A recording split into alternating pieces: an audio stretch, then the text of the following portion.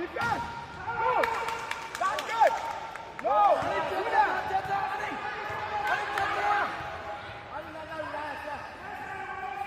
Okay, get it! Get it!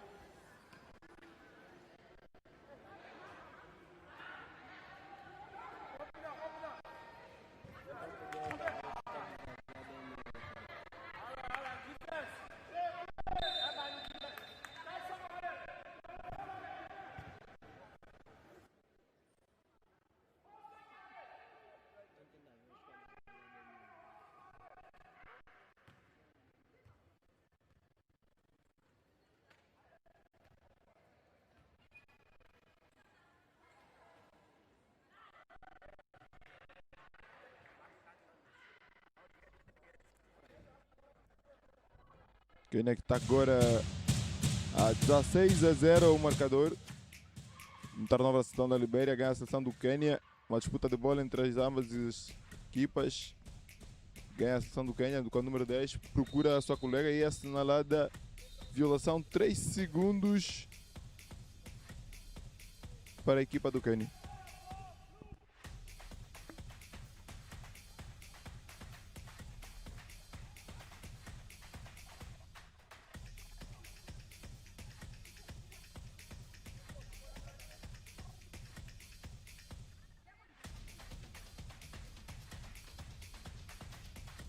Autorização do juiz para colocar a bola em campo. Nova a sessão da Libéria. Bola posse de bola para a sessão do Quênia. Quênia com a número 10 que procura um arremesso. Tenta um passo para o colega número 12. Ganha e pim, pim, pim. E cantam mais 2 pontos para a sessão do Quênia. Ressalto. Arremesso na linha final para a sessão da Libéria. Sessão da Libéria que procura se reinventar. Essa seleção que não conta com nenhuma vitória neste torneio.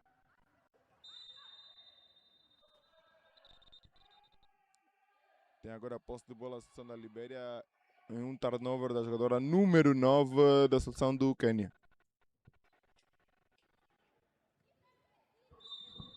Já autorizada a reposição.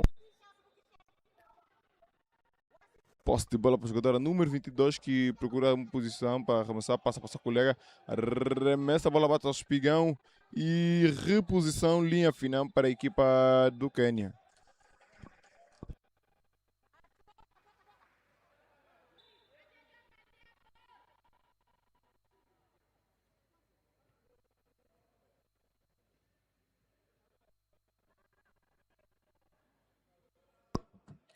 Autorização concebida, a reposição de bola para a Quênia. Quênia com turnover. Ganha a jogadora número 18. Procura o passo para a jogadora número 6 que encaixa a bola, remessa, falha. Ganha a jogadora da Libéria. Temos agora um passe para a jogadora número 6. Remessa e falha. E uma ressalto ofensivo, mais um lance da jogadora da Libéria. Não converte, porém é assinalada uma falta e 2 arremessos livres. Falta da jogadora número 7.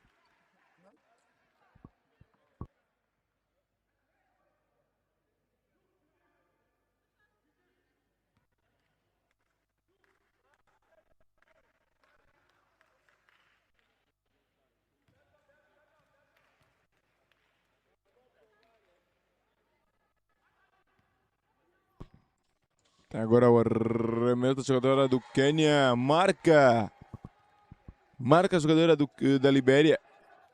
Primeiro ponto nesta partida da seleção da Libéria. Tem a Quênia com a posse de bola. Jogadora número 7. Sai em contra-ataque. Procura a jogadora número 12. E falta ofensiva da jogadora número Quênia. Número 10, ao tentar bloquear essa colega para ter vantagem, acaba por cometer uma falta ofensiva. Offensive foul. For Quênia. Temos agora reposição linha lateral para o Quênia. Libéria com a posse de bola com a jogadora número 6. Sofre uma falta a jogadora número 6. Falta da jogadora número 10 da seleção do Quênia.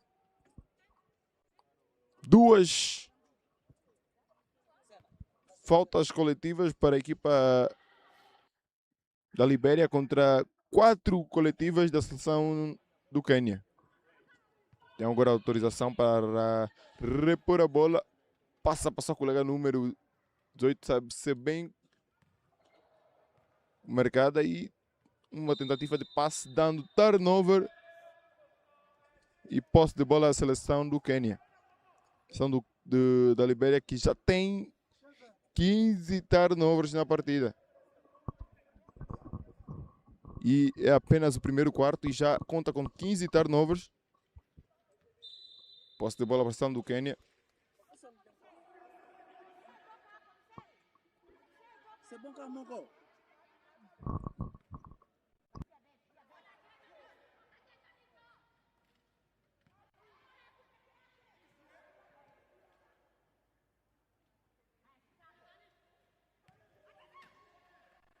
Posse de bola para a seleção do Quênia.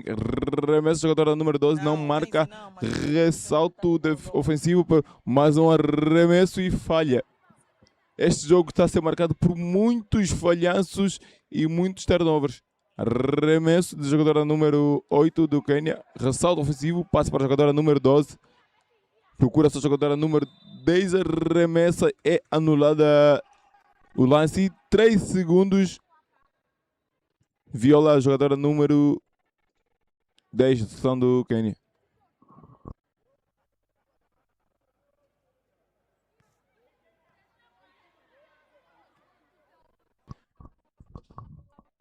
Posse de bola para a seleção da Libéria. Está a ser pressionada a jogadora número 18. Encontra a sua colega número... Passa para a jogadora número 6 da Libéria. Um outro passe para a jogadora número 18 que encontra um corte da sua colega. Tenta o passe e turnover. 18-1 é o resultado deste primeiro quarto a decorrer.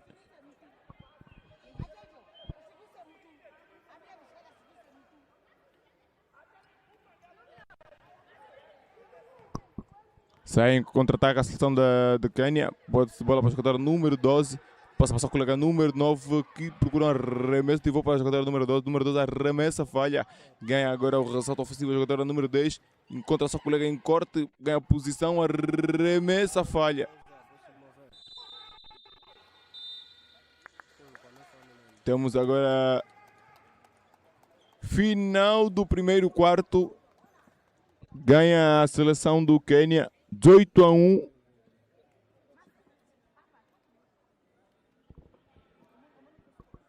Este que está a ser um jogo entre ambas equipas que não têm vitória no campeonato. Lidera a seleção do Quênia neste momento. A seleção da Libéria precisa tentar mudar o resultado, precisa competir mais.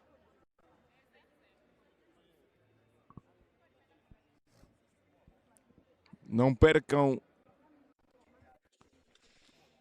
que estaremos a transmitir os jogos do playoff e das semifinais em masculino e feminino.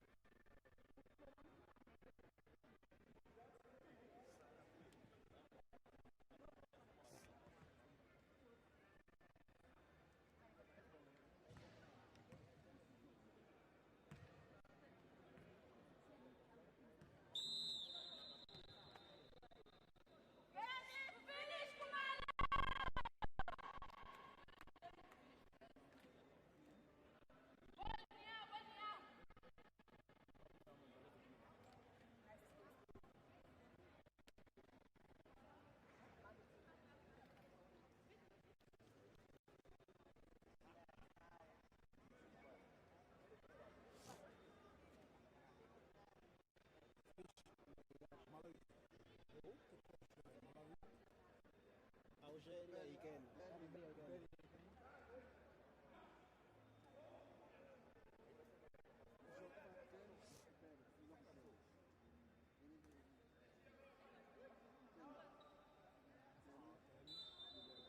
Estamos de volta agora para o início do segundo quarto. Temos reposição de bola para a equipa da Libéria, que acaba de cometer um turnover. Temos agora adiante em vantagem o jogador número 12 do Quênia, que tenta um arremesso e é tamponada. Reposição de bola para a equipa do Quênia.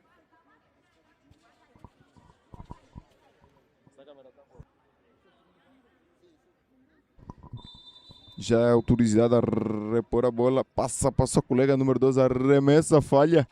Ganha a jogadora número 6 da Libéria.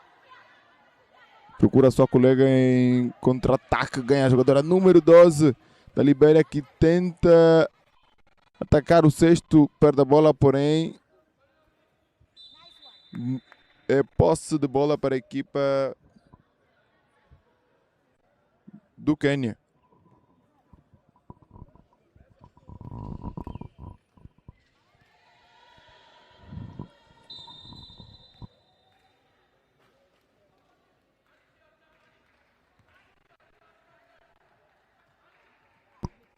Temos agora 2 arremessos livres para a seleção da Libéria com a jogadora número 6. Uma jogadora que está a se mostrar muito proativa nesta partida.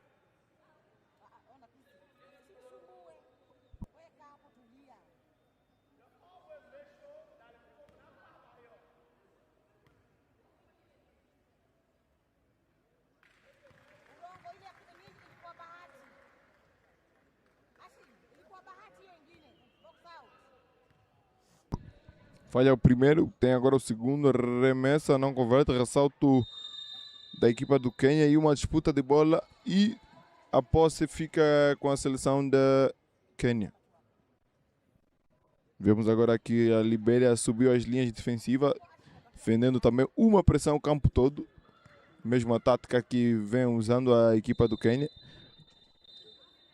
Temos um turnover da equipa do Quênia, porém não consegue efetuar o steal, a jogadora número 22 e posse de bola para a equipa do Quênia. Já sai a jogar a equipa do Quênia com a jogadora número 13. Faz um passe longo para a sua colega número 12. Essa que faz uma finta, procura a posição para arremessar, encontra a jogadora número 11 em corte e marca. Mais 2 pontos para a seleção da Quênia, 20-1. Está a ganhar a equipa do Quênia. Repõe a bola a jogadora número 22. Temos agora a jogadora número 6 em transição.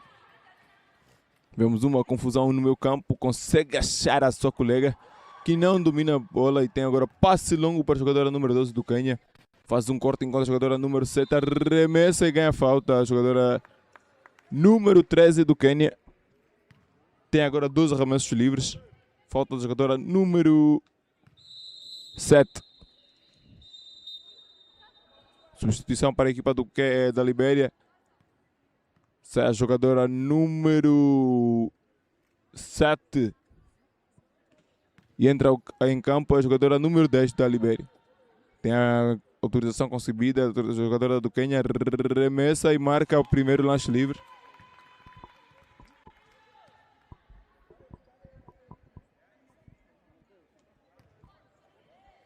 Tem agora a segunda tentativa. Arremessa e não marca. 21-1. Bate a seleção do Quênia. A seleção da Libéria em uma vantagem de 20 pontos nesta partida. Temos agora a reposição linha lateral para a equipa da Libéria, que já entra em jogo com a jogadora número 6. Faz uma inversão para tentar uma investida, mas é bem defendida a jogadora número 5. Passa para a jogadora número 22. E é assinalada violação, 8 segundos e posse de bola para a seleção do Quênia. Um ótimo trabalho defensivo e dando turnover para a seleção da Libéria.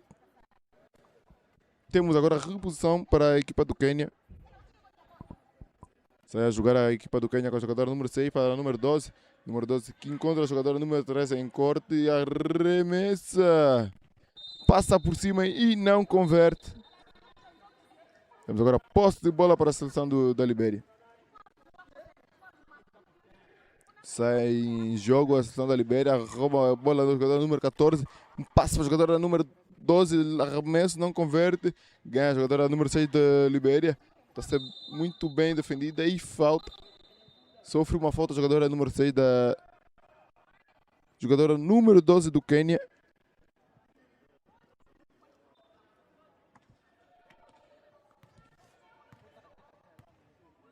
Posse de bola para a seleção da Libéria.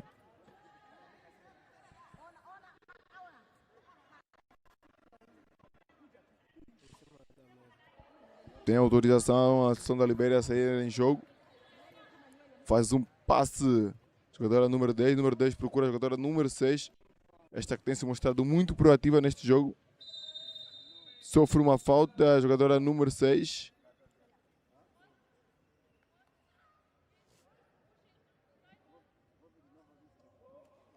Jogadora número 10, esta que acaba de cometer mais uma falta na partida. Tem agora 2 faltas. Jogadora número 10, de seleção do Quênia. Opção linha lateral para a Libéria. A Libéria que já está em jogo. Um passe para a jogadora número 18. Interrompida a partida e assinalada. Bola fora para a seleção do Quênia.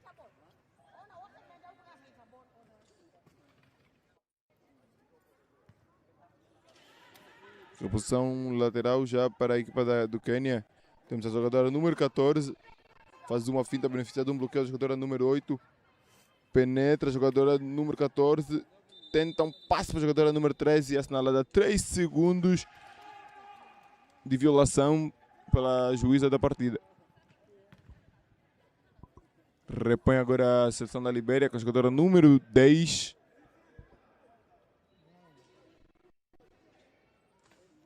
Sai em jogo a jogadora número 6 para a sua colega número 22. Ser marcada para a jogadora número 12. Um passe para a jogadora número 7. Violação para a equipa da Libéria. 8 segundos de violação. Esta equipa que tem mais turnovers do que pontos. Reposição para a equipa do Quênia. Jogadora número 12 faz uma inversão. Procura um arremesso, atira e converte. A jogadora número 12 da seleção do Quênia. Esta que é a atual e melhor marcadora do jogo no momento. Jogadora número 22 com posse de bola. Sai a Libéria a tentar uma ofensiva.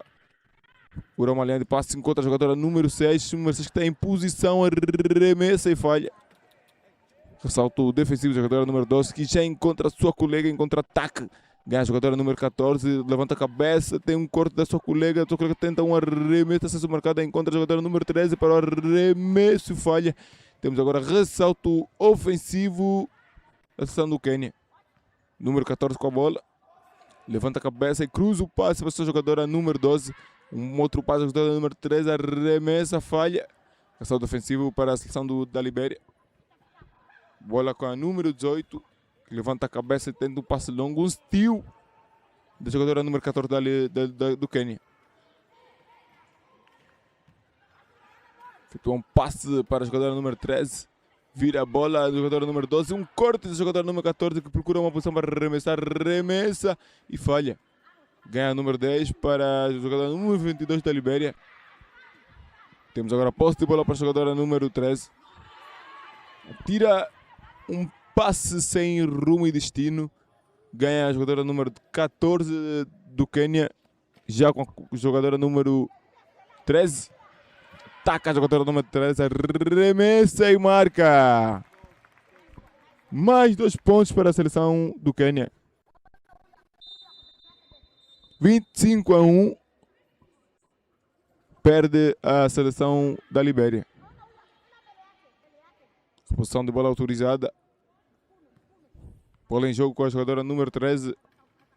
Passe para a jogadora número 22. Tenta uma penetração e é assinalada travel. Passos. Comete passos a jogadora número 22 da Libéria.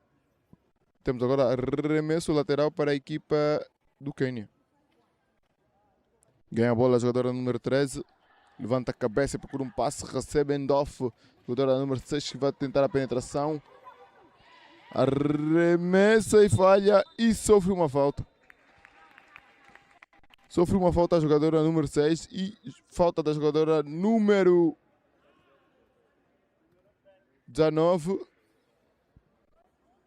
da Libéria. Acaba de colocar a jogadora número 6 à linha dos lances livres.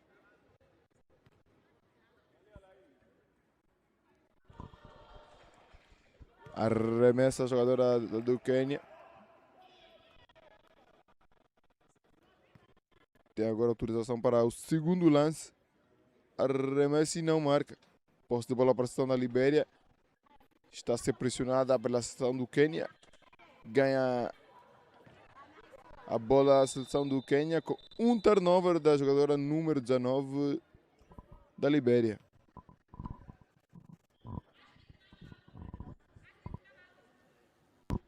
Reposição efetuada para a jogadora número 14. Recebe um bloqueio da jogadora número 6. Passe para a jogadora número 12. Número 12 para a jogadora número 9. Arremessa e cai. Cai mais 2 pontos para a seleção do Quênia, que já festeja este jogo. Ela tem domínio total sobre a seleção da Libéria. Turnover da seleção da Libéria e posse de bola para a seleção do Quênia. Autorizado a reposição, número 12 para o lançamento, não converte. Ganha a jogadora número 13 do Quênia. Procura um passe enquanto a jogadora número 12 para a jogadora número 14, que arremessa, falha, ganha o ressalto. Arremessa novamente e falha, ganha a equipa da Libéria. Com a jogadora número 6, que tenta sair em contra-ataque. Passa para a sua colega número 19. Interceptada a bola para a número 14. Arremessa e por pouco não entra.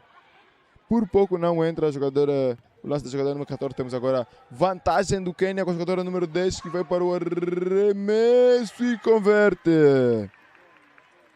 27-3. Este que é o segundo arremesso da seleção da Libéria. Posse de bola para a seleção do Quênia. Tem em posse a jogadora número 6. Vai para uma penetração. Encontra a jogadora número 14 para um arremesso fácil. Converte a jogadora número 14 da Quênia. 29-3 é o resultado no momento.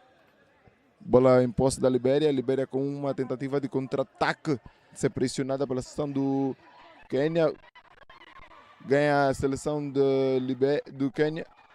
Com a jogadora número 14, faz uma finta, procura uma linha e turnover. Ganha novamente a seleção do Quênia com a jogadora número 6. Atira a bola para a jogadora número 12, encontra a jogadora número 14 em corte. A jogadora número 14 está a ser pressionada. E jump ball, bola para a equipa da Libéria. Temos agora a substituição a pedido da seleção do Quênia. Entra em jogo a jogadora número 6 e sai a jogadora número 12, a melhor marcadora pela seleção do Quênia.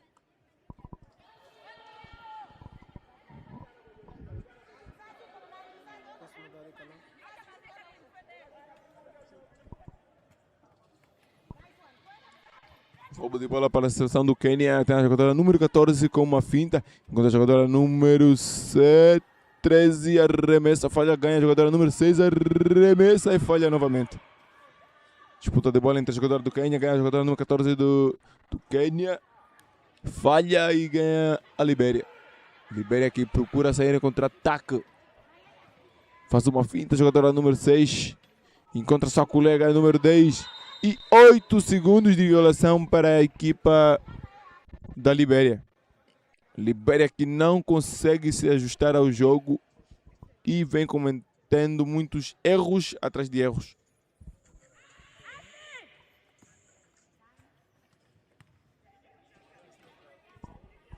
Bola já a rolar.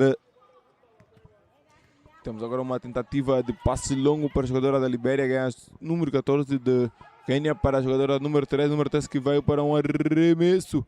Falha, ganha a jogadora número 22. Passa para a jogadora número 14 da Libéria. Libéria que faz mais um turnover. Posse de bola para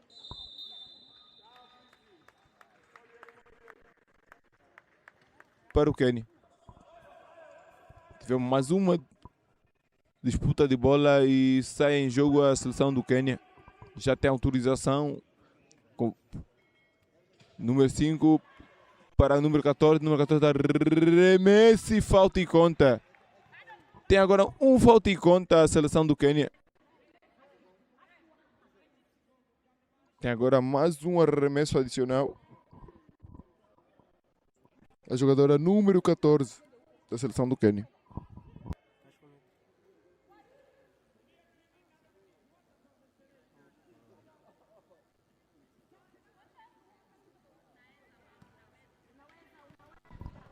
Vai arremessar a jogadora número 14.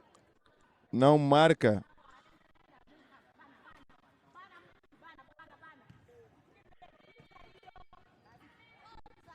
Turnover para a seleção da Libéria e um turnover para a seleção do Quênia. Posse de bola para a seleção do Quênia. A seleção do Quênia que tenta um ataque, perde a bola, ganha a jogadora número 14, que já vai para um passe longo para a jogadora número 13, que não consegue agarrar a bola e volta a contra-atacar a seleção da Libéria. Passe para a jogadora número 6 da Libéria e turnover. A seleção da Libéria perde a bola a jogadora número 6.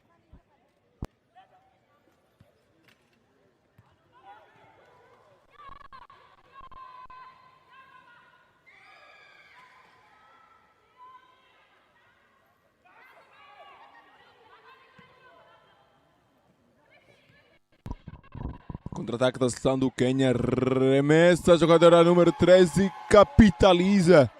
Mais 2 pontos para a seleção da Quênia, que está 33-3, frente ao marcador que bate a seleção da Libéria por diferença de 30 pontos. Temos agora mais um turnover do Quênia, da Libéria, e posse de bola para o Quênia.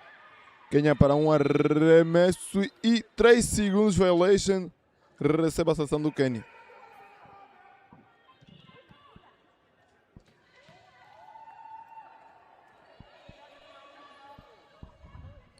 Reposição linha final para a Libéria.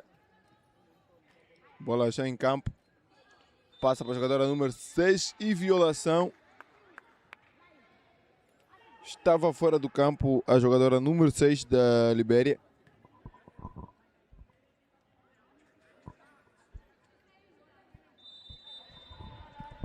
Posse de bola para a seleção do Quênia, que já tem jogo com o jogador número 14, que vai para o arremesso e não converte. E tentativa de roubo da seleção da Libéria, ganha a seleção do... Tentativa de roubo da seleção do Quênia, ganha a seleção da Libéria.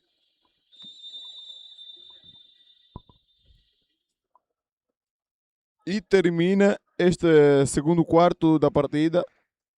Ganha a seleção da Quênia 33-3. O jogo está a ser fácil para a seleção do Quênia, pois a seleção da Libéria não se encontra em igualdade física e nem estratégica diante da seleção do Quênia. Tem muitos turnovers da seleção do Quênia.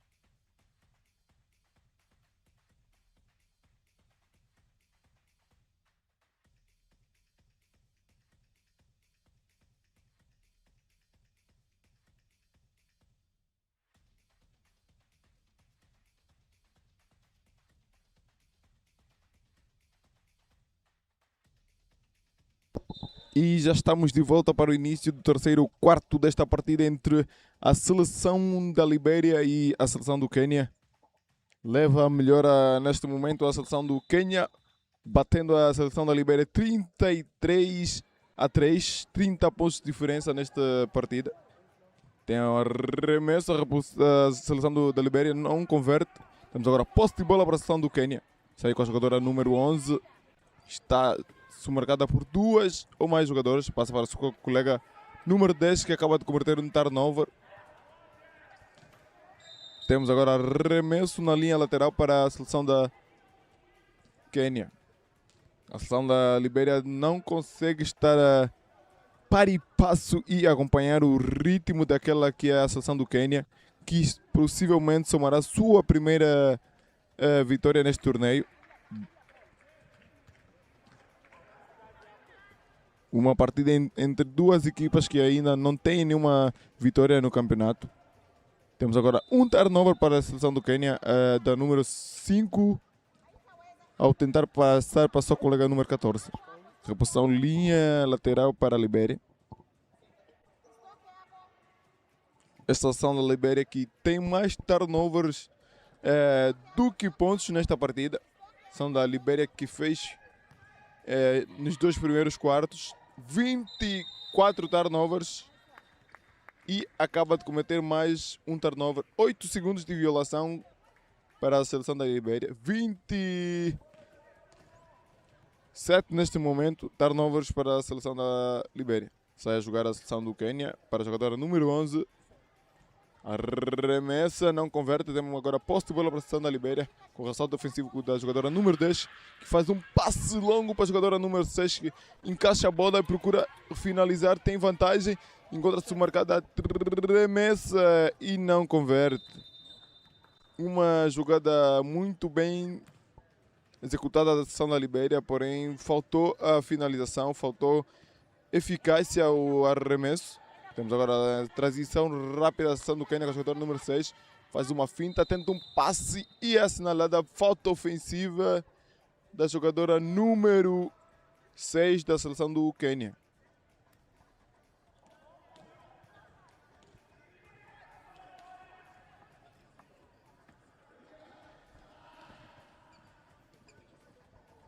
Entra agora a treinadora do Quênia para ajudar a sua jogadora a se reerguer.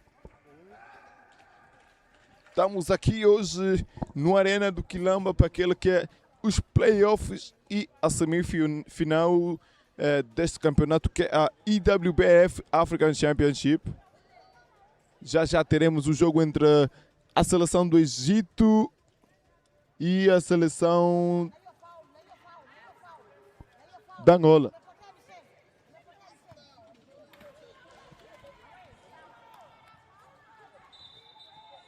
Posse de bola para a seleção do Quênia.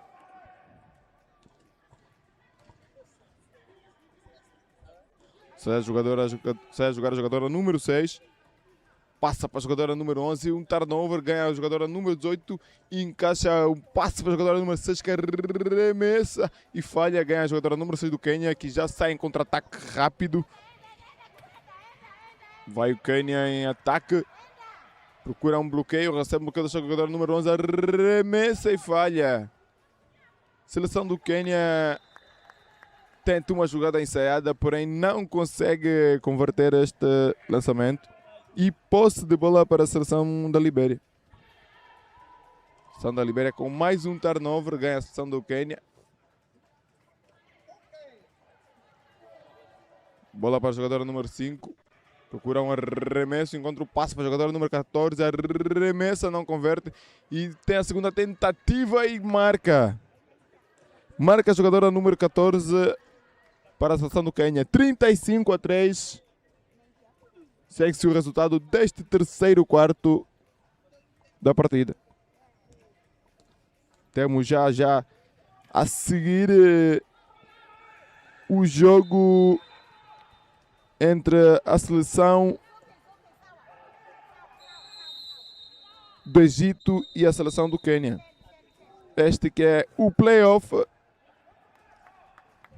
o quinto classificado, que é a seleção do Egito, irá jogar com o 8º classificado, que é a seleção do Quênia.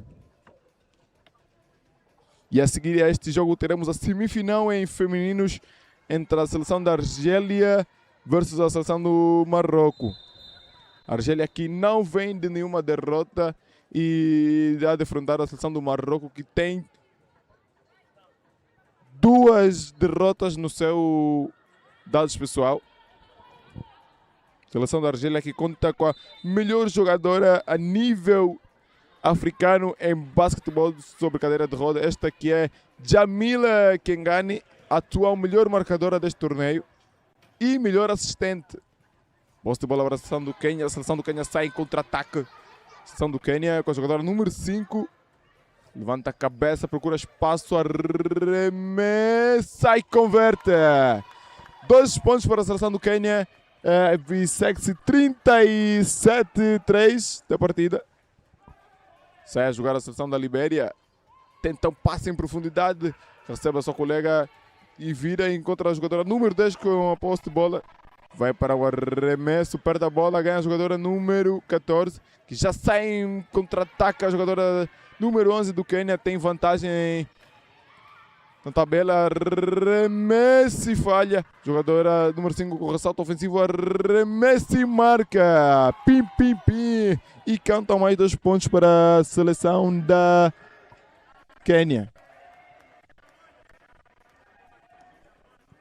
Vemos agora a seleção da Libéria para uma tentativa de contra-ataque. Está a ser pressionada pela seleção do Quênia. A seleção do Quênia que tenta forçar um turnover da seleção da Libéria e consegue. Posse de bola para a seleção do Quênia.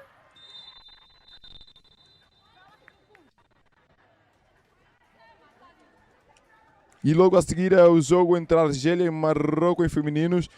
Também teremos o playoff entre a seleção da Angola e Libéria em masculinos.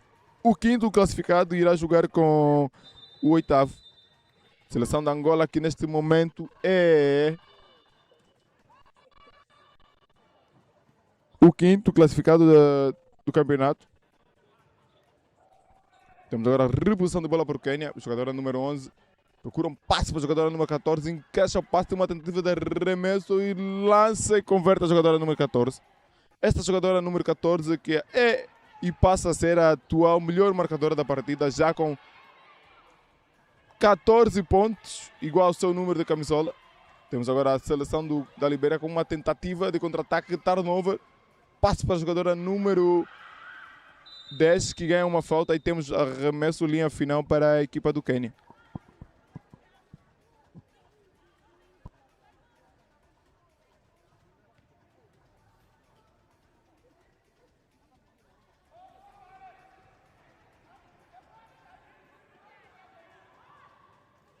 Reposição de bola para a equipa do Quênia. Mais um arremesso da jogadora número 14 que acaba de capitalizar mais 2 pontos para a sua seleção. Temos agora a reposição da equipa da Libéria. A equipa da Libéria que entra em jogo e comete mais um turnover. Já são agora 35 turnovers para a seleção da Libéria. Esta que acaba de bater o recorde de mais erros cometidos em uma partida de basquetebol. 35 turnovers. É inacreditável. Posse de bola para a seleção do Quênia com a jogadora número 10. Passa para a jogadora número 14 que arremessa. Não converte. Temos agora ressalto ofensivo para a jogadora número 11. Passa para a colega número 6 que arremessa. Falha mais um ressalto ofensivo. Mais um arremesso. Não converte. Mais um ressalto ofensivo. A jogadora número 11 passa para a jogadora número 14 que arremessa e não converte. E mais um arremesso. É assinalada falta. Sofre uma falta a jogadora número 14 da jogadora número 7 da seleção do Quênia. E temos agora 2 arremessos livres para a seleção do Quênia. Substituição da parte da seleção do Quênia. Sai a jogadora número 11 e entra a jogadora número 12 para o Quênia. Sai também a jogadora número 10 e volta a partida a jogadora número 13. Primeiro arremesso não convertido.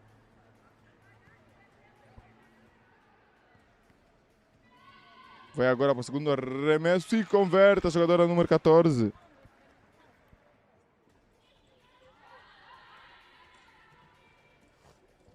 Posse de bola para a seleção da Libéria.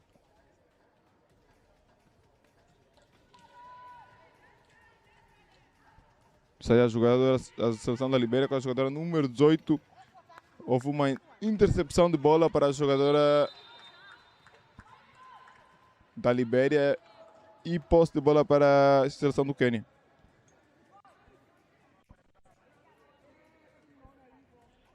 Tem a posse de bola da seleção do Quênia na linha final. Já está em jogo, bola com a jogadora número 13. De volta para a jogadora número 12. Número 12 para a sua colega que tenta uma inversão, faz uma finta. Jogadora número 12 encaixa a bola para a jogadora número 14 e não é validada o arremesso e posse de bola para a seleção da Libéria. E assinalado 3 segundos de violação para a equipa do Quênia.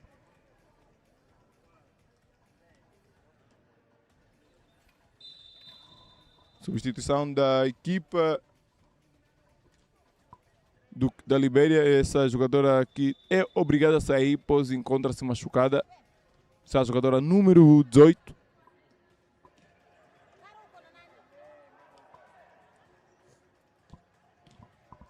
Tem autorização para voltar a bola ao jogo. Bola já dentro do campo, pressão da equipa do Quênia. Temos agora a bola com o número 6 da seleção da Libéria. Bola já no outro lado da quadra e mais um turnover para a seleção da Libéria. Temos agora a seleção do Quênia em contra-ataque. Tenta montar um bloqueio a jogadora número 10 da seleção do Quênia e comete uma falta ofensiva. Reposição de bola na linha lateral para a Libéria.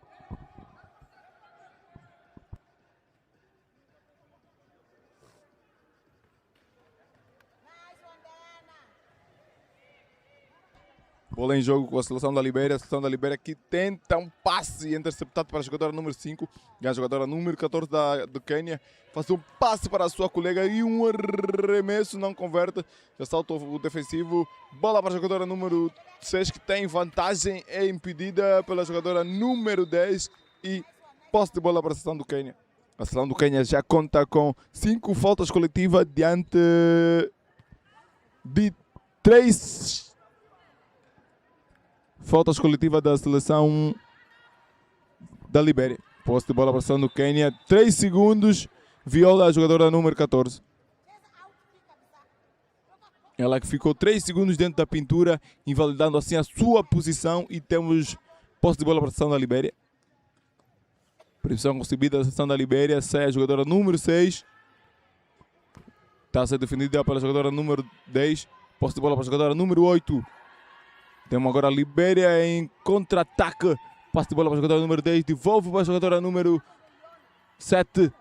Passa para a jogadora número 18. Número 18 para a jogadora número 10. 10 para a jogadora número 6. E turnover para a seleção da Libéria. Passe de bola para a seleção do Quênia. Temos agora a jogadora número 6. Passe para a jogadora número 12 que tem vantagem para finalizar. E arremessa e não finaliza. Porém impedido o lançamento e assinalada falta. Falta da jogadora número 16 e tem 12 arremessos livres da jogadora número 12 da seleção do Quênia.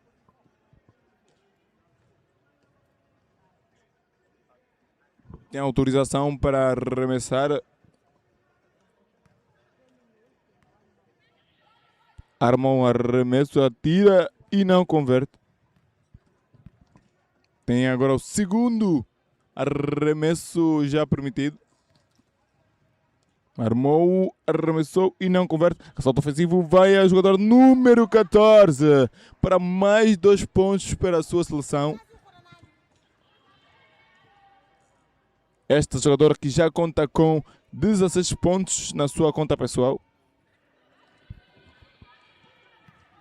Um passe longo da seleção da Libéria. Temos a jogadora número 6 para um arremesso, não converte. Ressalto ofensivo para a jogadora número 14 da seleção do Quênia e comete um turnover. Temos agora uma tentativa de passe para a jogadora número 6, ganha, devolve a bola, arremessa e é tamponada. Ganha novamente a jogadora número 6. Essa jogadora que tenta dar o seu máximo para poder assim ter uma prestação diferente daquilo que é das suas colegas. 46-3 ganha a seleção do Quênia.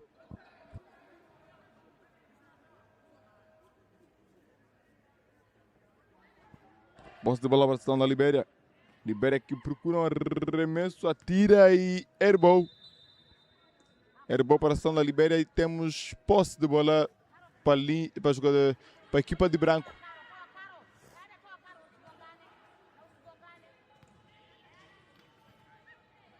Bola para a jogadora número 10. Faz uma finta. Tem vantagem, procura um passe para a sua colega, encaixa o passe para a jogadora número 10, de volta para a jogadora número 5. Tem oportunidade, tempo, arremessa e converte. 48-3. Bate assim a equipa do Quênia, a seleção da Libéria. A seleção da Libéria que não está a conseguir se enquadrar neste jogo. Temos agora um contra-ataque para a seleção da Libéria. Turnover. Ganha a jogadora número 14, dá um avanço ao seu colega número 10, que tem todo o tempo para finalizar. Faz uma assistência para a jogadora número 12, arremessa, falha. Ganha a bola a jogadora número 10 para a jogadora número 13 e é impedido, pois comete uma violação. 3 segundos dentro da pintura, invalidado o ataque. E posse de bola para a Libéria. Bola já em jogo. Com a jogadora número 10 da Libéria, passa para a jogadora número 6, turnover para a seleção da Libéria e é impedido o jogo.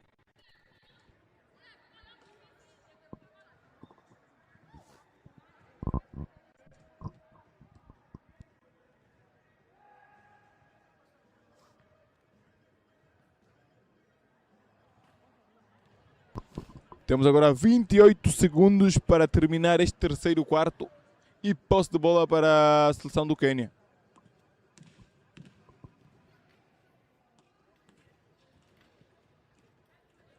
Permissão concebida para a seleção do Quênia, arremessa para a jogadora número 5, já em contra-ataque, tenta um passe para a sua colega número 14, temos agora um outro passe, ressalto para a seleção da Libéria e turnover. Tenta um roubo de bola da seleção do Quênia, a bola escapa e temos agora reposição linha final para a equipa da Libéria. Esta que é a última posse deste terceiro quarto. Libéria tenta um passe, não consegue receber a jogadora número 10. Bola para a equipa de branco. Bola em campo. Um passe para a jogadora número 5. Tenta um arremesso, devolve e é invalidado este ataque da seleção do Quênia para mais uma violação. 3 segundos dentro da pintura. Posse de bola para a seleção da Libéria.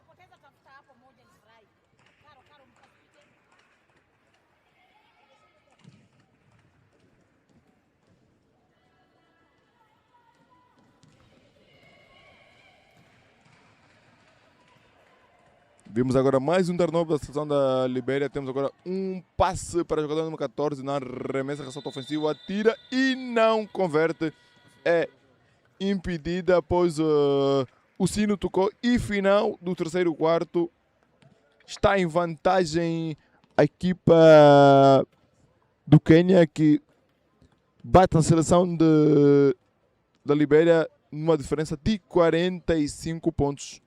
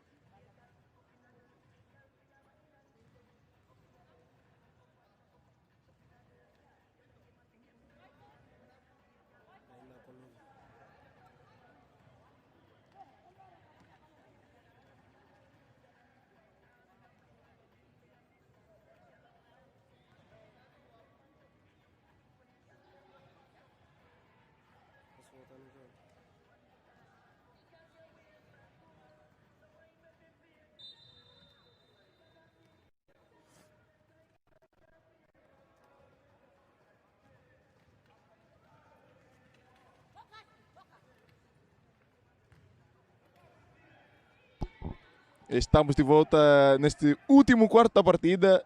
Posse de bola para a seleção do Quênia. Arremesso do jogador número 14, falha. E temos posse de bola para o Quênia.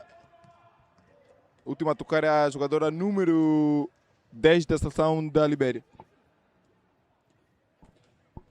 Bola em jogo com a jogadora número 14. Procura um arremesso de longa distância e ganha uma falta.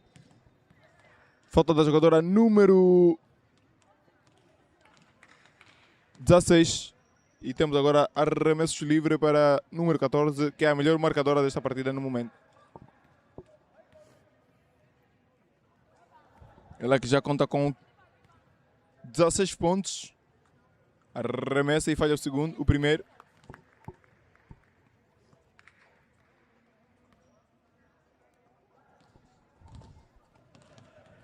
E consegue marcar o segundo, a jogadora número 14, a liderar a partida em pontos.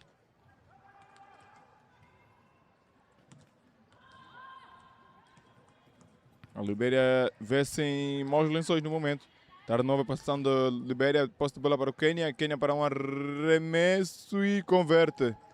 Converte a jogadora número 9 da seleção do Quênia.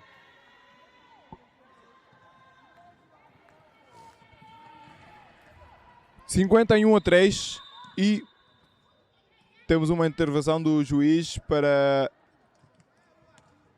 ajuda a colega que se encontra caída.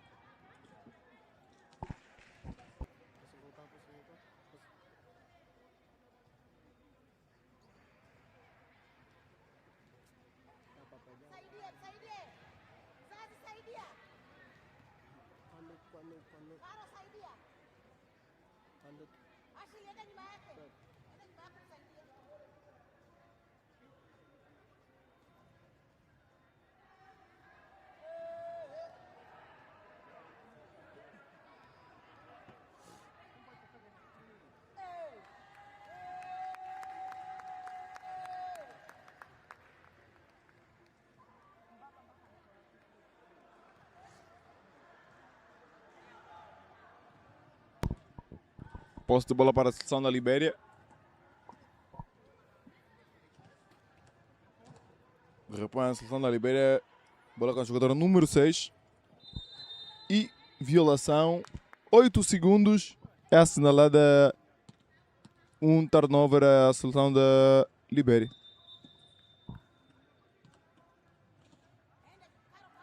Este está a ser um jogo extremamente fácil para a seleção do Quênia. Procurando assim levar a melhor nesta partida.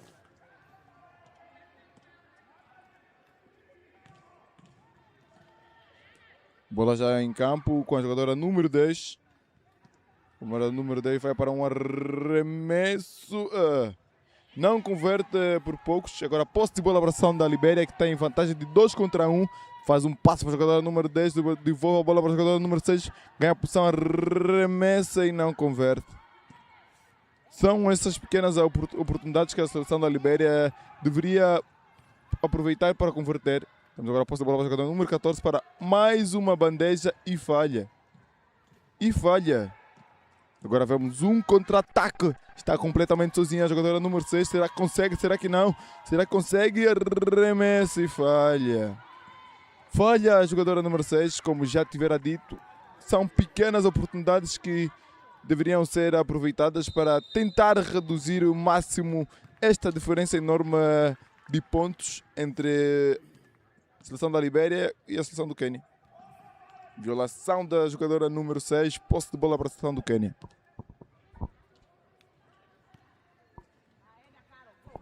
Já em jogo a bola com a jogadora número 10, que vai em velocidade para o ataque, enquanto a jogadora número 14 para arremesso e capitaliza.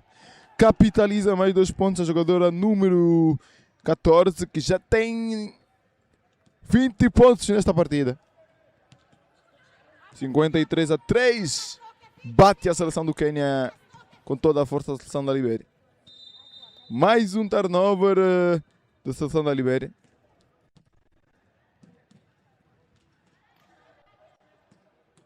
Reposição ali a lateral. Bola em campo para a jogadora número 12.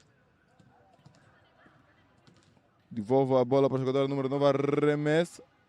Ressalto ofensivo da jogadora número 10, procura a jogadora número 14, que arremessa, falha, ganha o seu ressalto, arremessa novamente e mais um falhanço. Ganha o ressalto defensivo e falta assinalada a jogadora número 14 da seleção do Quênia.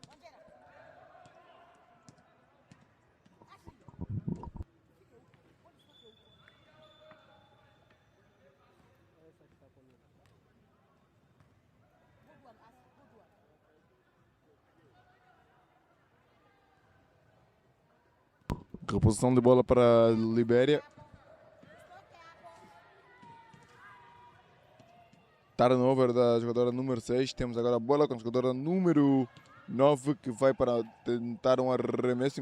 Um corte da sua colega número 10 que consegue confirmar assim a assistência da sua colega.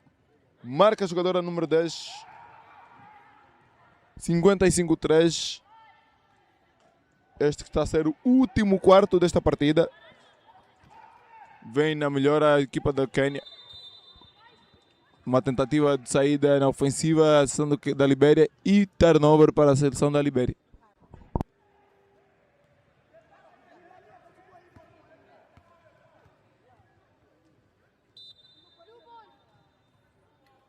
Seis minutos e 30 segundos para terminar esta partida entre a seleção da Libéria e a seleção do Quênia.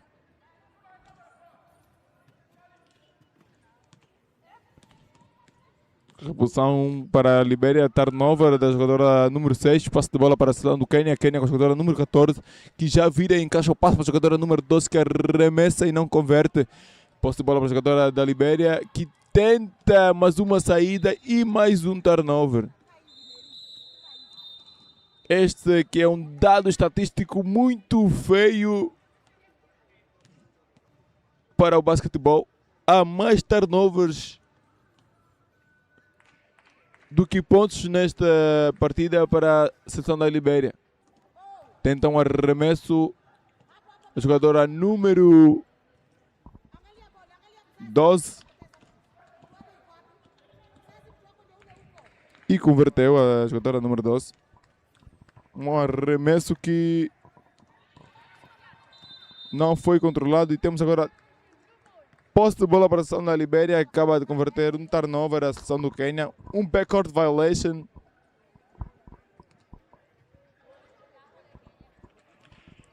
Posse de bola agora para a seleção da Libéria.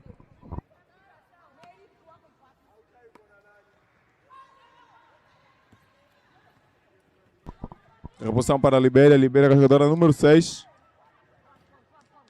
Faz um passo para a jogadora número 22. A jogadora número 22 que procura um arremesso, atira, bate no aro e ressalto ofensivo para a jogadora número 14 da seleção do Quênia. Esta que já tenta um passe para a sua jogadora, interceptado, mas recupera a jogadora número 10 do Quênia. Um passo para a jogadora número 12, que tem duas jogadoras a defender, enquanto a sua colega no corta. A jogadora número 6 para o arremesso e não converte. Ressalto para a equipa da Libéria e perde a bola a jogadora número 22. Posse de bola para o Quênia. Quênia para um arremesso, falha. Ganha a jogadora número 22, procura saírem a jogar com os seus colegas. Turnover.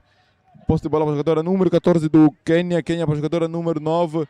Esta que está sendo marcada para a jogadora número 22. Procura uma linha. Encaixa o passe, não encaixa. Luta de bola agora é assinalada assim. Jump ball para as equipas e tem a vantagem a seleção da Libéria.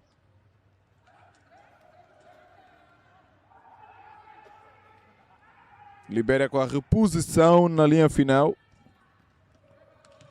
Sai a jogar a seleção da Libéria com a jogadora número 10, faz uma finta, não consegue segurar a bola. A sua colega tenta ajudar e também mais outro passe mal feito da seleção da Libéria. É muito triste. É muito triste estar a ver uma seleção a fazer este tipo de papel. Tem mais turnovers do que pontos. Arremessa a jogadora número 12 e converte mais 2 pontos para a seleção da Libéria. 59-3. Este que é o resultado do último quarto a decorrer. 4 minutos para se jogar esta partida.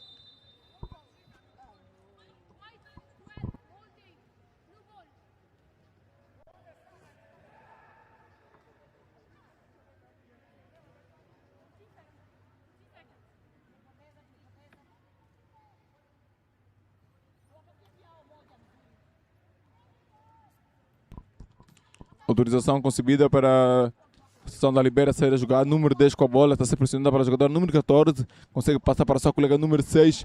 Procura uma linha de passe do jogador número 6, mas está muito bem submarcada. Agora a bola para o jogador número 2 que tenta um arremesso e violação. Shot clock violation para a equipa da Libéria.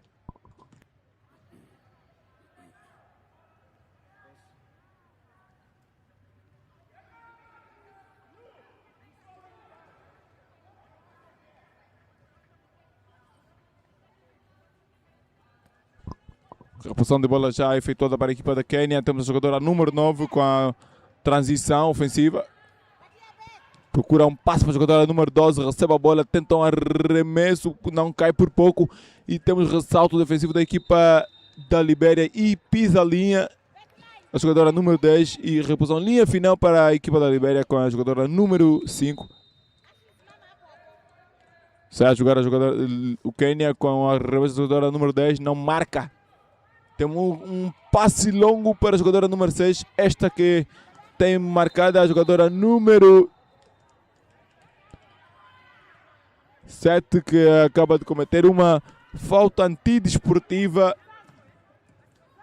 E temos 2 arremessos livres e posse de bola para a seleção da Libéria.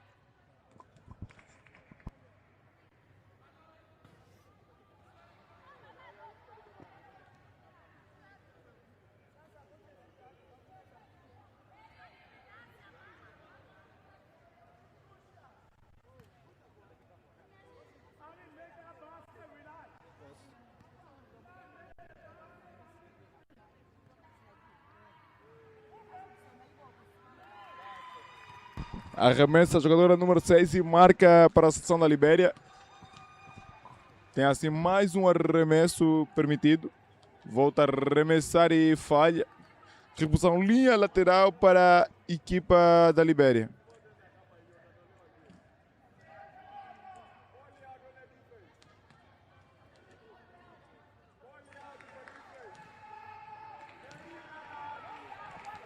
Posse de bola para a equipa da Libéria.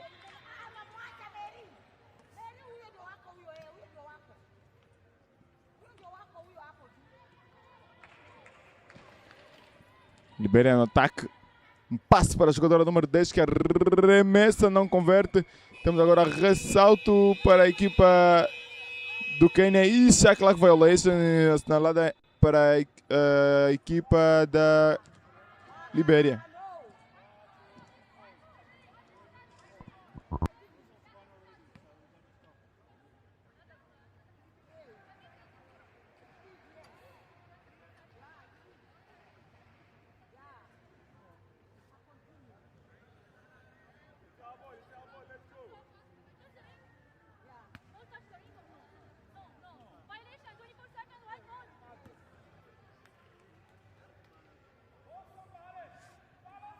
Reposição linha lateral para a equipa do Quênia.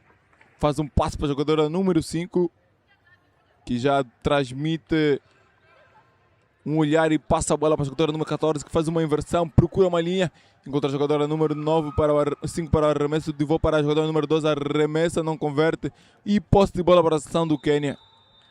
Não consegue ganhar o ressalto defensivo a jogadora número 10 da Libéria.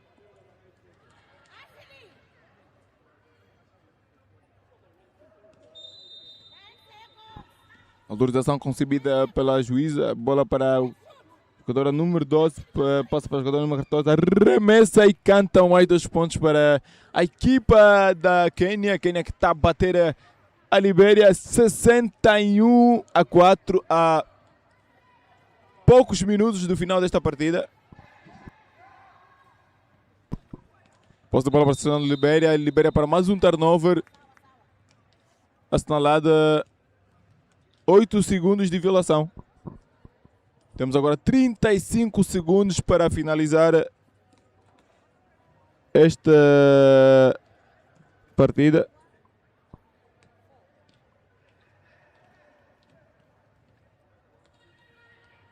Posse de bola para o Quênia. Quênia com a jogadora número 14. Feitou um passo para a jogadora número 5 que arremessa, não converte. Assalto ofensivo, mais um lançamento, não converte. Posse de bola para agora para a seleção do Quênia com a jogadora número 10. Que procura um arremesso, não cai. Mais um ressalto ofensivo, a jogadora número 5 para mais um arremesso e pim, pim, pim. Consegue assim marcar a jogadora número 5 depois de 4 ressaltos ofensivos. Posse de bola para a seleção da Libéria. Tem vantagem a jogadora número 6 para um arremesso e não converte. Vamos agora ver os segundos a esgotar-se para terminar esta partida. Um arremesso, jogadora número 22 não marca. Temos agora número 5, ressalto ofensivo para número 14.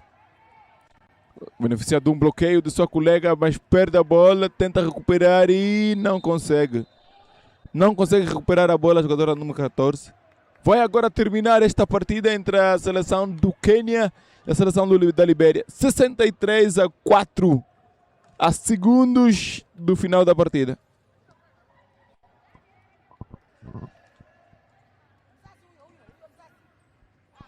Bola em campo para a seleção da Libéria. Tenta um arremesso, mas é um passe. Jogadora número 6, um corte e não consegue encaixar a bola a jogadora número 10. Bom passe efetuado para a jogadora número 6 para a sua colega que não consegue encaixar as mãos à bola. Mas bate a jogadora do Quênia e tem a reposição linha final à seleção da Libéria.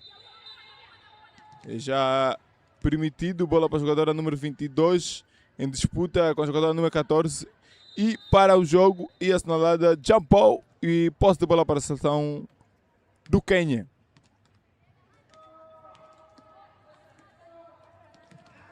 Reposição linha final.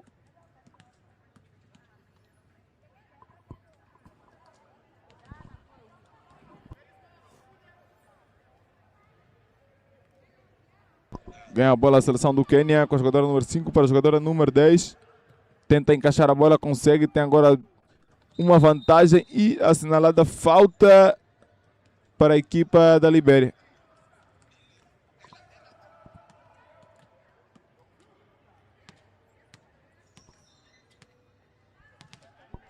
Bola em campo para a jogadora da Libéria. Arremessa e não converte. Ganha a jogadora número 14 para mais um arremesso. E consegue uma falta ofensiva à seleção da Libéria. Número 5 da seleção do Quênia vai fazer uma falta ofensiva. E reposição para a equipa da Libéria na linha lateral.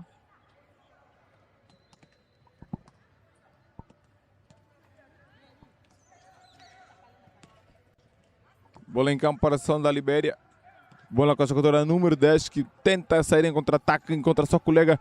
E número 18 encaixa a bola para o número 18, 22 e é assinalada falta da jogadora número 14 e coloca a jogadora número 22 na linha dos lances livres.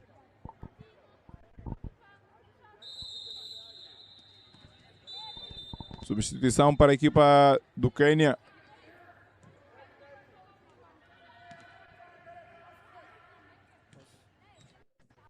Sai a jogadora número 4 e entra a jogadora número 13, seleção do Quênia. Arremessa e converte a jogadora número 22.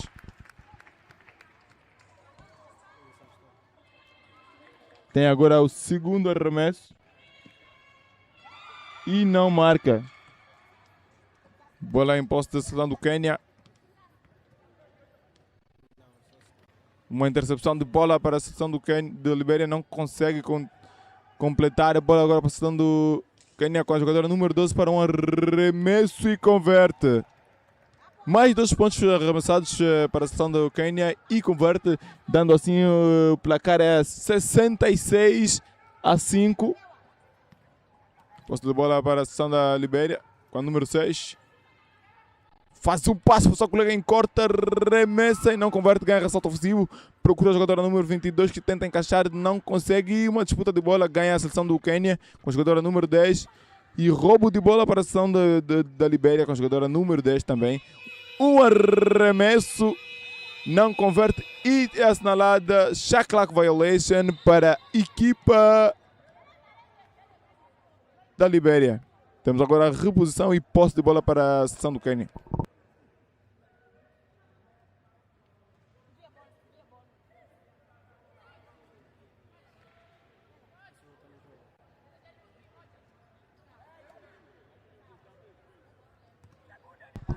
65-5, ganha a seleção do Quênia. Posse de bola para a jogadora número 10. É interrompido o jogo. E o que acontece?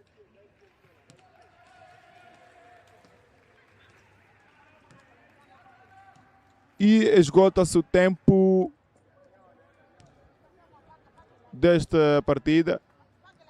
Ganha a seleção do Quênia 65-5. Primeira vitória neste campeonato para esta seleção do Quênia. Vamos agora ver o momento de fair play entre as equipas. E temos já a seguir aqui ao lado, na quadra número 2, o jogo entre a seleção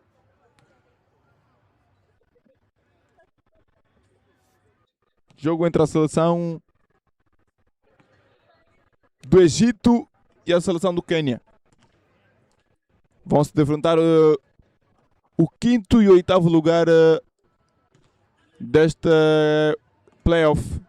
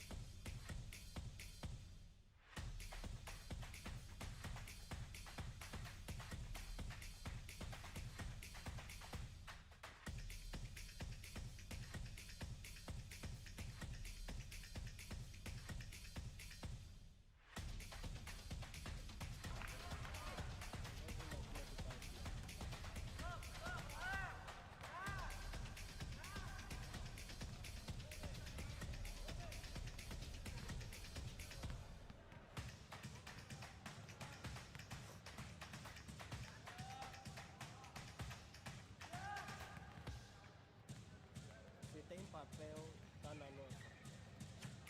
Se tem papel, tá na nossa cama. Se tem papel por cima, tá na nossa cama.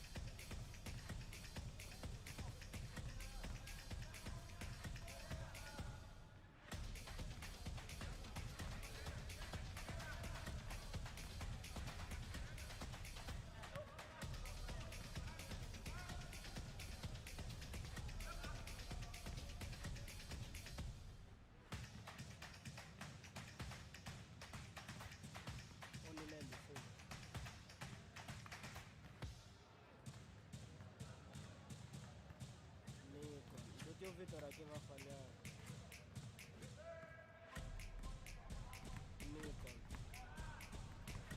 Nikon. A Nikon, câmera é a Nikon. Onde lembro mesmo. Aqui tá comigo. Sim. Porque esse aqui tem a noção de lembro. Que estava trabalhando aqui ontem.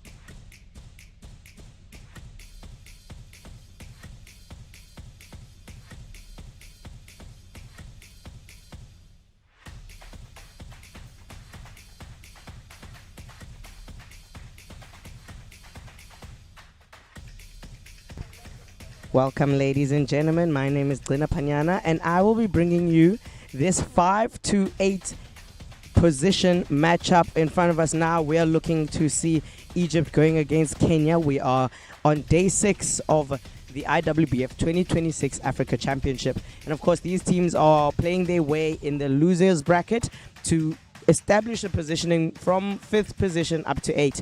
And this is the first of those round robin games. Well, playoff games in that regard. So we're going to witness the Egyptians going up against the Kenyans. Egypt are on the floor and they are ready to start off.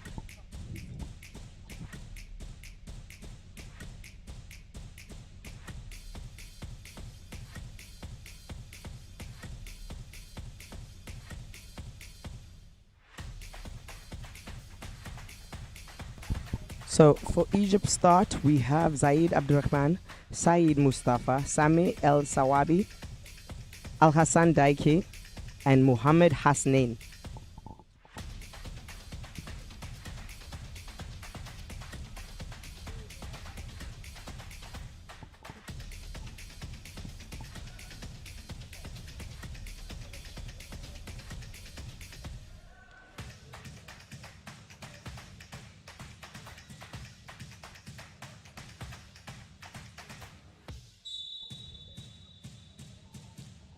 And jump ball is up, waiting to see who wins it. Essentially, Kenya will roll away with it first. And we've got Milton on the ball, number 7, a very dominant player for the Kenyan side. He passes that over to Chege. Kipilian take the first shot, and he gets the first shot to fall for the Kenyans in this electrifying matchup. I do promise that this game is going to be a matter of pride. Both of these teams have got something to establish here. And of course, the winner of this game will advance to the 5th and 6th positioning. So for now, we're playing a semi-final of sorts between which of these two teams will have the opportunity to go and play in that 5th and 6th position game tomorrow.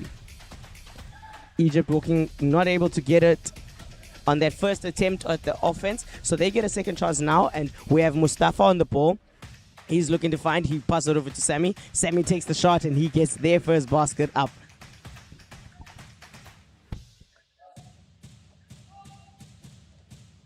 You've got the likes of Milton there, Ilhuya, and Ian Chege bringing up the ball for Kenya. Milton goes all the way around, looking to find a gap inside. He doesn't find anything. He passes it over to Chege, but Sami with the good hands is able to deflect that away. Now, Kenya still have the ball, but they will have to work with only 3 seconds in this offensive set to get a shot up. Does he recognize it? Pulls up, but doesn't fall, and Saeed with the rebound for Egypt. It's down the floor to Muhammad. He passes it, he finds Saeed inside, he was trying to establish his position, but doesn't get that, and the foul does get called.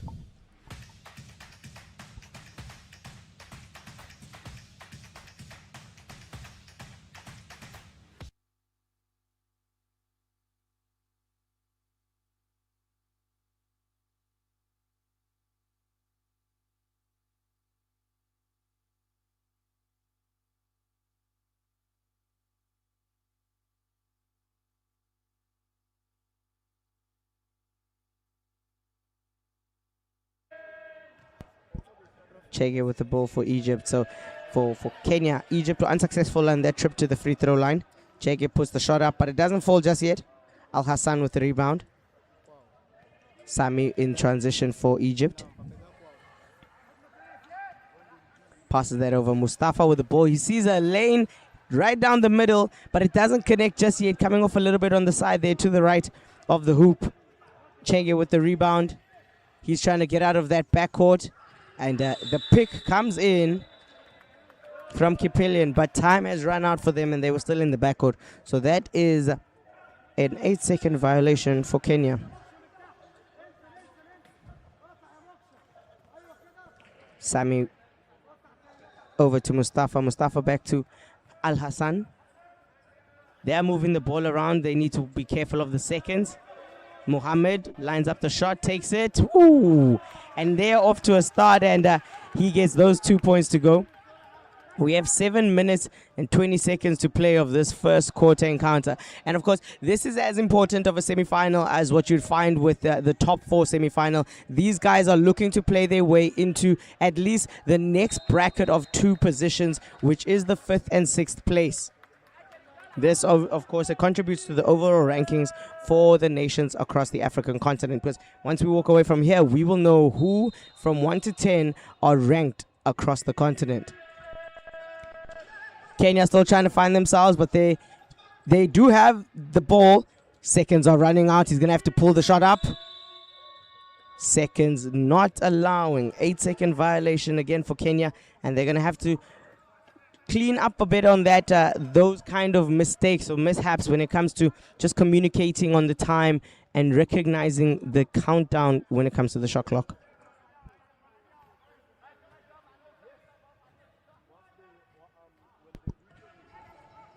And a wild pass coming there by Al Hassan, trying to connect to Sami on the opposite side. Out of bounds, and Kenya right back down the floor. Milton looking to see what he's going to find.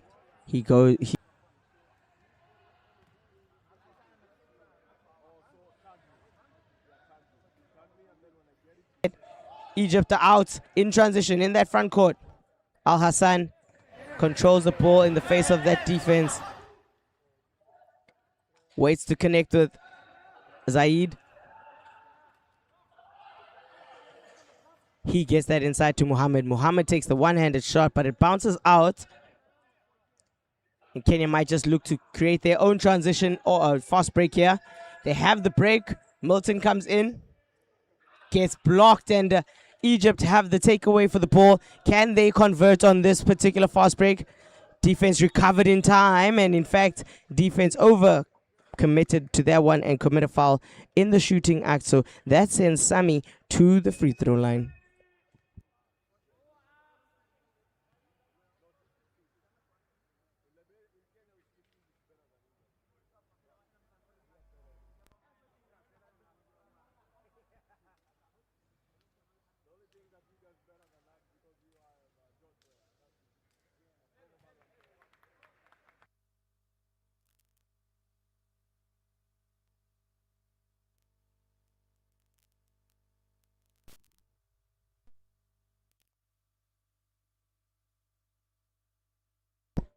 Still not able to collect any free throws.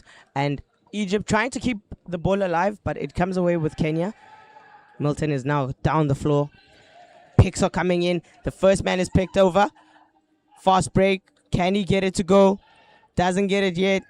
Saeed has the ball over to Muhammad. And it is a game of transition. So right now, efficient in terms of efficiency, we haven't seen a lot of efficient, well, just as I was saying it, Egypt convert on that particular fast break. So I was going to mention the fact that they are pushing up and down in these transitions quite a few times without success coming in from those baskets. But Egypt are able to collect 2 more points, and that pushes their score up to 6 to Kenya's 2. Kenya still trying to find a rhythm to how they are going to run this offense. Chenge with the ball over to Kipilian. Seconds are running out. They have 2. They have 1. Goes off. Ball went up, but controlled by Egypt. And Egypt are now down the floor. Muhammad with the ball. Gets over and around. Sami trying to control it, but it gets lost over the sideline.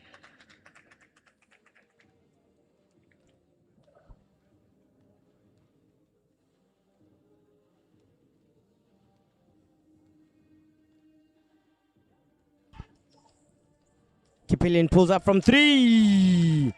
And they are counting it at 2. His final release was just inside of the 3-point line, but it votes well for the shot being made. They push their score to 4 points, and of course it's still a 2-point game. We're still early in this situation, so we look forward to seeing those shots lining up a bit more and getting them. As Egypt almost lose the ball there, they do need to be careful. The shot clock has also run its time. Shot goes up there by Al Hassan. Chenge with the rebound. Milton looks up to see if his teammates are in the position. It will be a standard transition. Everybody's there. Everybody's active. So is the defense. Chenge finally finding that back door open. And he gets the foul.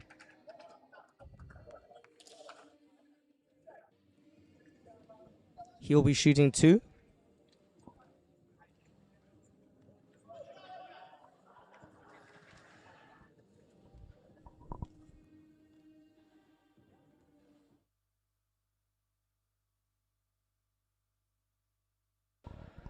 Kevin Jora on the line for Kenya. Didn't make the first of his free throws. Takes his second one. It bounces high off the top. It is Muhammad who recovers the rebound. Egypt are in transition. And there we have it. We have a 4 against 2. 3 against 1. Can they convert? Yes, they do, as Egypt continue now. They're pushing the score, of course. And the transition is becoming a bit better as they are converting at the end of it.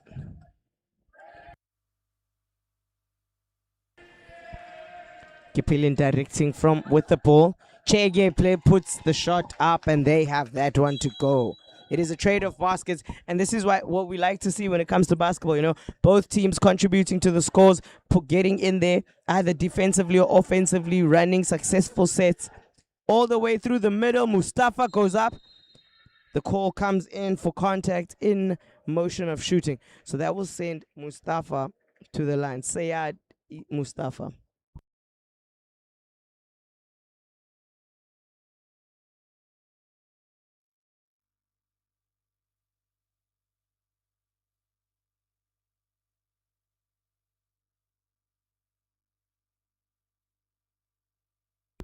Timeout taken as we of course go back to the drawing board for both of these teams, and they will have some time to kind of recover themselves in terms of the game plan, and we look forward to what we will get coming out of it. We have 2 minutes and 49 seconds on the clock of this first quarter encounter.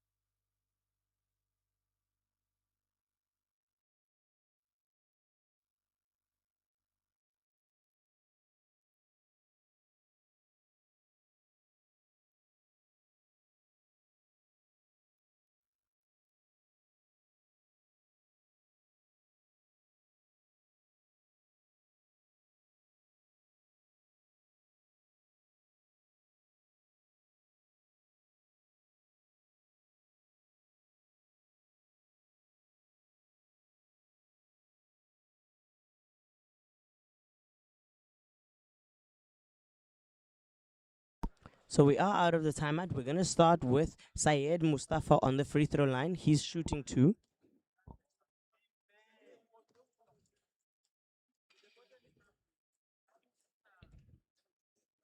Takes his first, but it bounces out.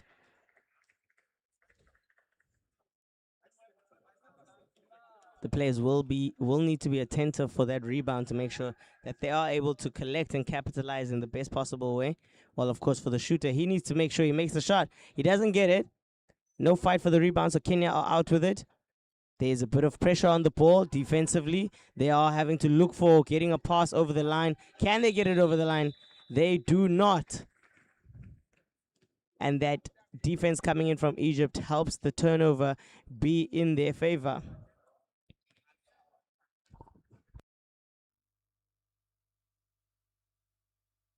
Sami has a shot, pass it back over to Mustafa. He changes places with Al Hassan, then passes it back up to the top to him.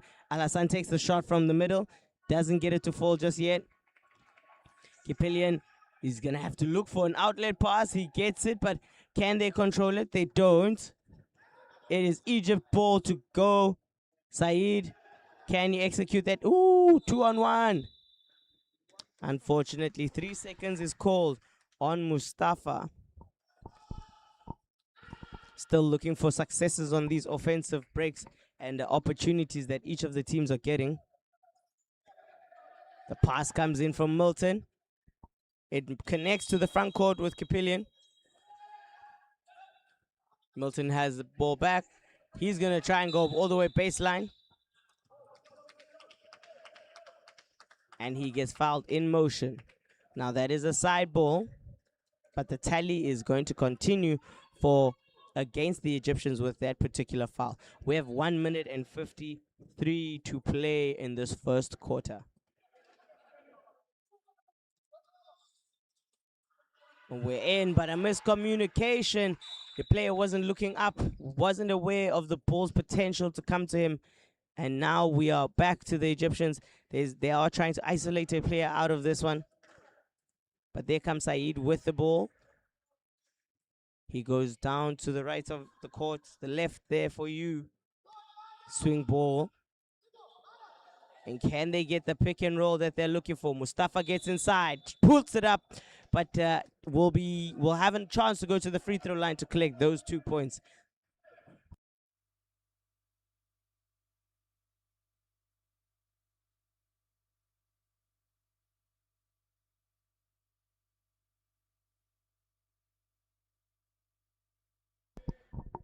Yet to find the free throw in this game.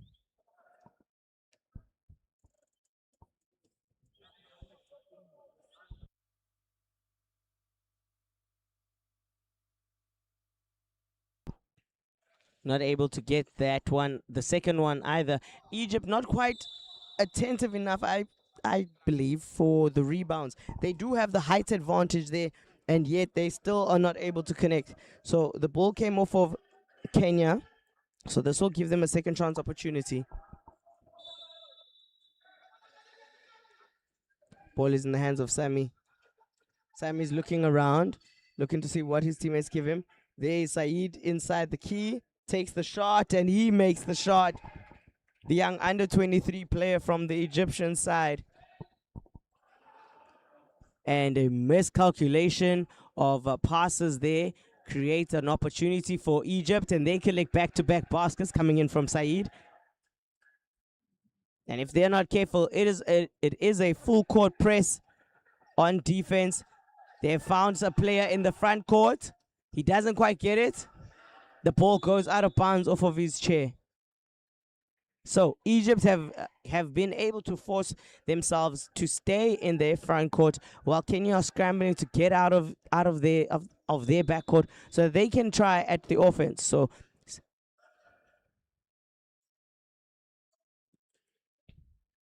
Saeed looks like he's lining up the shot, but he passes it over to Sammy. Sammy looking to find something. He dribbles around. Can he get that pick and the roll? Nothing quite yet. The seconds are running down. Shot is good from the baseline. And if you're going to allow Sammy to get heated like that, you are going to have a problem because he is able to shoot and knock those down. Kenya having to break through. Still not finding it quite yet, but there it is. 2 against 1. But the pass doesn't connect before the end of the quarter. And the whistle goes up just like that.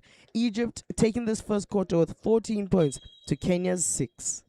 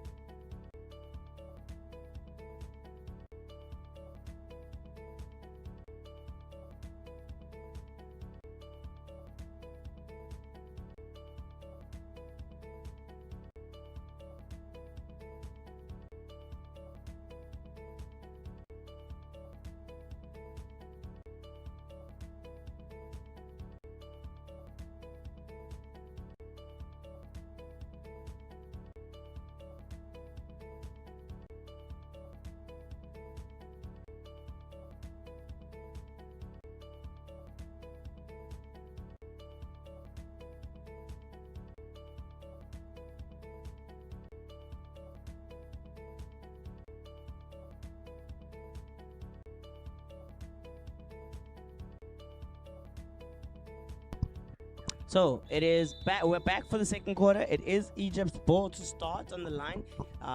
Kenya having won the jump ball.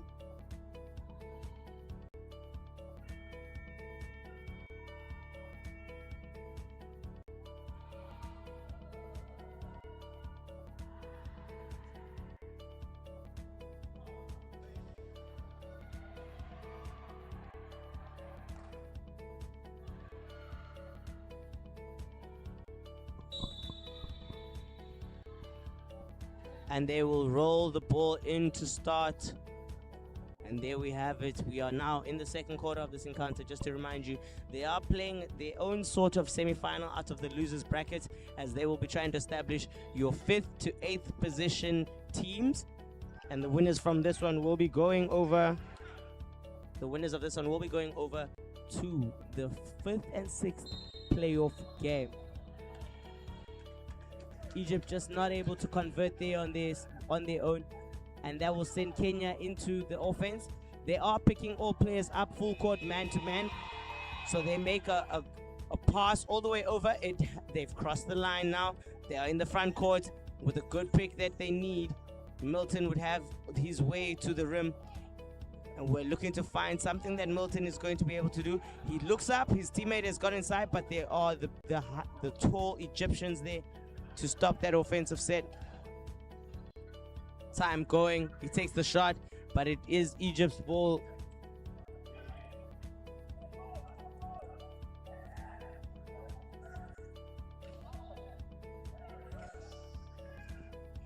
Can Egypt convert on this one? They look it up, they send the shot up, but it doesn't fall just yet. Odido with the ball for Kenya. They come down the line, they are looking up.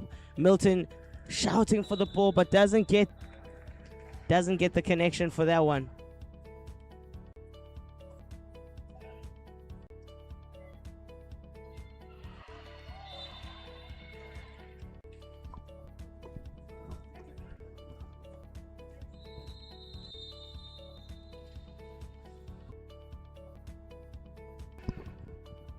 Sammy with the ball for Egypt. He passes that over to Mohammed. Mohammed looking to gain possession. Not quite getting those first attempts. He is eventually fouled. He will go to the free throw line to collect those 2 points. And just to update you on court 1, or the opposite court, we do have the women's semi-final 1 taking place. It is Algeria versus Morocco. And of course, the winners here will be going over to the finals.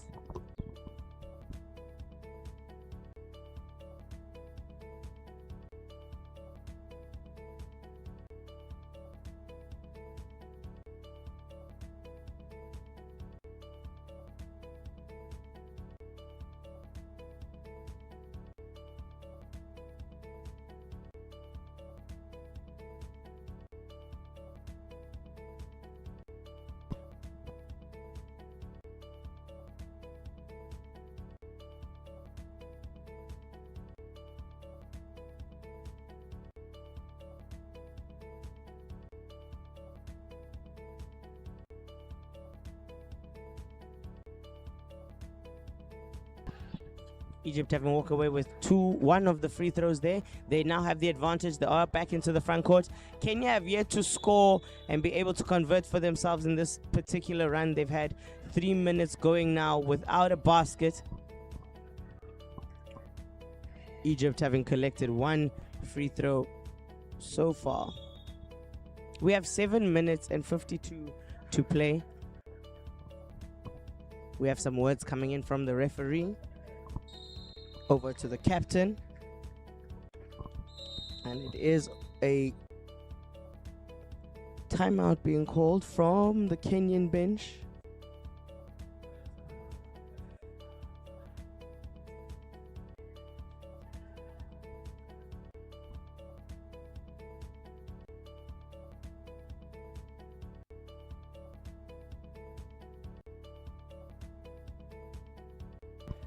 And the timeout is awarded as both teams now go to the bench.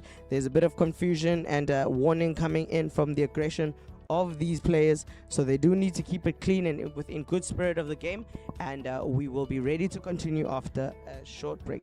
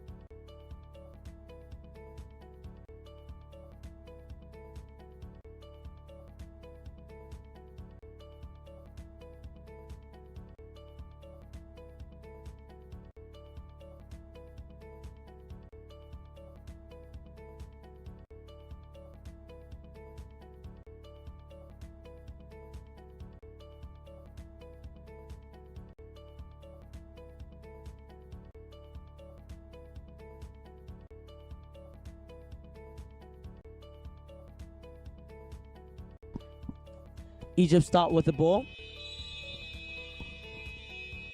They crisscross over the top. Sammy takes the shot there, but it doesn't fall just yet. Kenya roll away with the rebound.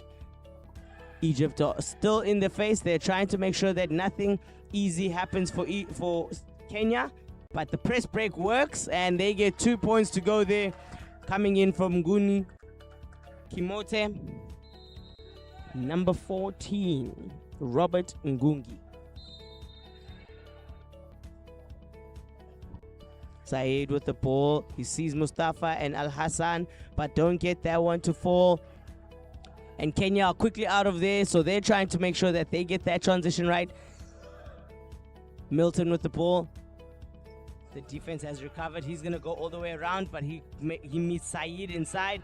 Odido, he's going to have to reposition himself, takes the shot, but it rattles over the top of the rim and it's out. Saeed with the rebound for Egypt. That goes up. It is in the front court. Can they continue with the fast play? No, so they will have to set up and settle for an execution of play on court. Half court setup. Sammy's on the baseline on the far side. He's going to take the shot, but it bounces back into his hands. They still have the rebound. Al Hassan, he's alone, but it comes off short on that rim. And Kenya are down the floor. They are in motion. Can they make this transition play work for them? Doesn't give up the ball. And it's there. Milton looking up at the hoop. Can he get it? Odido. Not quite getting that one. The foul has been called. It is on the ground. So Kenya will have 14 seconds to retry on this offensive run.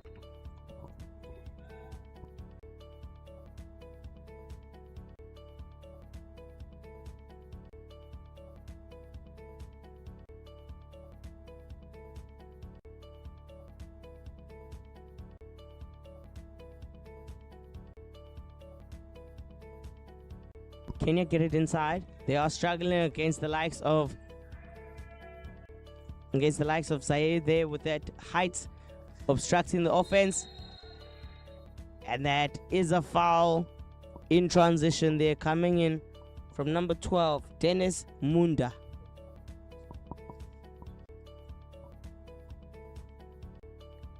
And I'd consider that what you call a swerving foul.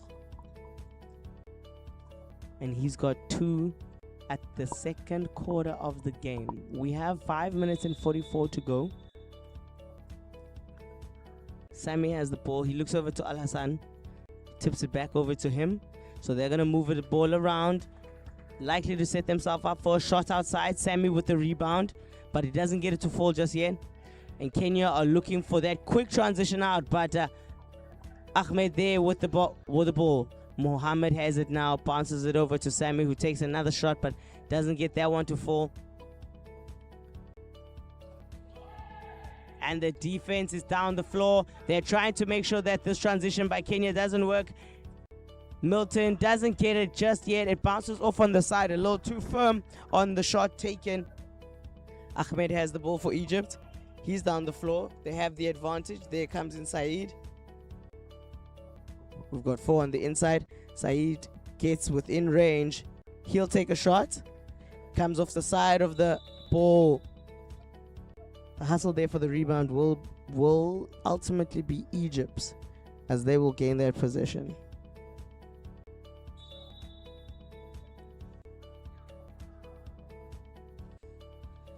Ahmed passing over to Al Hassan. Al Hassan to Sammy. Sammy dribbling it out. They have 5 seconds on the shot clock. He looks up, takes the shot, but it bounces out. Kenya with that rebound. And they're looking to get down on the floor. The full court press still coming in from Egypt. Chenge with the ball over to Kipilian. Foul was called.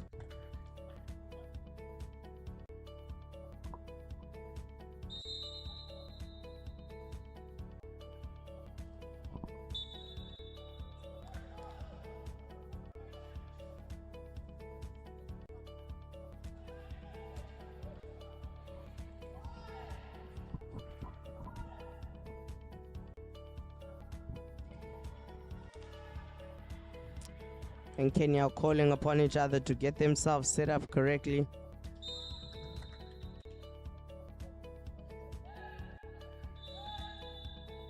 So Ngungi, number 10, coming in for Kenya. There are some rolling around, trying to re-establish what the game plan is. And it looks like there is a strategy for how they're setting this up. I'd like to see what that inbound, the baseline inbound, looks like for the Kenyans. And he, unfortunately, a little too relaxed, passes that in right into the hands of Mohammed. The defense is the defensive attempt to recover the ball gets called against Egypt, so it is now back to Kenya. So Kenya are going to have to look at how they do that inbound pass again. He was a little too relaxed on passing it in and passed it into the waiting hands of Mohammed.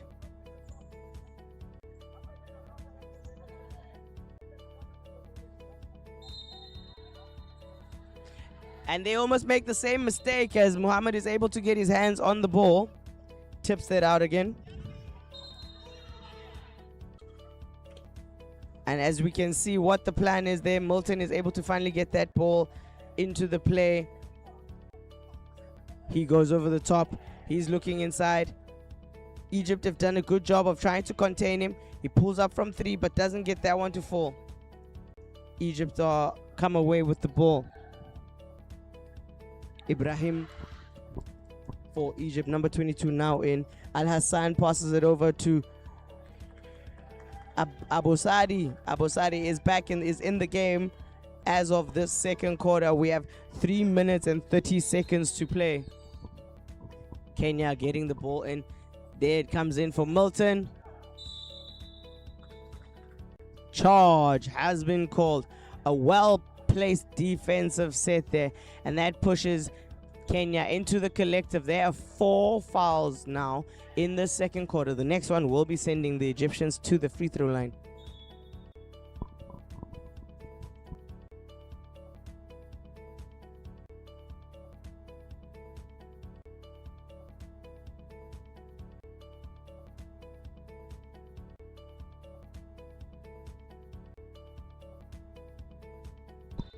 Mohammed passes it over to Ahmed. Al Hassan has the ball. He takes the shot, but it comes off on the far side of the rim.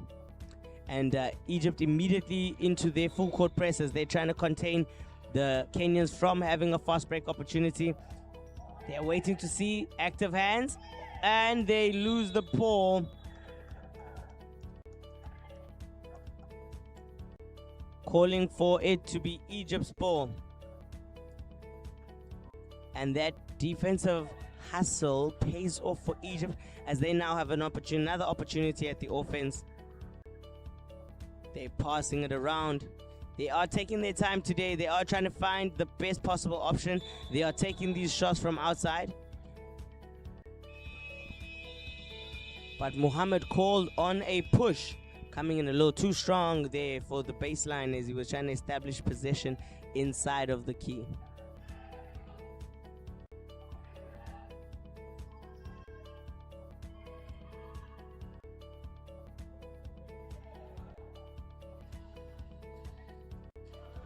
A wild pass comes in, but it connects with Chenge, and that pass comes in from Milton.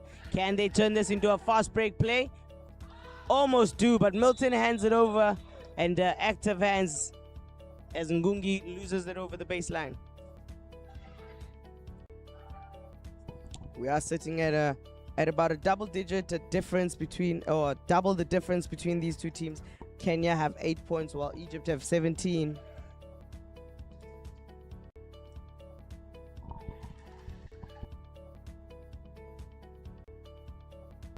And the continued passing of Egypt eventually gets picked up by the Kenyans. The fast break is there, but no conversion on the play.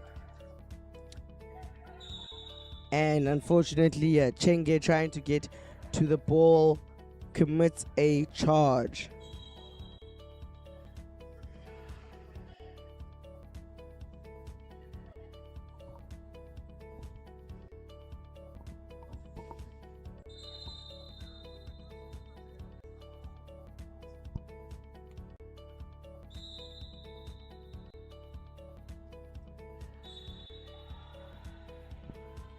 substitution coming in on the bench side, and that particular foul has been called a shooting 2 foul, considering that the Kenyans have 5 collective fouls.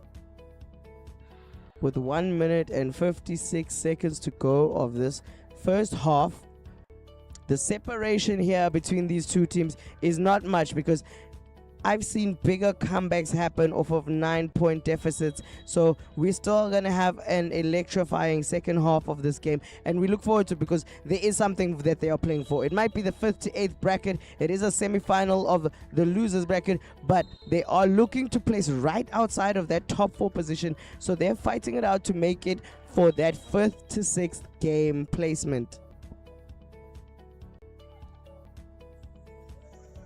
Milton has the ball. He received it from Kipilian. Can they make the fast break attempt? Odido sets up inside, but he gets pushed on the shot, and that will send him to the free throw line.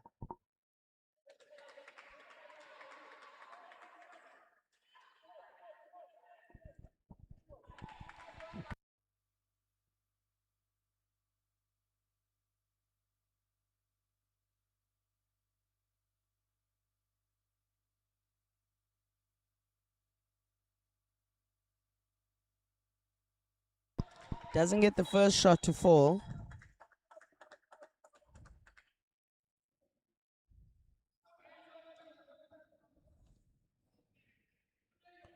Takes his second one and he bangs that one in. So he breaks there the little drought of scoring there for the Kenyans as he pushes the score to 9 points. It is an 8-point difference in terms of the score line. So with 1.5 minutes to play, Egypt are either looking to push the gap, and of course that's what we're seeing here. The offense is moving the ball around. It often enough looks like they're trying to set up for a shot. Al Hassan alone, he gets the shot to go and to fall. So now we're talking about offensive runs and good position. Kenya are trying to come back on the transition, of which they do. There goes Odido. He swerves a little bit to get the contact. And the basket is good and one play. The whistle went up on it, and Kenya are in the double digits in this quarter. So he will be shooting one more for Kenya.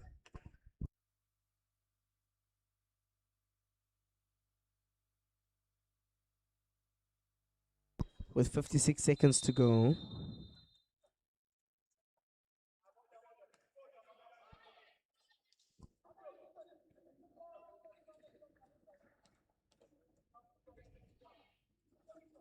Ball is live, doesn't get it to fall. Mohammed with the rebound for Egypt. And they're trying to pick Milton out in the backcourt, but they are down the floor. Ahmed, can he get there? Pass it over to Mustafa, who loses the ball in a miscommunication of sorts. And Kenya are down the floor. They are looking for the fast break. Milton has it. He passes it off to Odido, who is lucky enough that Ngungi was there to collect it again. And they can't allow continuation of play with the player on the floor. So Kenya will restart. There are 9 seconds on the shot clock. And 27 seconds left of the quarter.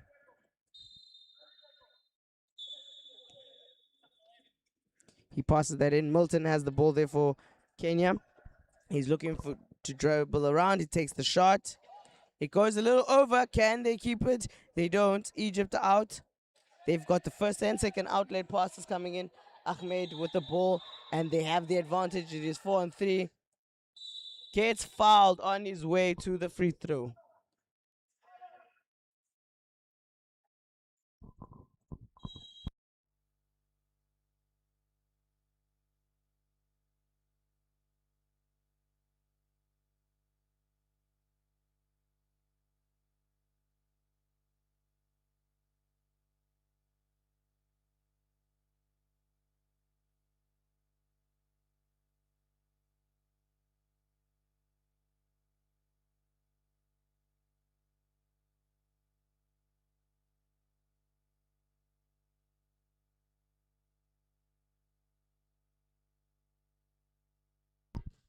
Comes off on the front of the rim. Ahmed is going to be shooting 2. So the first unsuccessful. Now we look to see what the second one will give him, or what he will give us on that second one.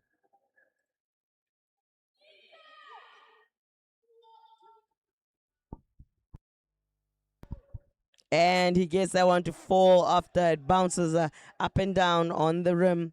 They've got 7 seconds to get over. Can they make that or get a basket to go? There comes the fast break. Mere seconds. And that, ladies and gentlemen, is how the first half will end. It is a 9-point difference between these two countries.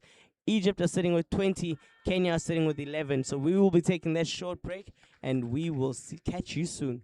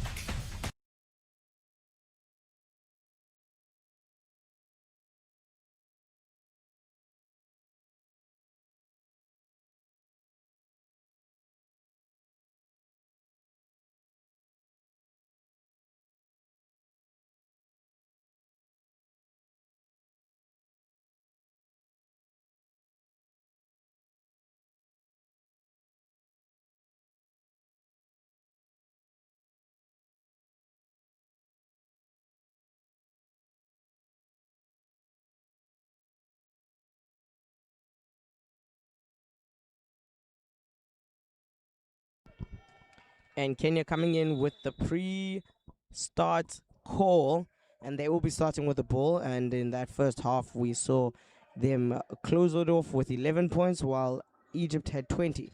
Now, Kenya yesterday had an amazing game to come back and play in this scenario. So they had a game the day before, actually, playing against DRC. They were 15 points down at the half, and they made a comeback of note to finally win that that game by 10. Considering that first half, they do need to work on the successes of their passes, and their shots. They are coming from 5 makes from 15 takes on the line, while they had 17 turnovers, something that they're going to have to reduce, because from those 17 turnovers, Egypt were able to score 11.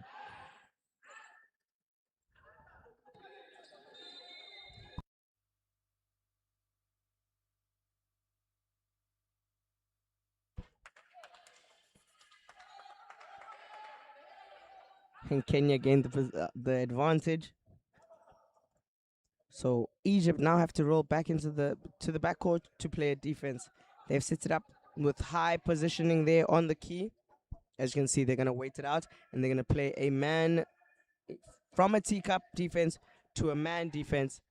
Milton with the ball. He goes one-on-one with Saeed. Can he get it? He passes it over to Odido. Odido's looking for the shot, but it doesn't come up just yet. But he was fouled in terms of him taking that shot, so he's now going to the line for Kenya. So he'll be shooting 2 to start off this campaign, this third quarter campaign by the Kenyans.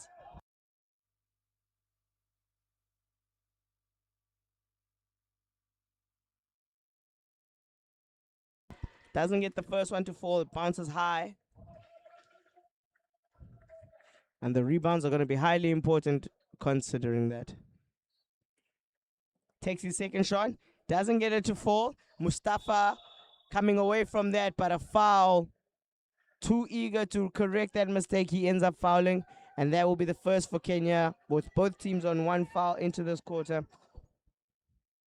We still have 9 minutes to play. And Milton not convinced by that. They're rolling in of the ball. Mustafa now has an open lane and one. Beautifully taken. The gap was there. He saw it. He went in. He took it. And he makes his initial basket attempt. It makes that a successful one. And he's now going to the line to shoot 1.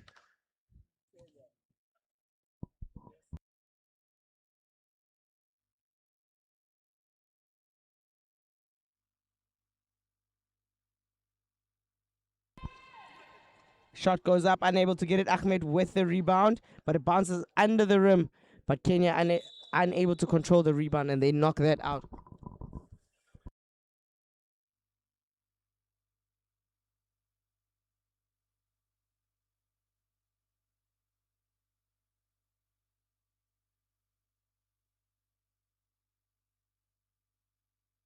Egypt find Mustafa inside, but it doesn't quite get it. He is able to collect his own rebound. Ahmed with the ball from outside. They got 10 seconds to pull it together. Shot goes up, but it doesn't fall. Ngungi with the rebound for Kenya. Kipilian on the outlet, on the fast break. The transition there. The ball is in Milton's hands. Can he get around for one-on-one? He isn't able to. He needs his teammate for that pick. Takes the shot. A little flat as it doesn't quite go far, but the rebound was there by Odido. Doesn't get it. Al Hassan sending that all the way into the front. Transition play unsuccessful, as defense were able to come all the way back and kind of get involved there.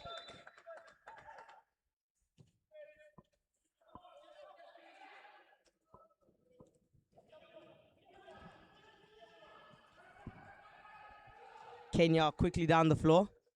They are trying to find that all-important basket. Milton goes very deep, but passes it out to Odido. Ngungi with the shot. Doesn't get it to fall. So Egypt now with that transition.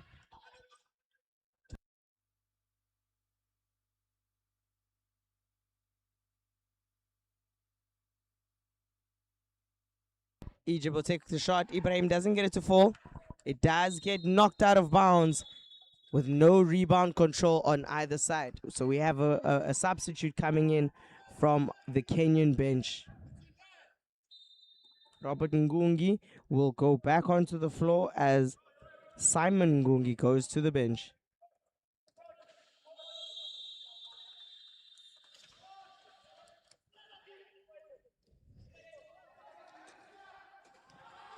Mustafa back out to Ahmed.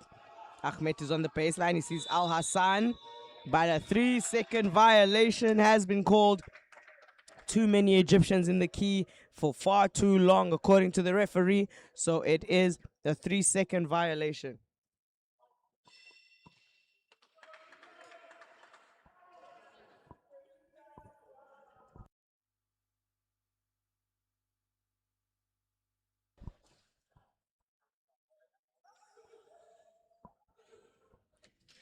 Milton trying to find a way around it. Foul called before the shot. It is a blocking shot, so it will be Kenya's ball. They will get to restart the offense with 14 seconds.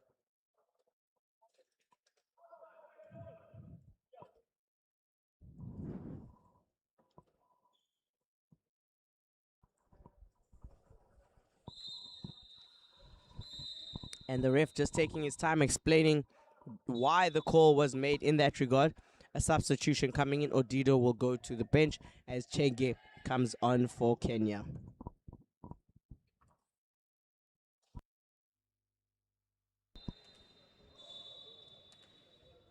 And we've yet to resume quite well. The warning coming out from the referee that before the ball is inbound, players cannot be inside the key. If you are inside the key at the point of the inbounder receiving the ball on the line, that is considered illegal possession within the key, and they will immediately call a turnover. And just as I was calling that, the turnover comes in from Kenya as they are not able to connect with Uchege to get inside there. Ahmed has the ball. And Egypt get themselves right with enough time to be able to play the offensive set. They still have it's down to 10, but they have the time. Al Hassan looks over, passes it back to Ahmed. Do they recognize the call? It's three-pointer take, but he doesn't get that one. Chege with the rebound for Kenya, and they are out on down the floor. Egypt defense are making sure that they are in position to slow down their transition. And a quick passing assignment there from Egypt. Mustafa in the front court, but it comes off a little too hard on the backboard. Milton now with the ball back. Ooh, what a pass there to Ngungi. Timote with the ball over to Kipilian. He tries to find Chege, but Mustafa is there on defense. And it is a jump ball as both teams have themselves wrapped around it. And the advantage goes to Egypt. And as we're calling it, we have a return of Sami coming onto the floor.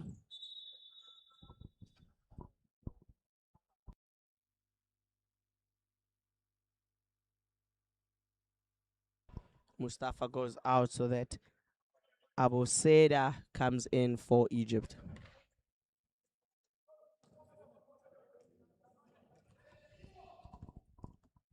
Sami coming off of that first half with 8 points for Egypt. So he's going to bring some scoring power for them. I am expecting to see some of those shots that he's been taking go up. He does get the shot up, but 3 seconds was called prior to him actually taking that.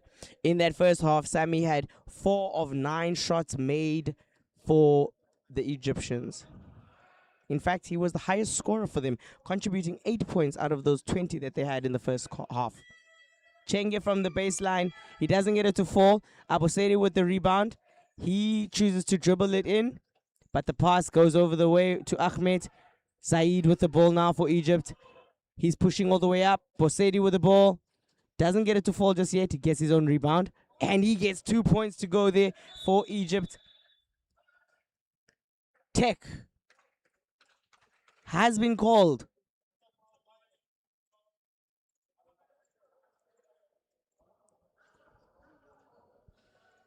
And the explanation is coming in. The technical has been given, I do believe, to number 11 for an illegal move after the basket was scored. And I think that that comes in from that tactic where after the basket is scored, of course, so that the other team, there's no stoppage of the clock after a basket is scored, especially if the ball stays within range. So he knocked it out of bounds intentionally so that there would be a moment of pause, which would allow Egypt to get back onto defense.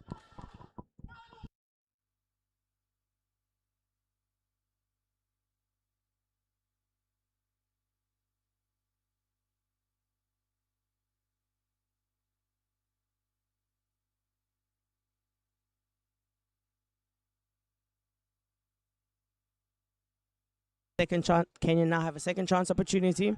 Ball is in Timote's hand, but it bounces out high. Chege trying to control it. They do. And it is back with Milton. Milton looks like he's found a lane. He's trying to get there. Chege will have to find a way. He goes baseline, takes the shot, comes off the front of the lip. And the deflection not quite established. Milton with the ball, but it doesn't get it to go. And it still hasn't fallen for Kenya. And it just is unfortunate the amount of times that they're under the rim and the ball is not falling. But with the amount of attempts they got, Egypt get a little too uncomfortable with that and they end up committing a foul. Now, that obviously plays into Kenya's advantage, although I think they would be happier with the ball falling through the hoop on the first attempt. Mustafa coming back on for Egypt. And we have 4.5 minutes to play of this game. Chenge not able to get the first of 2 free throws.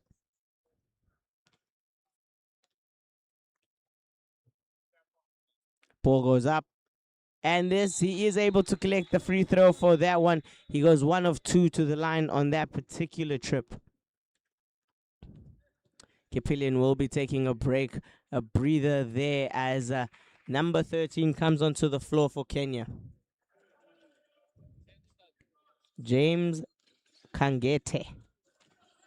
Kipilian obviously going to the bench with 2 of 2 out of the first half, and he contributed 4 points and a total of 6 rebounds for the Kenyans, as well as an assist to help provide a scoring chance. Ngungi in the front court, he's alone. Zaid tries to recover on the defense, but not quite able, and he doesn't foul, which is good for that. But Kenya are able to score 2 more points for themselves, and that is a successful fast break if there was one, and they need to look at how they can replicate that into going into this game. Abosedi trying to get the ball under the rim,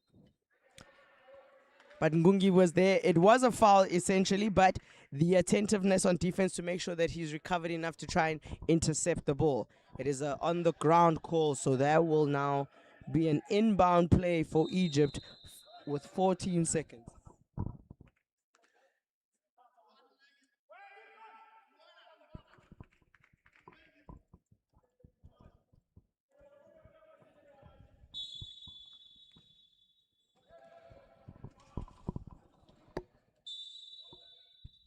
Off-ball contact coming in between Abosere.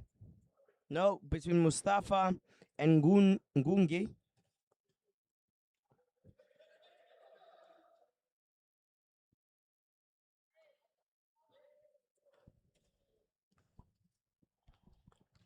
And great sportsmanship coming in there from both the Egyptians and the Kenyans as they assist each other in getting Mustafa back up onto his wheels. And we are then ready to continue. 3 minutes and 40 counting on the clock.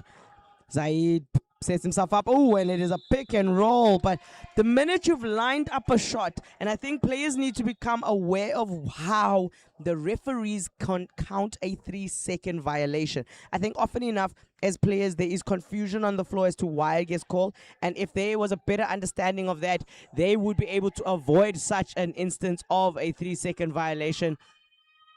Good hands in the way of the outlet pass, because I do believe that outlet would have been a basket on the opposite end. But Milton is there for the final pass to collect 2 more points. And of course, like I said, they still have 3 minutes to play of this third quarter. It is only an 8-point difference. You know, a couple of stops, a couple of baskets made could always change the momentum of this game. The ball is lost. It goes over the sideline.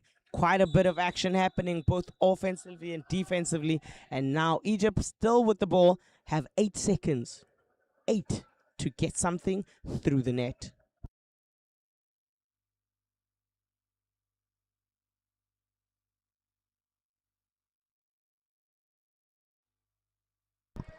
Saeed able to receive it. Seconds are running down. No contact on the rim. So that will be a foul called on the shot being taken by Zaid. So he gets to go to the free throw line for Egypt. And Egypt and Kenya find themselves in the collective. All fouls will send Egypt to the line. They've got 2 minutes and 47 seconds to play in this third quarter. And a reminder, this is what you'd consider the semi-final of the losers bracket. So we're playing positions from 5 to 8, and this is the first round of those 2 shots to be taken. Saeed takes the first one, doesn't fall just yet.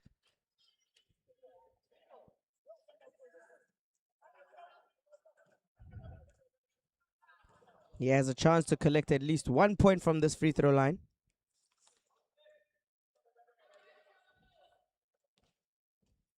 Looks up, sends it, and he gets that one to fall as they hit a quarter century mark on the points with 25 points.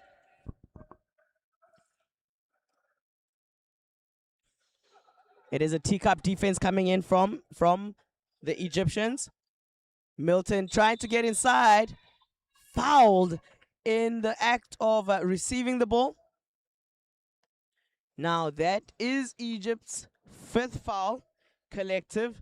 So essentially it should be sending him to the free throw line, of which the officials and the referees have picked that up. So Milton Iluhuya will be on the line for 2.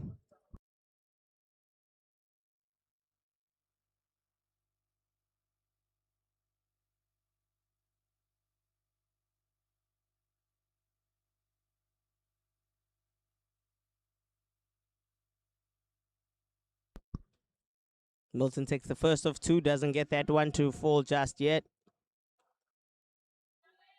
They are sitting at an 11-point difference with at least 1 point scored on this free throw line. He'd cut that down to 10 points. And with 2:30 on the clock, we still have time to be able to try anything. So Egypt come away with the rebound. There is a transition play. Ooh, Al Hassan all the way to the front, but he doesn't quite get that to fall. And it might just looks like it will be an Egyptian, a Kenyan fast break, but there is defense that stops them. Gungi with the ball. Shoots from outside, but doesn't get that to fall. Zaid with the rebound.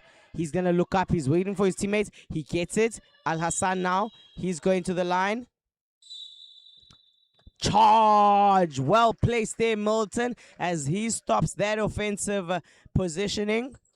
And he will pick up a charge there against Al Hassan.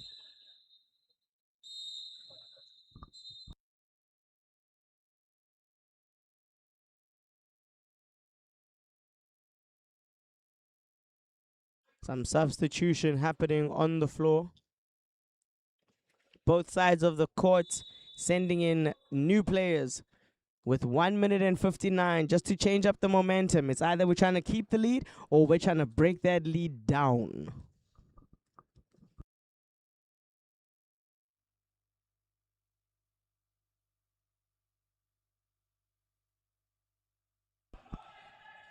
And a correction there on my earlier evaluation of the scores.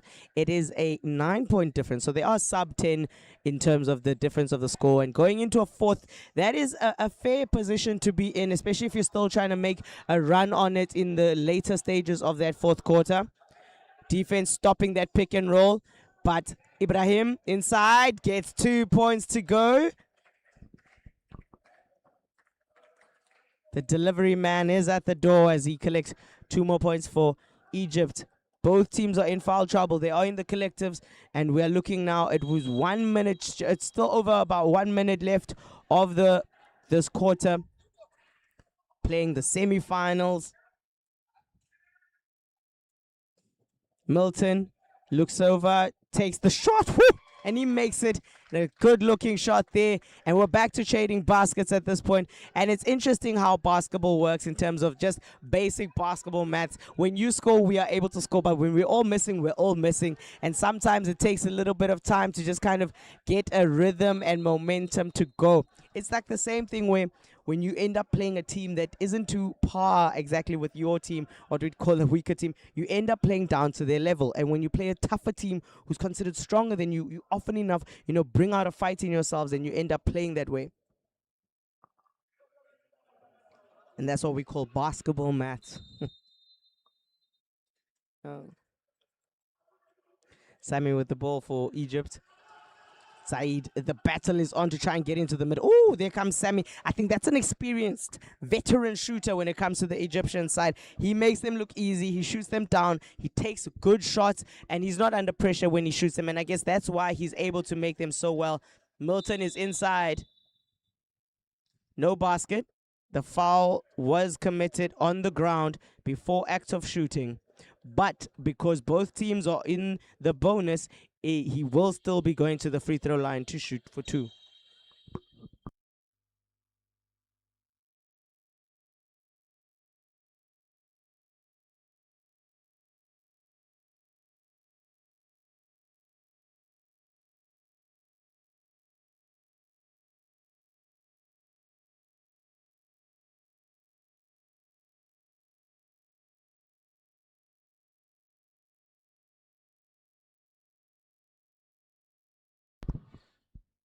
And that second one rattles out. Egypt looked to be on the fast break, but he's passed it over into the hands of the Kenyan, miscalculating the offense set by the team.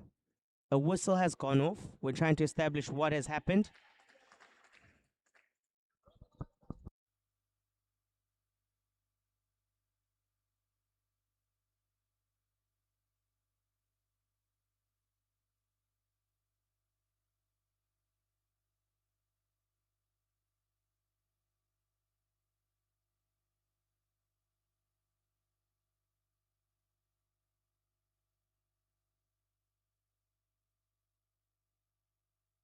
Milton just having a little bit of fun there with the ball before they are ready to resume with the play.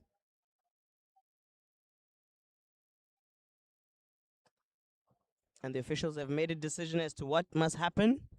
They will just communicate that amongst themselves before we are ready to start.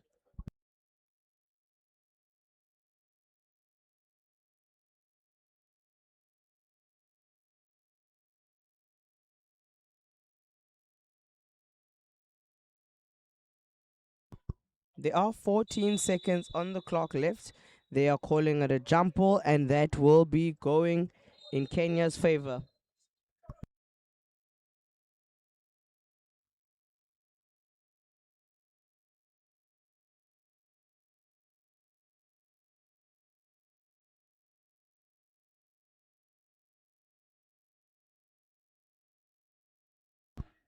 The defense is on. They've spread themselves out, following each player. It is a shot from 3, but he doesn't get that one to fall. And Egypt have the chance to go back and shoot.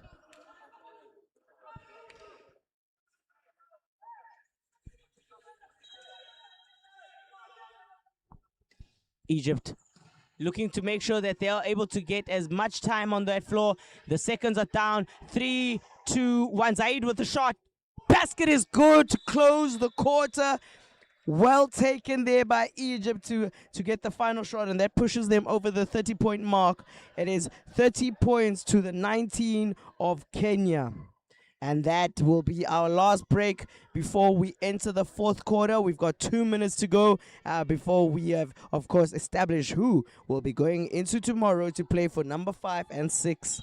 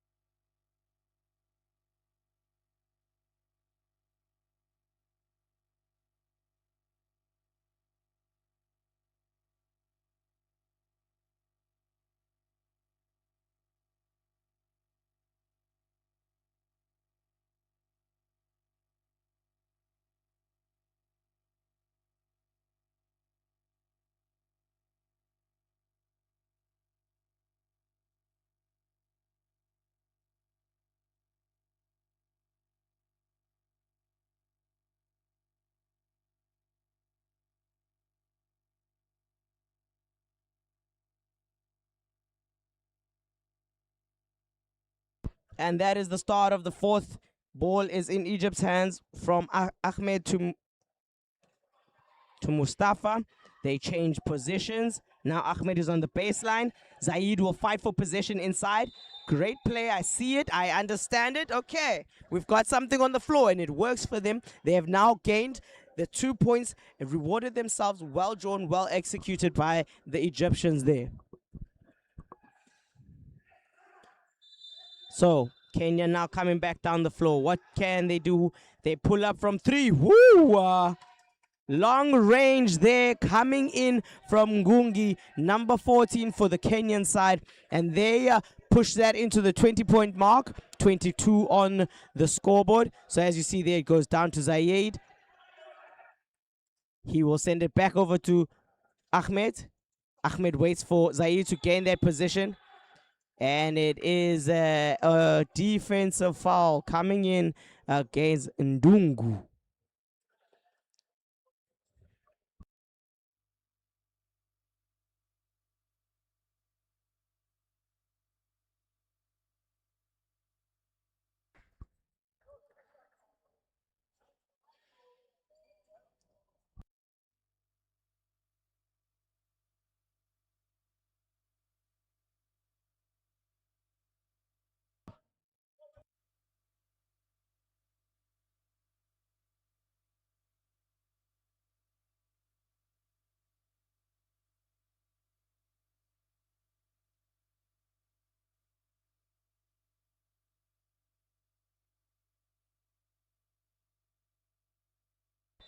So we're ready to go. We've got 9 minutes to play still. And the middle was completely open for Ahmed, who rolls right through the home key under the rim and shoots that. 2 points for Egypt. They're now at 35 points. They've pushed the lead all the way up to 13-point difference. Ngungi this time won't have a free look up at the ball. Pick and roll. Chill waiting for it. Ngungi has the ball. Trying to get the roll in, but the 3-second violation does get called.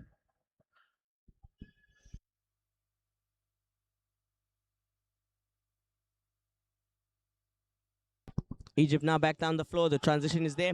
Defense are trying to be waiting for them in their front court. But the speed coming in from the Egyptians. Ahmed rolls around. Zaid has the opportunity inside. Doesn't get the first one. Not the second. Can he get the third? And he does. Third time's a charm, they say.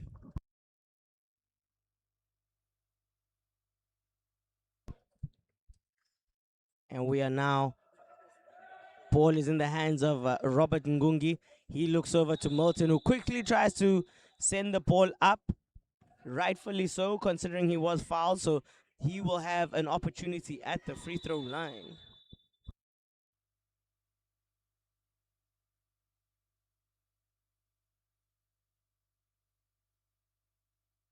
And Egypt have picked up their first free throw. Ilhuya from the line doesn't make the first. We've got 7 minutes and 50 seconds to play of this quarter.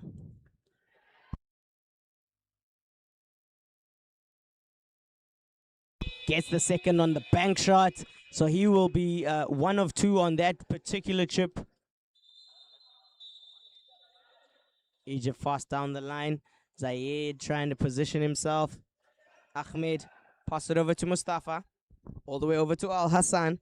There comes the swing ball up the top. He takes the shot. Ooh, but it bounces out. Looked good enough to stay, but it didn't stay.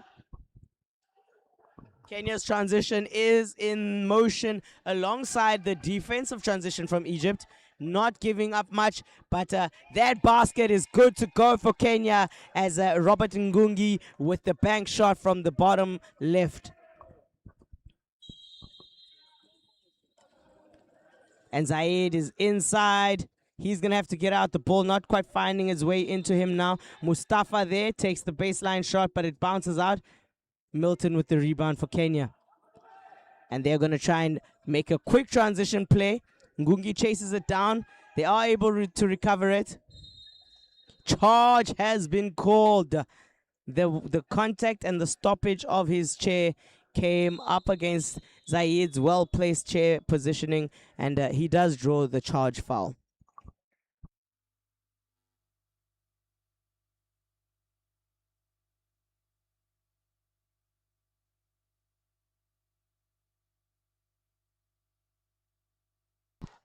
And the ball is rolling in. Mustafa is in the backcourt. Milton has chased him down a little bit, so he's trying to put on some pressure, but it sends the ball out into Ahmed's hands. It is Ahmed with the ball. Doesn't see Zaid, so he's going to have to get in and out. He does. Can he get the shot up? He was a little deep. Shot was collected there by Ibrahim. 2 more points to go for the Egyptians, and they've got a comfortable lead going into this. They have 6 minutes left of the fourth quarter. They're sitting on 39, and Kenya sitting on 25. Can Chenge put up a bit more, closing this gap? There he does. He has come back onto the floor and created some impact there for Kenya. And of course, they are still looking to make a comeback. I've seen them do great things when it comes down to it. It is only a 12-point difference. Al Hassan will have to... He's passed it over to Ahmed. Ahmed pulls up from 3. Just off the side of it. Chenge with a great rebound for Kenya. Outlet over to Milton. The pick is there. They are there to help him out into the front court. 8 seconds has been called. And of course, defense creating just a delay in time that allows for that violation to occur.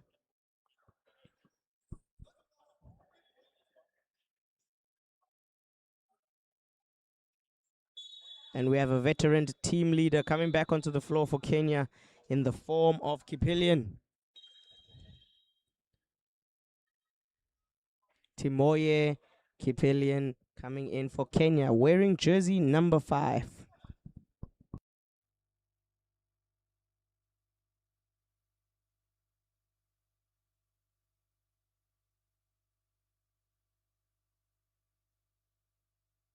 And you know, sometimes all we are trying to do as coaches is ask a question so that we may understand why something has happened. And of course, coach there from Kenya, having asked why is the ball in the front half, the referee explains that, well, it was an 8-second violation. Of course, the ball will be taken from half court, and he's okay with that because that, of course, is absolutely within the rules of the game. The ball changing hands a couple of times, but Kenya go away with it. Nope, and they've passed it over to Egypt. The transition game is intense. Both teams trying to steal the ball in motion. Woo! Egypt roll all the way from the backcourt, all the way to the hoop. And that's 2 more points for them coming in from Ahmed, pushing the score over the line of 40 points.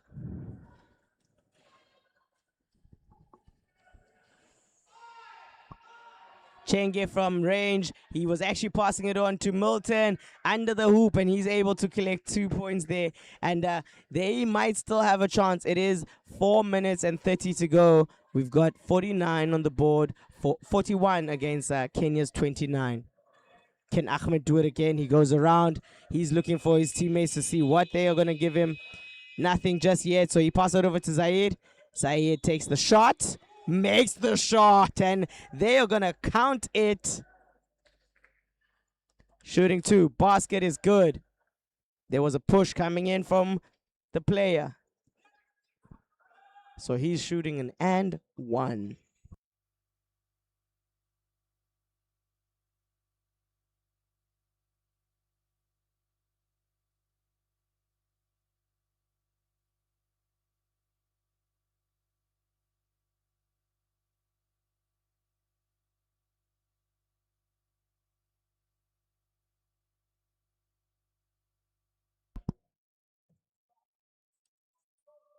Doesn't get that one to fall. And I'm not understanding or miscalculation on the Kenyan side. He tried to pass it to the referee thinking that there was a stoppage of game. There was no stoppage. There was a live ball, so he should have continued with the play. And now they have given the ball back to Egypt, who will start with 14 seconds on the baseline. It goes all over the way to Omai. Ahmed over to Mustafa. Back over to Ahmed. They've got 3 seconds. He's going to line up for a shot. He takes it and he makes it from 3. What a well-taken shot. And he knows what spot to go and collect that one from.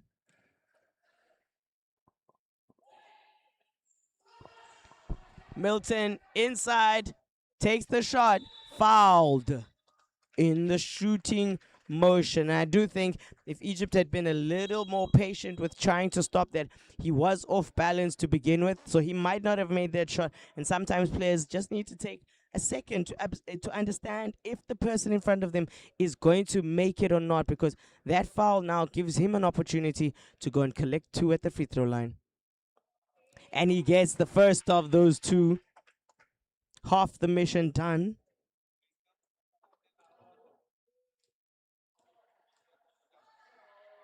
Takes the second, and it does bounce out, unfortunately. Can Egypt recover and make the transition on this one? They look up, but attentive defense there will slow them down, but they have the advantage. 2 players are inside. They've passed it over to Ibrahim. Charge called. Charge called against Al Hassan. Trying to establish and find a lane for his big man to come in.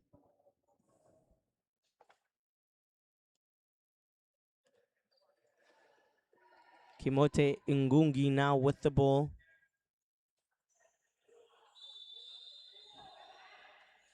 So Kenya will pull up from 3 as well, but he doesn't quite get that one to fall. The transition is there. They're looking to... He unfortunately loses the ball himself. Egypt will have to play a player down until it is at the disadvantage of the game. Shot goes up, but it doesn't fall. And there, the transition would have, of course, run its course back over into the path of where the player is. But he will need help to get up. So Kenya will still have the possession, but with a safe space to play.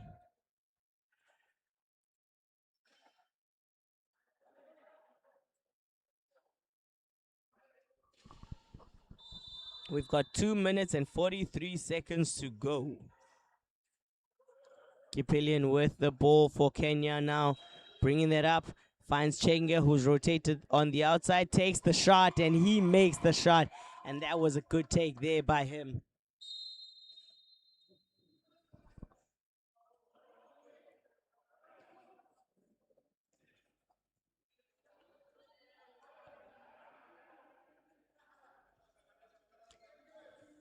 Trying to roll the ball in and take as much time or save as much time as they possibly can. Ibrahim from the baseline doesn't quite get it to fall. So outlet pass is out. Can they convert? Speedy defense, and the hands deflect the ball. So they would have stopped the offensive transition there against Kenya. But they now are still on defense, so they can set up a defensive zone to go up against the Kenyans right now. Ball is inbounds. Milton has played himself into the key. Has to wait it out. Chenge for the basket. Chenge makes the basket. And we have that momentum shift that we speak about when it comes to basketball. You know, basketball is a game of runs. And with those back-to-back shots coming in from Chenge, they might just be onto something now. They have 1 minute and 50 left to play. Omar for Egypt. Oh, Ahmed pulls up from 3. Doesn't get that one to fall this time, but he keeps the rebound. He passes that over. Ibrahim is inside, and it is a jump ball.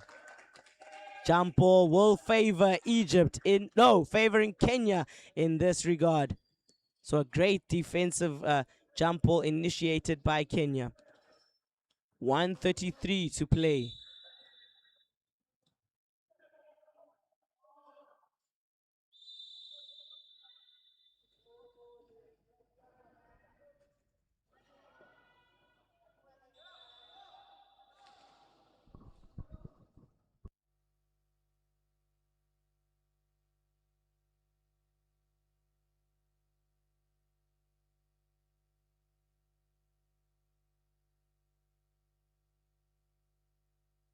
And he is back on his wheels. Just the final check before we let him go and continue with that. Thank you, Coach, for your ongoing support and, of course, being there for your players when they're down. Quite literally. Milton has the ball for a warning goes up from the referee. We've got 1 minute and 27 to play.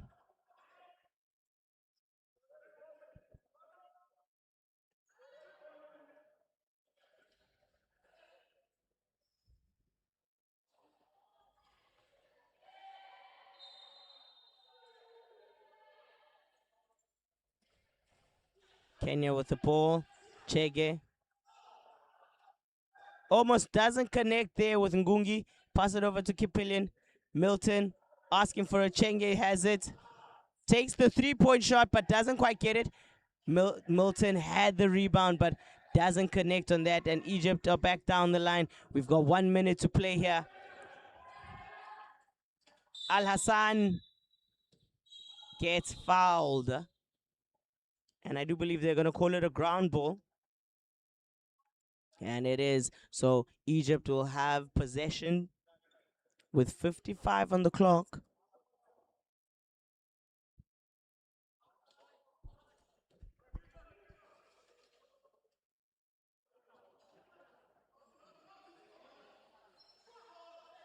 Ahmed with the ball. He rolls around. He's going all the way out. Kenya are careful. They might want to stop him from picking up momentum. The pick and roll on the side ball there works as Ibrahim goes all the way to the rim, and that coming in from him, between him and Mustafa.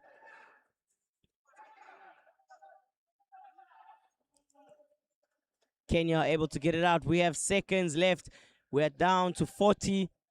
Milton, Speedy Gonzalez, he comes in. Ngungi with the shot from the top, and he is good for those 2 points.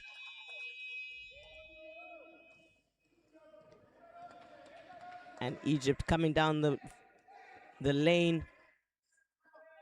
He will swerve around. Ibrahim with the shouts. Off balance shot taken. Fast break is there.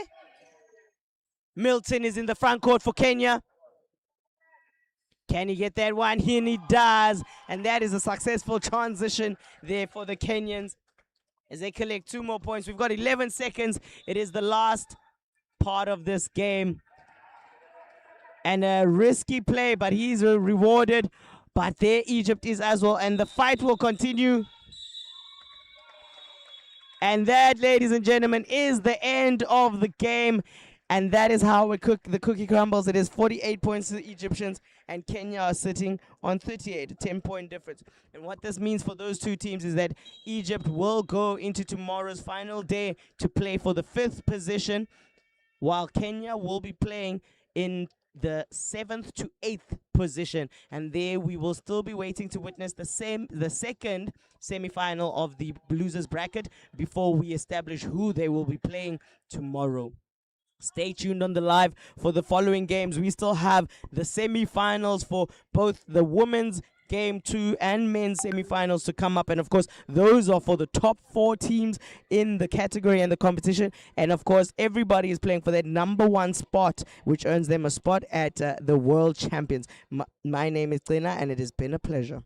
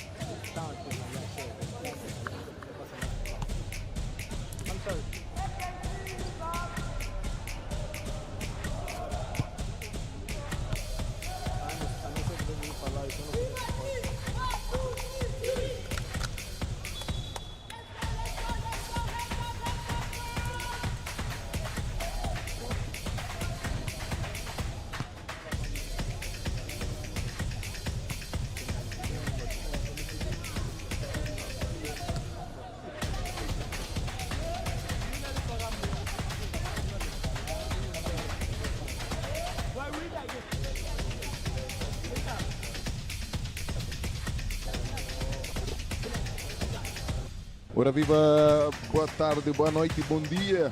Estamos agora para o jogo que é a semifinal entre a seleção da Angola e a seleção da África do Sul. Duas equipas que irão disputar acesso direto à final para jogar contra a equipa da Argélia, que já está classificada ao ganhar da equipa do Marrocos. Este que é um jogo que não estarei sozinho. Terei o prazer de relatar este jogo com a minha colega que estará já aqui. CJ é a minha colega, estará aqui comigo para fazermos este jogo. Tem a posse de bola a equipa da África do Sul com a número 13, que é a Siv. Passa para a sua colega número 9, Michel. Da África do Sul no ataque. Arremessa, não converte, ressalto defensivo para Angola e ganha a equipa da África do Sul.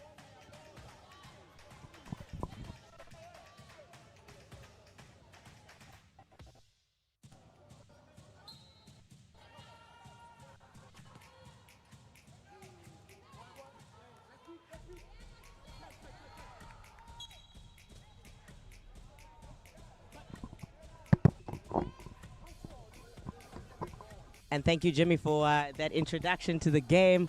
My name is Tlina, and we are here. We're obviously facing off. It's going to be between myself and Jimmy in the stands as well, as we watch South Africa go against Angola in the second semi-final for the ladies division. And earlier we witnessed Algeria obviously take their game against Morocco. So whoever wins here will be facing off against Algeria in the final. And in that final we'll be sending one person to the World Championship.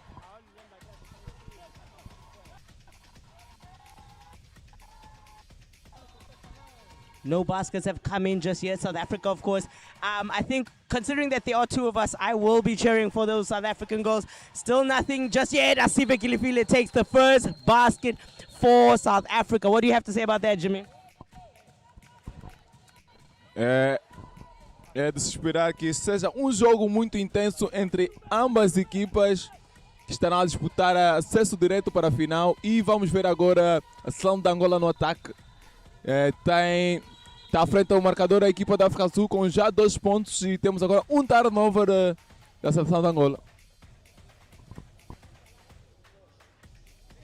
Okay, so we're going to have another opportunity now. We are bringing the court up. Oh, Angola thinks they've got something in the backcourt there, but Michelle Mokhanedi through. It's her and Nobush there. So they're coming around. She's going to look inside to see. She finds Nokwanda. Oh no, Agu for the basket, and we're going to keep going like this all day, Jimmy. What do you think? It's going to be basket for basket. Eu penso que a equipa da África do Sul começou com o pé direito, entrou bem e está a tentar criar já uma vantagem significante para poder assim ter acesso à final. Vemos agora a Angola com arremesso, não ganha rebound, assim com ressalto ofensivo. Temos agora a Michelle ao contra-ataque. Michelle, que é uma excelente jogadora e também ótima armadora, tem ótima visão de campo neste jogo. Temos agora a posse de bola para a África do Sul, Michelle para a Siv. A Siv atira e capitaliza a Siv. O que é que achas agora deste ataque? Aqui é a minha colega.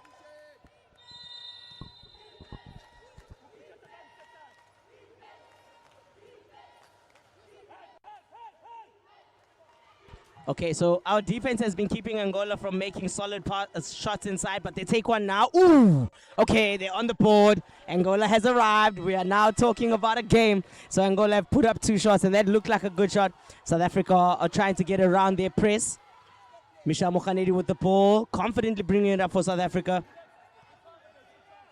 And we're going to wait it out. She has to wait for the positioning there by her teammates. And we're still waiting. She finds Asive. Can she get it up? It comes off the side of the rim. The whistle has finally been called. It will be Angola's ball to transition back. Some complaint from the South African side of things for the fact that the game continued without the player participating. She was on the floor and they were hoping that the game would be stopped in that moment. But the game continues so long as the player is not in direct line of play. South Africa starting with 6-2 run in the first. And they're pressing a bit. So Angola makes a wild shot over to the other side. We're waiting to see.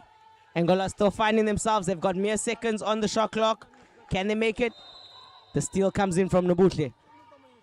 Fast break outlet is out.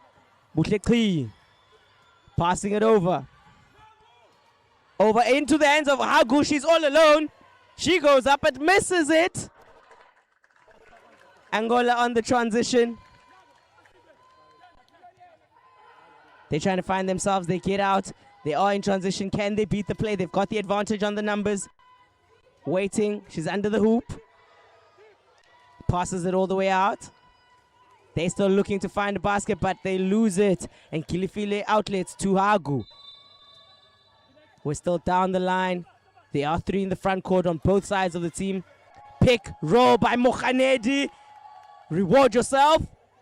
Ooh, and it goes off the top of the iron, out of bounds. And it almost feels like Jimmy and I here are also playing a matter of basketball. Let's take some runs. Let's give it, giving each other an opportunity. I mean, Angola is still looking for that second basket to kind of keep themselves, you know, composed when it comes to this game. But South Africa are now also getting multiple opportunities but not converting. So that, of course, would look to work in. Okay, never mind. I was saying that, but there, Gilifile settles 2 more points for South Africa. Este que está a ser jogo extremamente disputado, onde as duas equipas procuram dar o máximo e defender ao máximo para sofrer menos pontos e ter mais oportunidades de marcar. Porém, a equipa de Angola tem oportunidades, porém não consegue finalizar diante desta defesa da África do Sul e capitaliza. Acabo de dizer que a defesa da África do Sul tem feito uma ótima pressão, mas a equipa da Angola também mostra-se concentrada para estar par e passo daquilo que é o jogo. Ótima defesa da equipa sul-africana e veremos também a equipa angolana na defesa. Bola para a Sive. Arremessa e pim, pim, pim. 2 pontos para a equipa da África do Sul.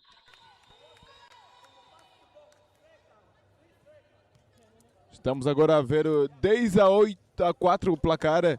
Este que é o primeiro quarto que está a ser muito bem disputado e muito bem avaliado para as duas equipas. Temos agora um passe para a jogadora número 5, não consegue receber a posse de bola para a equipa da África do Sul. Temos agora um pedido de time-out para o selecionador angolano, tentando assim acalmar os ânimos das suas jogadoras, enquanto o treinador da África do Sul vai reforçando aquilo que é a defesa e potencializando o ataque. O que é que tens a dizer concernente a estes últimos momentos desta partida, CJ?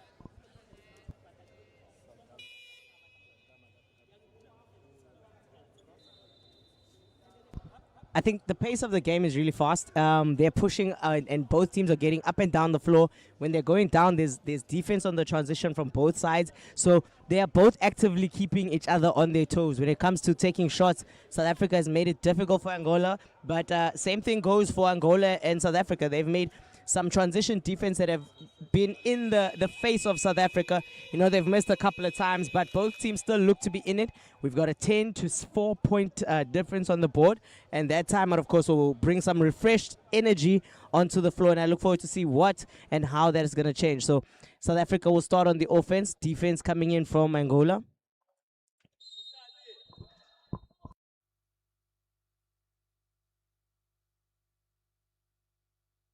Okay, Mukhanedi with the ball, pick and roll from Hagu, and she gets the second chance opportunity, but it rattles out again. She's fighting for the rebound. She still has the rebound, and she draws the foul. I'm sure, Jimmy, you're not happy about the foul, but I mean, she's getting multiple opportunities to shoot the ball.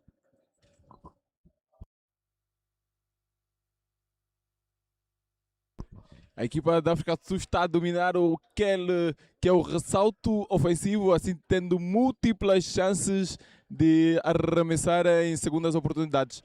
Temos agora a jogadora número 10, desculpa, nos lances livres, que é a jogadora Iago para o segundo arremesso, não capitaliza. Temos agora a luta para o ressalto ofensivo. Ganha Iago novamente. Procura uma linha de passo aos seus colegas. Tenta uma penetração, encontra seu colega número 9, Guilefile. Guilefile, que é uma ótima base, vai para o arremesso. Guilefile não capitaliza. E posse de bola para a África do Sul na tentativa de um ressalto defensivo da seleção angolana. Temos agora a jogadora Silvia Guilefile a repor. End-off jogada entre a jogadora número 13 e a jogadora número 9, Guilefile. Guilefile, um pique ruim, um passe bonito, uma tentativa de arremesso e sofre uma falta a jogadora número 13, a Sive. A Sive acaba de receber uma falta e tem direito a 2 lances. Vemos agora a substituição por parte da seleção angolana. Sai a jogadora número 9, Mariquinha Pedro, e entra para o jogo a jogadora número 7, Maria Cuialala. Temos agora a Guilefile ao arremesso. Lança e converte o primeiro, Guilefile.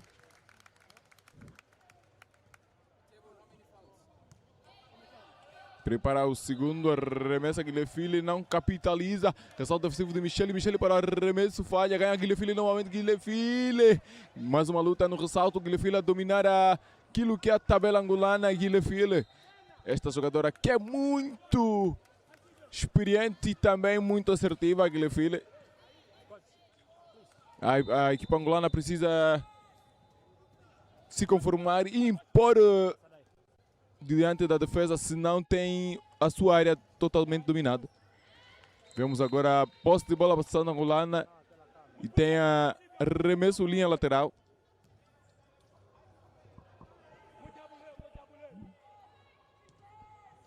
Bola em campo com a jogadora número 5, Rita Manuel. Rita Manuel a ser defendida por a jogadora número 5 também. Temos agora Hermiguilda Manuel à procura de um arremesso. Atira Hermiguilda Manuel, não capitaliza, ressalto ofensivo. Vai para a segunda chance e não converte. Temos agora a Silvia Guilefile para um passe para Iago. Iago tenta uma vantagem e tem paciência. Aproveita um bloqueio de sua colega Guilefile. Guilefile para Michele. Michele que agora vai tentar uma penetração. É marcada por Hermiguilda. Mais um bloqueio de Guilefile. Tem agora a Michele a oportunidade de lançar remessa. Michele não capitaliza. Temos agora posse de bola para a seleção angolana. Temos agora a jogadora Maria Martelo. Maria Martelo com a posse de bola. Procura Hermiguilda. Hermiguilda para o arremesso e não converte. Temos assim mais um ressalto ofensivo da equipe angolana. Bola com Maria Martelo para mais um arremesso. Ganha Iago. Iago que tem agora paciência, encontra Guilefile. Guilefile na dianteira está sendo marcada pela colega número 9. Bola para Michele. Michele que faz uma finta. Michele procura uma linha de passe para sua colega. Tem a bola Michele. Michele está sendo pressionada. Encontra Iago. Iago para o arremesso.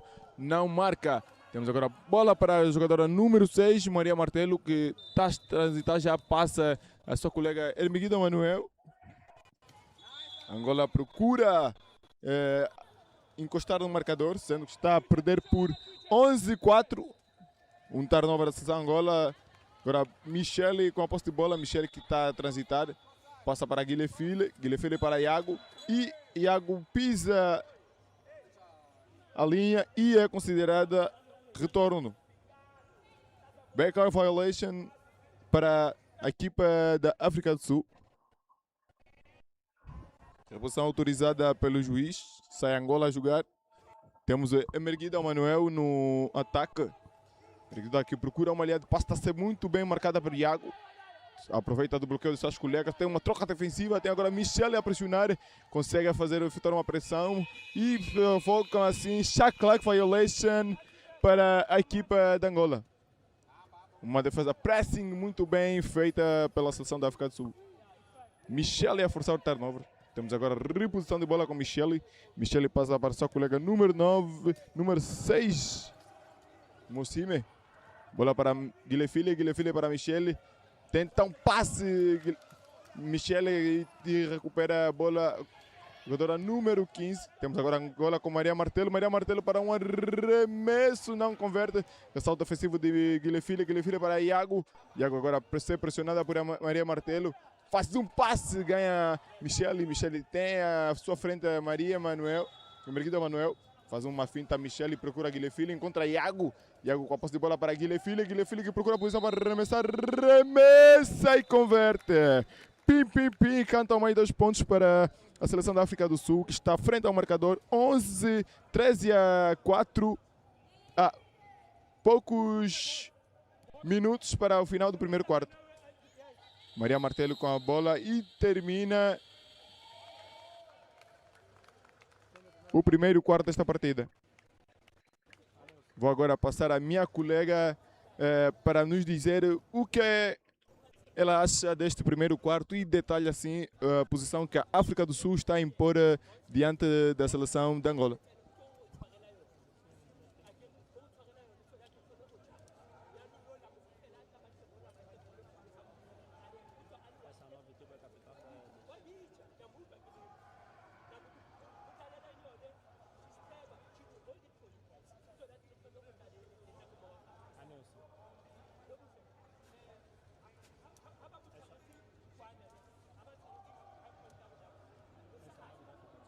So just before we go into that second half, I must say South Africa is doing very well on pressing Angola, and it's given them multiple opportunities. Of course, with press, that intensifies Angola's offense, and they're struggling, of course. They're sitting on 4 points. They still haven't scored since the last basket came in, and with that, they're also giving themselves great opportunities for second chance offensive rebounds, and that does help them, you know, convert eventually on the basket. So we're looking to line up now for that second half. South Africa are ready. They're rolled out on the floor, and of course that's exactly what you're looking for here. You want your team to feel ready. You want them to feel confident going into this. All right, Angola is out, and it will be Angola's ball to start, and I hope they start with a bang. This is the perfect time to work on those strategies and bring it all together.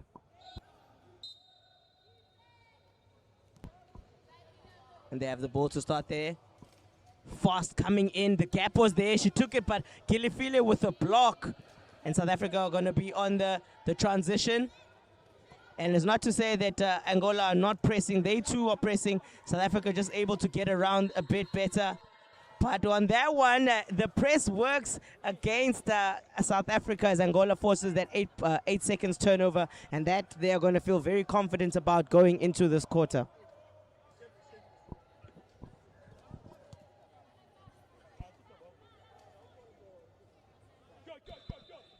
So Angola will have a second chance opportunity to go onto that offense. The first one was stopped by Guilherme, so what can they do on this one? The pick and roll, but 3 seconds has been called against Angola. And they do push all the way back just to get themselves set up on their zone defense, on their pressure defense. Aviwe Ngoni with the ball now.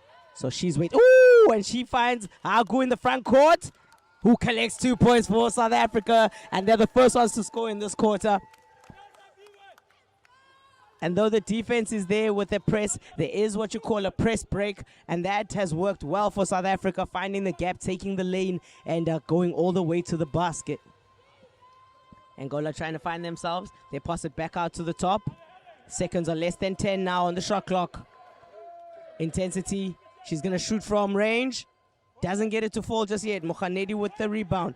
Outlet is into the hands. We've got the top dogs in the front court for South Africa. Your bigs, Guilherme, unfortunately loses that straight into the hands of Angola. And they're going to push back to recoup on the defense at the home base. Defense is coming in. They are forcing Angola to have to take difficult decisions. Number 15 has the ball. She's going to line it up for a shot. She shoots it. Comes off the backboard. Mokhanedi looks up. She sees Nobuhle Kliyi in the front court. The chase down is there coming in from Angola. Can she make the stop? She does force. Yes, she does force the transition to have to slow its roll. Hagu has control of the ball. She passes it over to Mokhanedi. Defense is in the face. They're doing well. Time is running out. She takes it. Comes off the side. And that will be a turnover for South Africa. As I turn it over to Jimmy.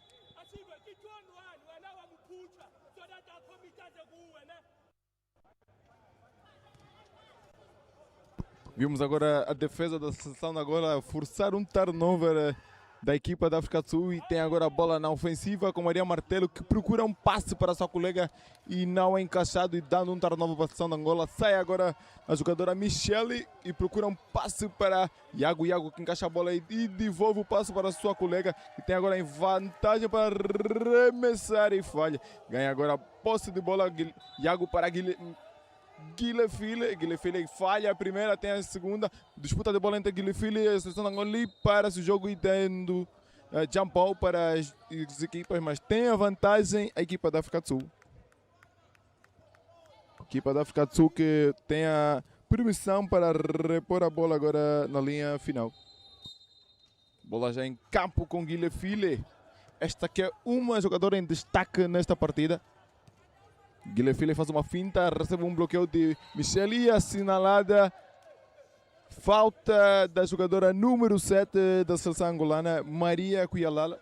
Acaba de cometer uma falta diante da jogadora Massive Guilherme. Reposição linha lateral para a jogadora Mussime para Michele. Michele já encontra Guilherme. Guilherme prepara um arremesso e capitaliza. Mais 2 pontos para a seleção da África do Sul, que está a liderar agora 17-4. A seleção da África do Sul impondo o pé e trava aqui a seleção da Angola. Temos bola para Angola na dianteira. Um passe mal executado. Ganha a jogadora da África do Sul. Não consegue dominar a bola a jogadora número 11 da África do Sul, Ngoni.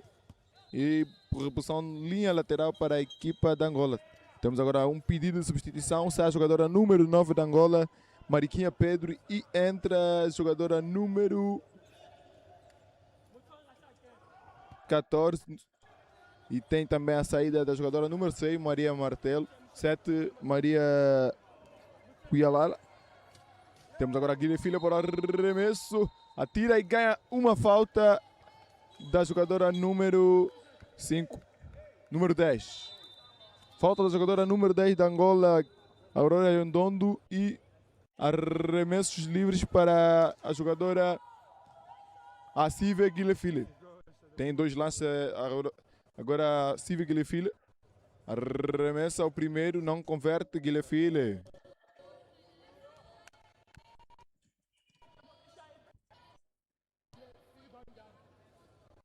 atira o segundo, não marca, ganha Maria. Merguilda Manuel faz um passe para a sua colega que não estava em posição de receber, mas recupera a bola a jogadora Rita Manuel. Rita Manuel em transição é travada. A jogadora número 11 passa para a Aurora. Aurora de volta para Valentina. Valentina que tem a posse de bola, procura um arremesso. Rita Manuel arremessa, Rita Manuel falha. Tem Maria Merguilda no ressalto ofensivo e uma tentativa de arremesso, não marca. Temos agora Michele para a jogadora número 11, Ngoni. Ngoni para Guilherme. Guilherme não consegue, recupera a Aurora Yondondo. Yondondo no ataque. Esta que foi jogadora de destaque do jogo dos quartos finais. Temos agora a bola com Rita. Rita para a Aurora. Aurora falha e reposição, linha final para a seleção de Angola. Temos agora a substituição. A pedido da seleção angolana, sai a jogadora número... Entra a jogadora número 14, Angélica Costa, e sai a Emerguido Manuel, número 15. A opção já concebida, tem Rita Manuel a posse de bola. Sofre um roubo de Iago. Iago atira a bola para Michele. Michele que levanta e faz um passe para Iago. Iago tem a paciência e espera pelas suas colegas. Sofre uma pressão e perde a bola para a jogadora número 5, Rita Manuel, porém tem a posse da seleção de Angola. Temos também aqui na quadra 2 o jogo diante da seleção da Libéria e a seleção masculina angolana. Angola sai à frente ao marcador 49-2, 1 minuto do segundo quarto. Temos agora a recuperação de bola para a seção da África do Sul. Michele no ataque. Procura as suas colegas Michele. Michele, que é uma base competente. Recebe um bloqueio de Mossime. Michele encontra a Guilherme. Guilherme que não tem posição para arremessar, mas o tempo acelera para violação de tempo para a equipa da África do Sul. A equipa da África do Sul que não consegue finalizar em tempo regular e em condições. Uma defesa bem executada da seleção de Angola. Sai Angola ao ataque. Arremessa a jogadora número 5.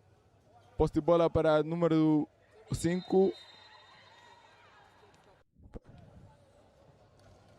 Maria Martelo ganha o ressalto e faz um passe para a sua colega Angélica Costa. Angélica Costa que tenta um arremesso, não converte, porém tem direito a 2 lances livres.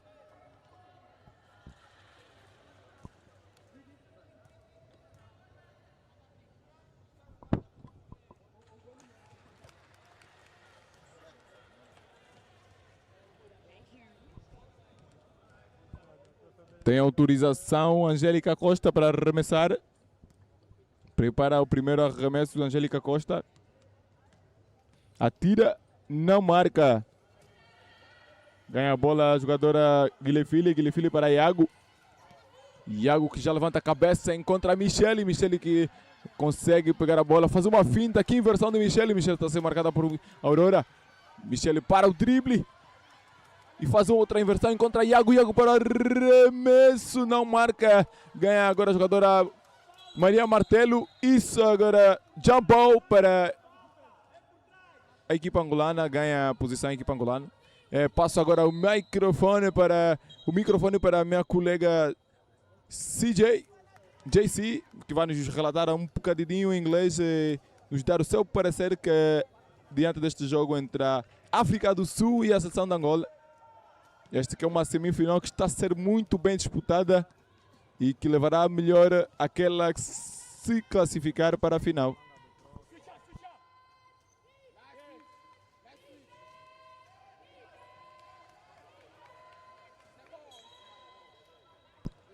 I will say, Jimmy, that Angola's made it very difficult for South Africa to just roll through the transition to get that basket.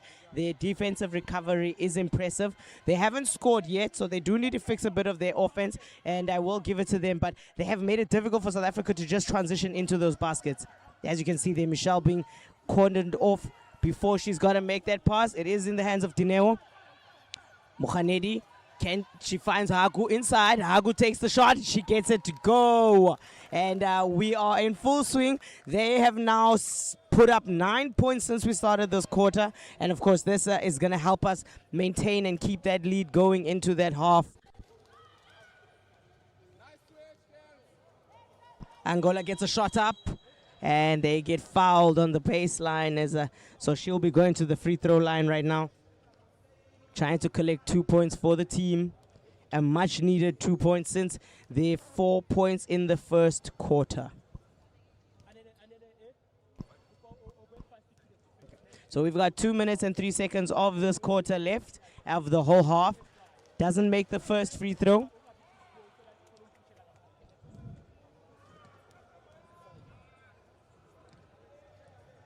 Doesn't make the second. The ball came off of South Africa's wheelchair. So we will wait to see what the decision is. And some substitutions happening on the floor. Hagu will be going to the bench, opening up the space for Nokwanda, coming in at number 12 for South Africa. So she comes in immediately in his defense time. And they're going to find the gap. She does. She gets the ball in, takes a one-handed shot. It goes up, bounces off, but it comes off the side of the hoop. And South Africa trying a little too hard to make sure that she doesn't attempt the basket. So they end up fouling her, and we're just waiting to see. It is a side ball. Looking for the inbound. She makes the inbound. She gets that in. Oh no, it's going to start again.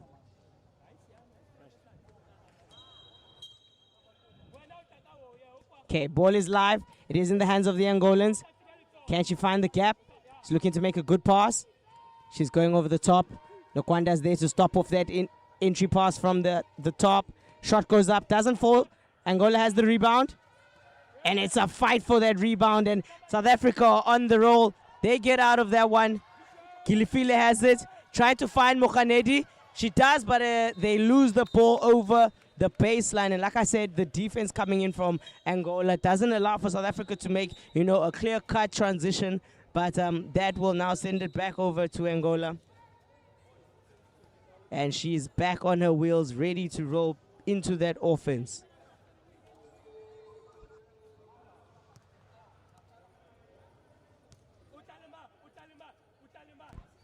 And South Africa have reverted from the press that they earlier were playing. So, of course, I think that also speaks to the fact of the lead that they currently hold. I know that you guys saw that basket go in, but it was called a no basket. There was a travel committed before the shot went up.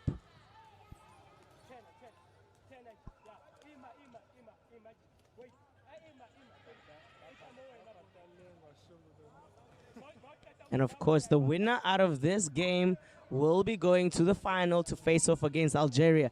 Now, considering everything that we've seen this week, Algeria is a dominant team. There's a reason they've been dominating the African women's division for so many years on back to back. And of course, they've shown us here at this arena exactly why, how, and who on that team has been doing the work. South Africa obviously are trying to get themselves close enough to make it, and Nwanda is definitely on board with that mission. And Angola, a team that in the recent years have come up incredibly. And of course, I'm going to speak to the fact that they have had the resources, the facilities. We were previously at the village, the Sports Olympic Village in Bengu, and what a beautiful facility it was. If there's nothing else we as nations can take from this competition, is that facility itself and the planning and the strategy that goes into building such a facility that can help support your athletes and build, up your federation and teams like that.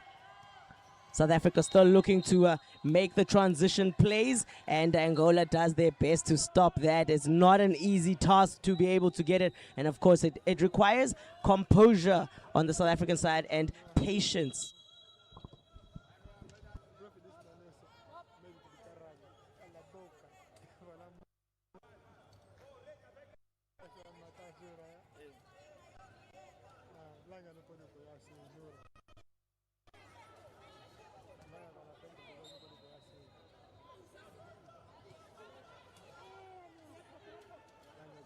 Gilifile underneath the hoop, but it goes all the way over. Angola are now on the roll. They want to transition quickly. They get down the floor. South Africa is able to intercept. They are trying to stop them. Gets the over the head pass there. Can she put it up? It goes up, but it doesn't fall through the hoop. It comes back down into the hands of Dineo. She sends it over to Mokhanedi. The outlet has been achieved. The ball is in the front court, but they don't have the numbers to attack 3 to 4 players. So she waits it out, but like I said, the defense is in their face. They are making sure that nothing comes easy, and that one is a travel that sends it back over to Angola.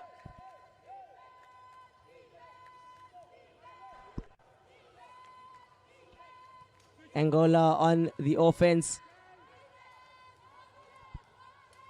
We have one more shot clock possession to go as we're winding down below 30 seconds of this game. The shot goes up for Angola. Doesn't get it. All right, it will be South Africa's ball to play the last couple of seconds of this game.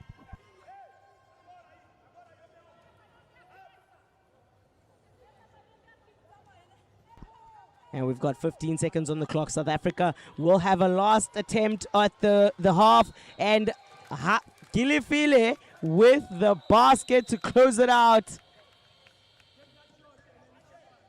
And it was a very quick take. Oh, and she drew the foul. So she will be shooting one.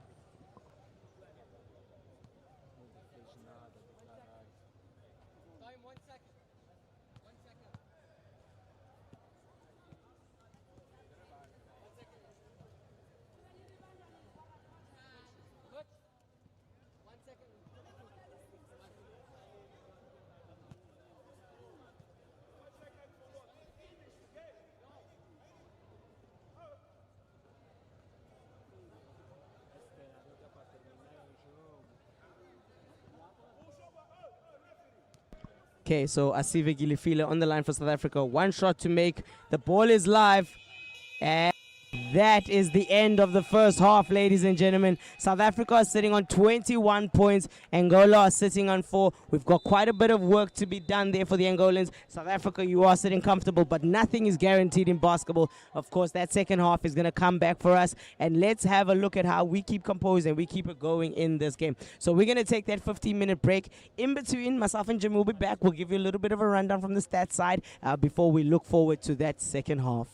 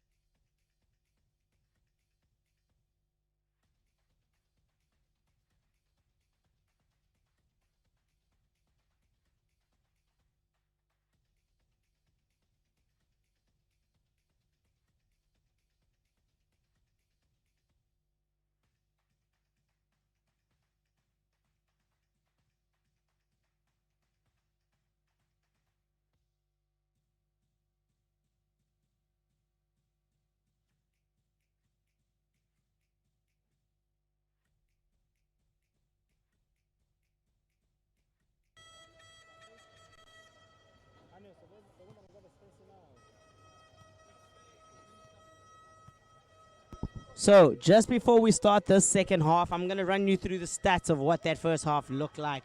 And of course, we're looking at a scoreline of 23-4, where South Africa scored 13-4 points in the first quarter and scored 10-0 in that second quarter. Now, in terms of turnovers, the two teams aren't that far apart. It's 10 turnovers in the South African bench and 15 from Angola. But now, those 15 turnovers have given South Africa 12 points. And only one fast break point and fast break from turnovers haven't been exactly in the favor for either of these teams. Angola needing to find their rhythm when it comes to shooting. They've only made 2 of 19 shots taken. South Africa making 11 of 29. So that 10-point, those 10 differences in terms of shots taken being the success rate of South Africa so far. And with some majority of the scoring, number 15 for Angola, Manuel coming in with 4 points, while South Africa has a powerhouse of Ongezwa Hagu with 9 points and Asive Gilefile scoring 10. And now we're with us ready to start the second half. Kashmira, I hope you're ready for this. Let's go. And of course, we are looking for an electrifying second half. Can Angola pull off what their men almost pulled off against South Africa yesterday? Because they had a great comeback, trying to obviously secure themselves that semi-final spot.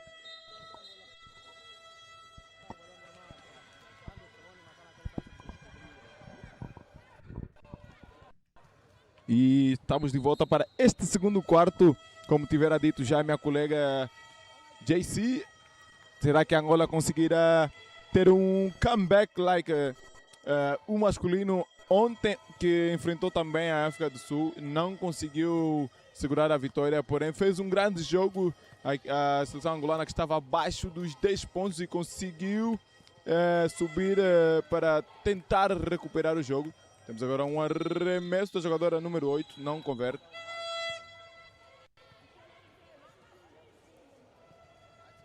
Reposição de bola para a África do Sul. Temos agora a bola com Mosime. Passa para Michel. Michel, que está a ser defendida para a jogadora número 5, Rita Manuel. Ganha um bloqueio de Guilherme. Um passe para Iago. Iago para o arremesso, não converte. Ressalto ofensivo da Aurora.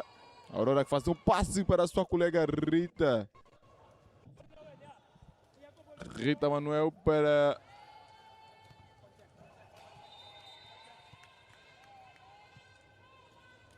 É agora assinalada uma violação da equipa angolana. Tem agora autorização para o técnico dar aqui uma ajuda à sua atleta.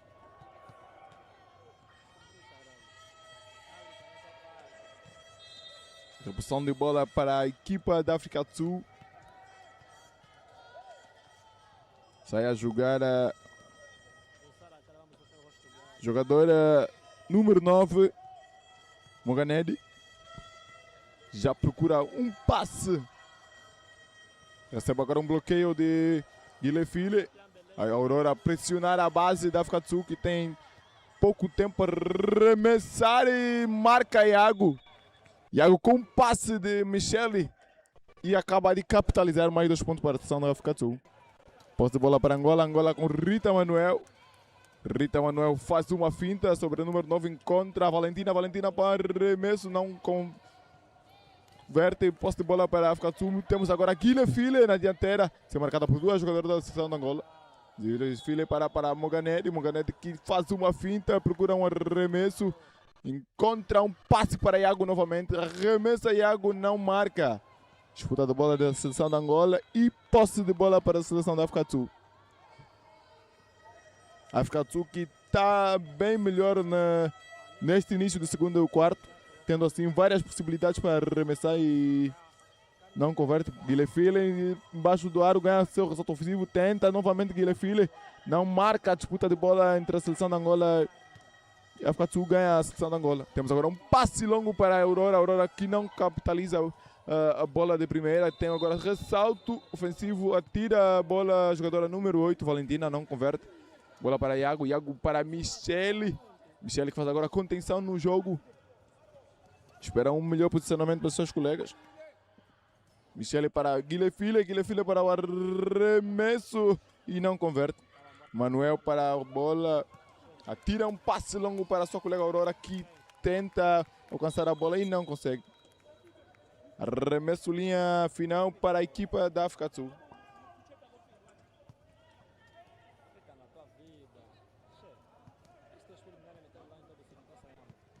Bola em jogo com o número 9, Muganed. Muganed que já é defendida. Tem então passe, interseção da jogadora angolana.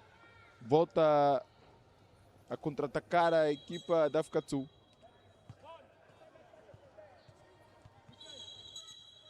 (25-4) é o marcador neste momento. 8 minutos para se jogar este terceiro quarto. Tem a posse de bola da seleção da África do Sul com o Muganed.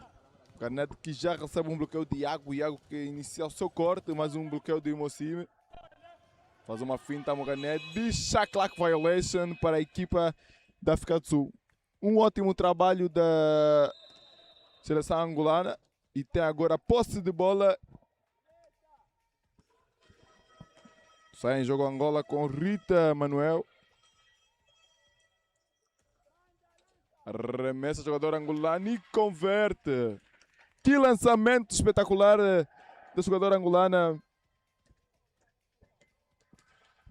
É uma resposta daquilo que é o turnover forçado para a seleção da África do Sul. Temos agora o Muganed com um pique and roll com o Mocime. Vamos ver se o Mocime arremessa e não converte. Ressalto ofensivo para Iago. Iago encontra Guilherme que tenta um arremesso e é assinalada 3 segundos em violação ao ataque. Posse de bola para a seleção angolana. Temos agora Rita Manuel no ataque. Rita Manuel para Rita Maria Martelo que arremessa e não converte. Ressalto ofensivo para mais um arremesso da Angola. Angola não converte. Temos agora a saída de bola com a seleção da Angola. Rouba a Aurora Yondondo. E Aurora levanta a cabeça, encontra Manuel. Manuel para um arremesso e não converte. Agora aí Iago com a bola. Transita Iago. Iago que tem um caminho aberto e faz uma contenção, pois tinha 3 defensoras. Um passe de Mungani para Guilherme de volta para a sua colher, arremessa, não converte, disputa de bola entre a seleção angolana e a da África do Sul. Acaba de receber uma falta e o dono de Guilherme, a Sive. Temos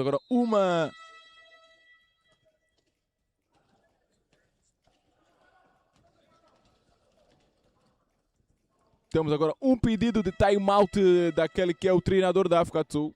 E vamos ver agora o que é que tem preparado o treinador para orientar as suas jogadoras. Vou passar agora a minha colega que vai dar-nos algumas dicas daquilo que está a ser o início deste terceiro quarto.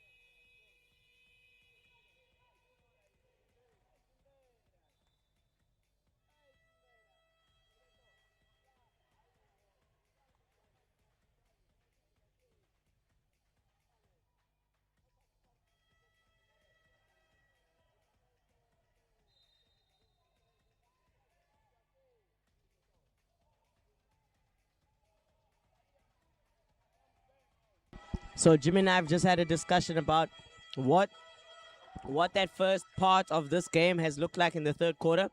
We also had our own little timeout there. And I must say, both teams have put up 2 points so far. Okay, so you know when you go into halftime, Jimmy, they always do that thing where it's like, okay, we're starting 0-0, you know? It's a new half, so we're gonna be playing from fresh. So considering this particular half, both teams are sitting with 2 points. So we're looking to see how they've adjusted during the halftime, how they're going to get better at scoring baskets and stopping the other team. And in terms of what the success rate was for South Africa in that first half, I will say that Angola have obviously kept them down to 2 points only. Why does this happen every single time I speak on something? Because just as I was saying, Angola was able to keep South Africa only to 2 points. South Africa scored 2 points to go with that. So Angola, they're so far coming out of their timeout. South Africa scoring a basket. And Angola now losing that over to Michelle. Michelle with the hustle. And they are on the offense. Now, Angola not allowing them to just get all the way through. They're having to dribble it through. They're having to work around defenders. Mohanedi goes on the low block. Doesn't get it to fall just yet. The rebound is picked up by Manel. But then it is a wild outlet pass that lands up back in South Africa's hands. So can they go back-to-back for baskets here? Agu with the ball. She shoots it, but it comes off on the front. Nothing for her there. Manuel waiting to see if she has anybody to pass it to. She gets it out. It is a 4. Ooh, it is a 5 against 4. And the foul comes in from Gilifile. That will, in one sense, give South Africa a chance to recover the 5th player and get into that defensive set. While Angola will, of course, have collected another foul. And Gilifile has 3 fouls so far in this game. We have some substitutions happening on the floor. Number 14 goes out as number 13 comes back in. And that is Cecilia taking Angelica's place on the floor. Can Angola, they pull up the shot, but it comes a little short. Hagu has the rebound. Well, back down the floor. She had the open lane. She got through there. So it's going to look like, oh, no, defense has recovered. And like I said, Angola's defense has done well to be able to get back into that backcourt to kind of stop the momentum of South Africa's offense. And as it stands, there was it was Angola's foul. So it's still South Africa's ball. They're going to be in the front half, looking to convert on the line. Agu has the ball for South Africa. She will roll around. Mohanedi looking to find one of the 2 bigs. Agu now has it. She goes baseline, but it comes off the front of the lip. She's going to lift it a little higher, and she does. And that is the 3rd basket scored for South Africa in this fresh half. They are still pulling back for the zone defense, but it is an active man defense in their own key. Angola have the basket. Cecilia passing that over. Can she get the shot up? She looks up. She's going to have to shoot it if she's inside the key. But Gilifile walks away with it. Buhle chasing it down, but is not able to get to it as Angola, with their speed, are able to recover enough to stop her from picking that one up.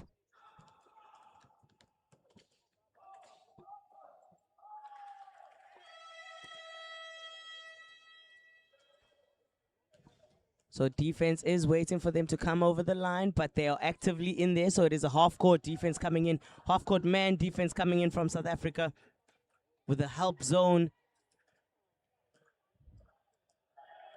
They've pressurized the ball. Mohanedi has it. She's passed it over to Agu. Agu's in the front court. She faces 2, but she can't do it alone, so she waits for her teammates. Mohanedi on the far side, chasing it down. She gets it. Has to control the ball. Gilifile.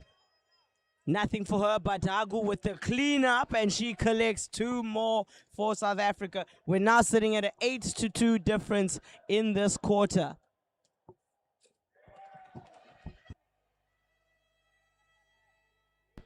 Angola still working hard to find the basket, and they're going to have to get around. You have to use each other, get into that pick and roll, as well as take the advantage where they can.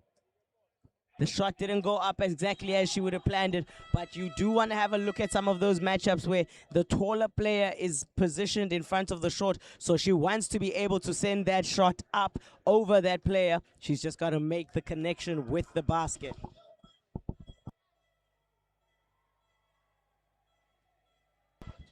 Mohanedi over to Agu. Agu gives it to Buhle. Buhle doesn't get it just yet, but the whistle has gone. Number 15 lifting out of her chair. If she does it again, she will be given a technical. And of course, when it comes to basketball and the official communication from the referees with table officials, they have got to be in the, it's basically sign language at this point. You know, we are able to read what the signals are that the referees use to communicate with the officials. And that is her fourth foul coming in for number 15.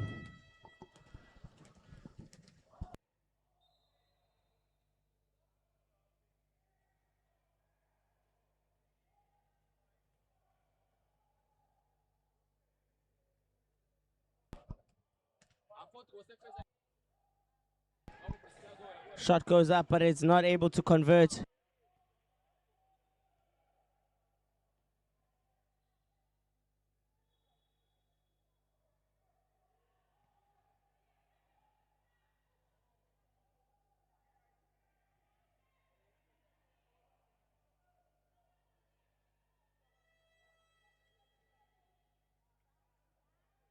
So the ball has been inbounded. We are now good to go. Angola have the ball to start. Manuel, she's been a dominant player for Angola throughout the tournament. She sends the ball up, but it rolls over the top. Kilefile over to Agu. And what a connection these two have. They've been the pillar of South Africa in this game. Both players in double digits in contributing scores for South Africa so far. The ball not connecting, and they call a jump ball for that, so we will wait to see. It is in the direction in favor of South Africa.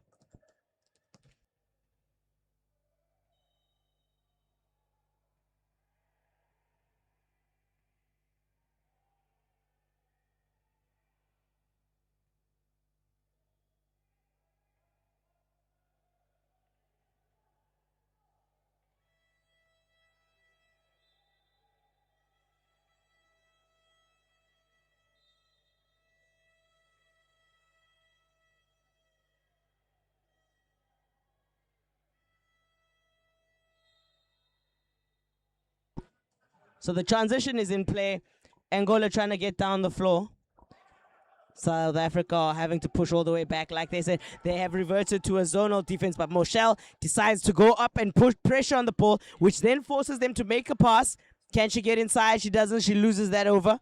And Mohanedi with the ball, looking to find a player in the front court. They don't connect just yet. And that goes out of bounds, and it will be Angola's ball to restart their offensive campaign.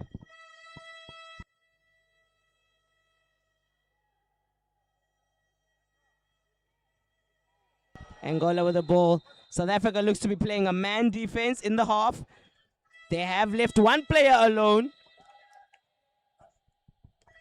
And there is a stop of the game in that moment. And that there is the third quarter. And we ended off with South Africa sitting on 31 points. Angola sitting on 6. We've got one more quarter to decide who will be going to tomorrow's final. And of course, considering today's semifinals, in fact, whoever's going to the finals tomorrow has an opportunity to be going to World Champs. Number 1 has a direct ticket to the World Champs. And number 2 gets an opportunity to go to the repechage and go and play it out with some of Europe's best to earn their spot at the World Champs. So we've got one more quarter to go. We look forward to it. Hope that you do. And if we could give you the visuals showing you what the men are doing right now. They're warming up for their semifinals. And of course, it is a heated affair. And we look forward to witnessing that after this women's semifinal.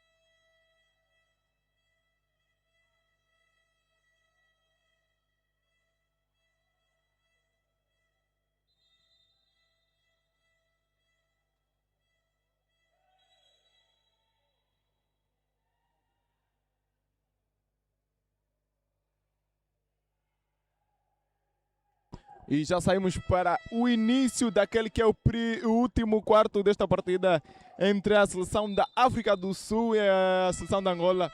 Leva a melhor a seleção da África do Sul diante dos palancas negras. E vemos assim a Angola perder a chance para aquilo que é a classificação para a final, que dará acesso ao Campeonato Mundial de Cadeiras de Rodas. Posse de bola para a seleção da África do Sul com Moganedi para Massem. Temos agora Massem para Guilefile de novo para Michel que já joga um pick and roll, give and go com a jogadora Guilefile que encontra Iago para o arremesso e capitaliza. Mais 2 pontos para a seleção da África do Sul. Esta aqui é a número 14. Número 12, desculpa. Que é a jogadora Naquanda. Posse de bola para a seleção da Angola com Angélica Costa para o arremesso. E não é permitido a continuação da jogada. Após é assinalada 3 segundos em violação à seleção da Angola. Moganedi com a posse de bola. Moganedi transita. Moganedi já tem apoio da sua colega Assive. Passe picado para a Civi tenta um arremesso tamponada, mas posse de bola novamente para a África do Sul. Temos agora Moganedi em posse, arremessa e capitaliza a jogadora Moganedi. Now we're gonna see Angola in transition with the number 5 Rita Manuel. Angola is trying to separate the defense for Africa do Sul. Now the referee stopped the game.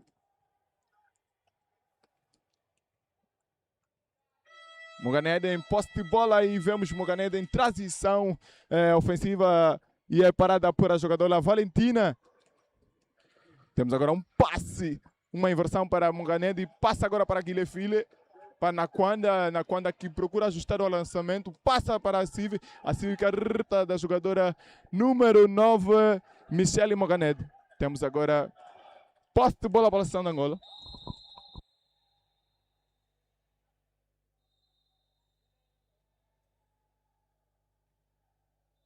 Temos 8 minutos deste que é o último quarto desta partida entre a seleção da Angola e a seleção da África do Sul. 35-6 é o resultado a decorrer este último quarto. Temos agora a bola para Angélica Costa para a Aurora. Aurora que prepara o arremesso, arremessa e é assinalada falta para a Aurora. Falta da jogadora número 12, Naquanda. Naquanda a colocar a jogadora Aurora e Ondondo nos lances livres.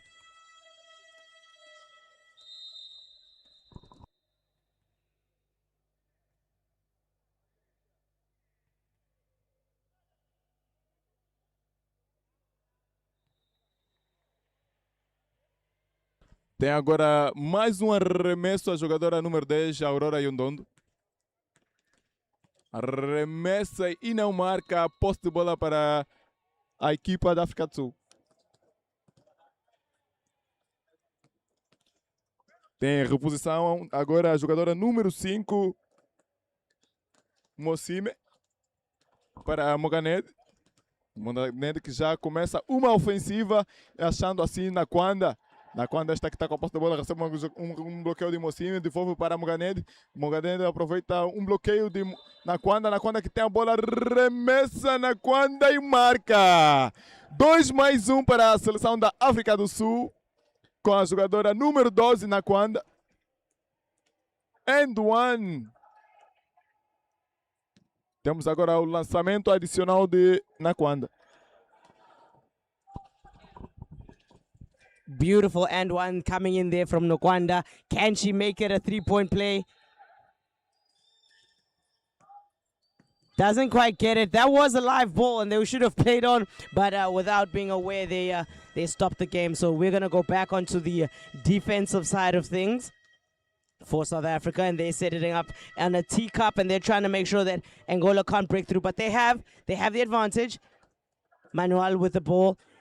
Best shooter so far in the team, but Once you're inside the key and you line up a shot, but then decide to shoot it afterwards, anybody else who's been in the key is a 3-second violation. So players need to be aware that once you set it up, you've got to take that shot.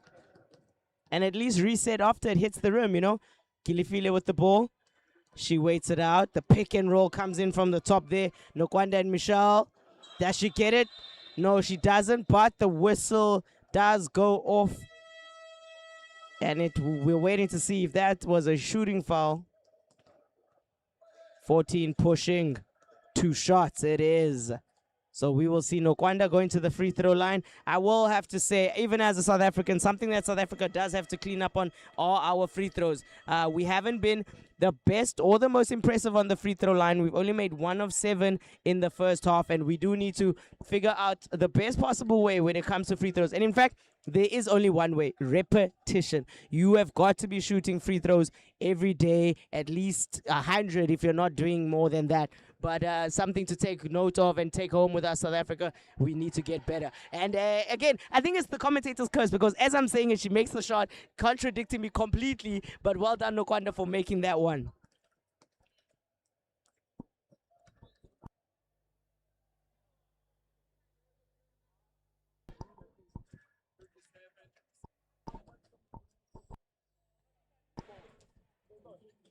Angola trying to get the shot over Nokwanda's hand in the face, but they aren't quite able to. Kilifile saves it on the line.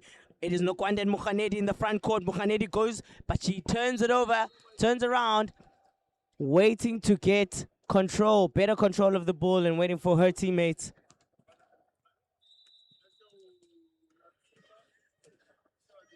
And there's been a stoppage of game, so we will head back down the floor.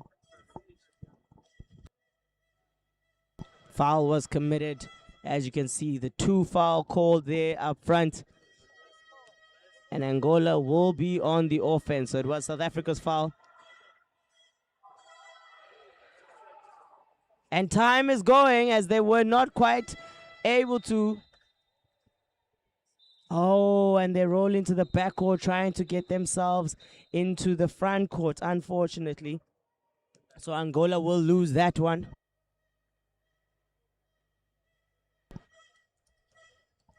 Kheyi to Mokhanedi. Mokhanedi has the ball. She dribbles around. She's waiting to see what her teammates are able to achieve.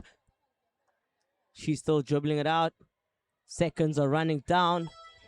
Nokwanda has it under the hoop. She gives it over to Kilifile. And like I called, seconds were running out.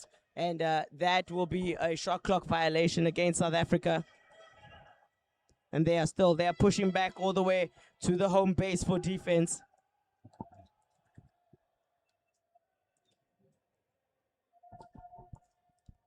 And they're going there, forcing the pass coming off the point guard. They make the pass, but it now is in the hands of Kheyi. She picks up that turnover ball. Nokwanda in the backcourt she's trying to see if she can make it a successful pass. She gets it into the hands of Mokhanedi. It's a 2-on-1 in the front court. Here comes their fourth charge called against Nokwanda. Well-positioned defense there coming in from Angola to make that offensive stop against them. And she picks up the 4th foul.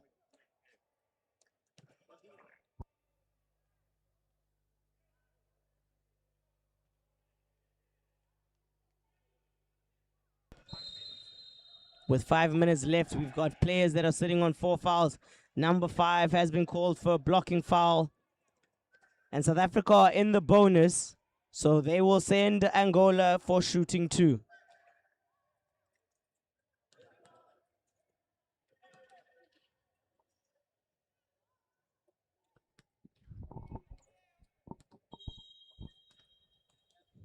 That will put Rita Manuel on the line for Angola.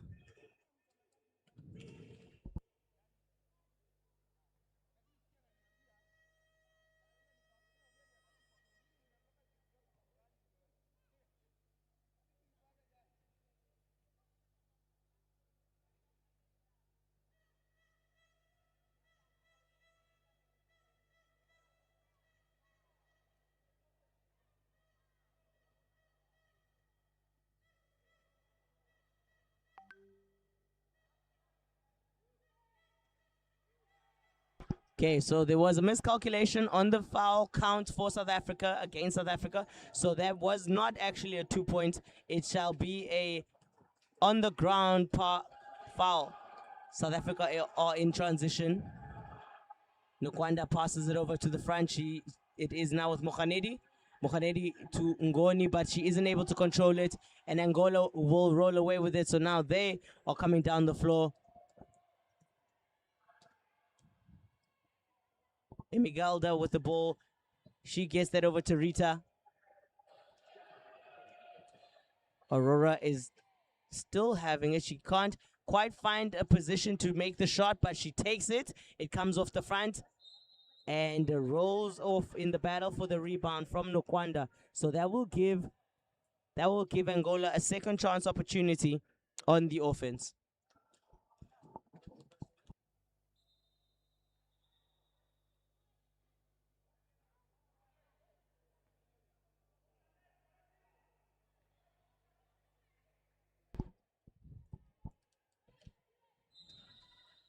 And Angola get the ball in. She has the ball. The rebound is collected by them as well. They don't quite get that second chance. Nukwanda gets it. Out to Mokhanedi. And the call for the push is there. Angola's defense continuing to make South Africa struggle a bit there in terms of their transition. Nothing coming easy for them, but they are there for the take, but she doesn't get it. Just a little short on the front side of it. And Angola making multiple steals on South Africa's transition, making it a difficult affair for them to get out of the court, out of the backcourt, and they reward themselves for the conversion coming in from Angelica Costa.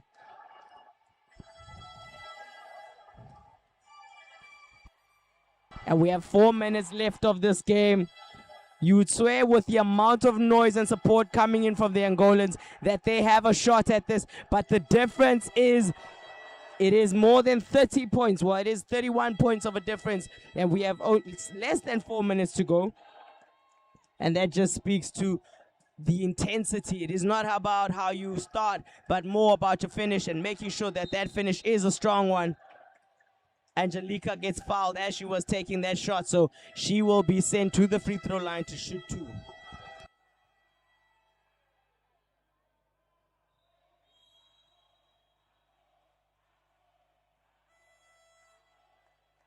Jimmy, would you like to add on to those cheers coming in from Angola?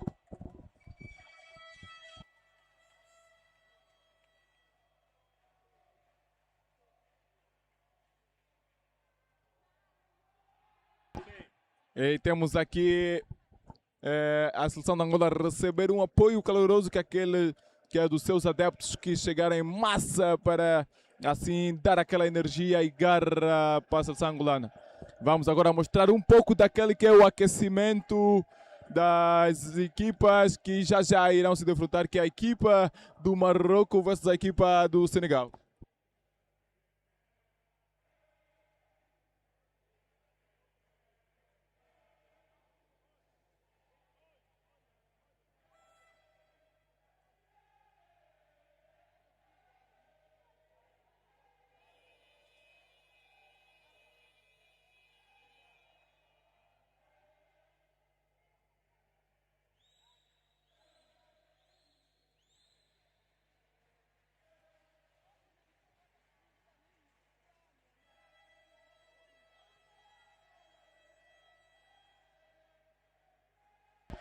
A seleção da Angola em masculino acaba de bater a equipa da Libéria 106-6 e terá que disputar amanhã cá na Arena do Quilamba para o 5º e o 6º lugar do campeonato. Temos agora de volta ao jogo com Angélica Costa nos arremessos livres. Atira e converte a Angélica. 39-9 é o resultado neste momento daquele que é o último quarto desta partida. Temos agora 3 minutos para se jogar. Sai Moganed em ataque. Recebe um bloqueio de Mossime. Moganed com uma inversão.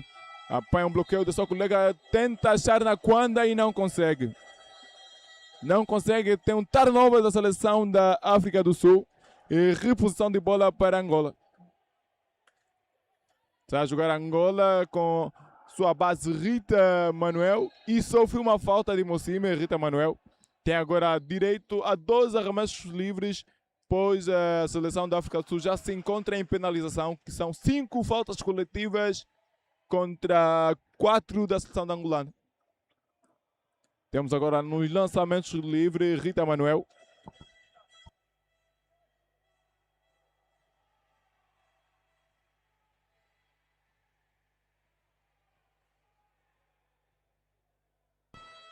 Tem agora autorização a jogadora Rita Manuel. Arma o primeiro arremesso. Rita e converte. Mais um ponto de Rita Manuel para a angolana.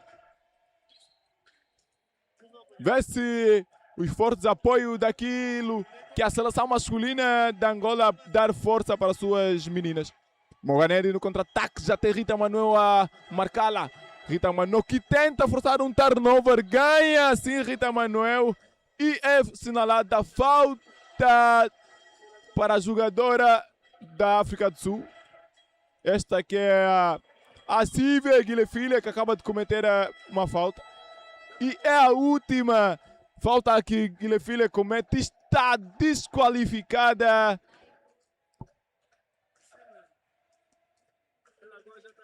Da partida.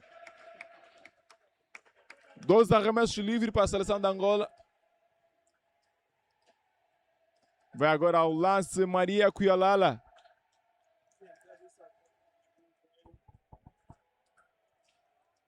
Desculpa, está no arremesso livre Maria Martelo. Prepara o primeiro arremesso, Maria Martelo arremessa, não converte Maria Martelo. Angola que está a perder para a África do Sul. Arremessa, Angola não marca e posse de bola para a seleção da África do Sul.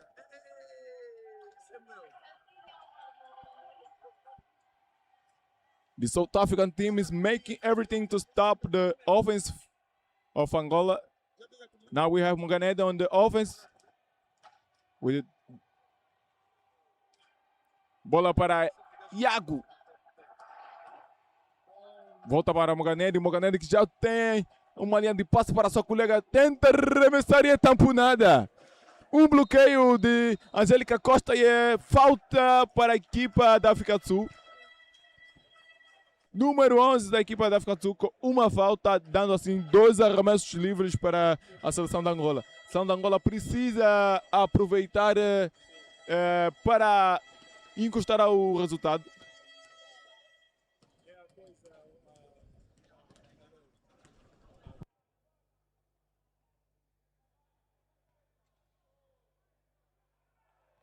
Falha o primeiro lançamento, Maria Martelo. Temos agora 2 minutos no placar para terminar esta partida entre a seleção da África do Sul e a seleção da Angola.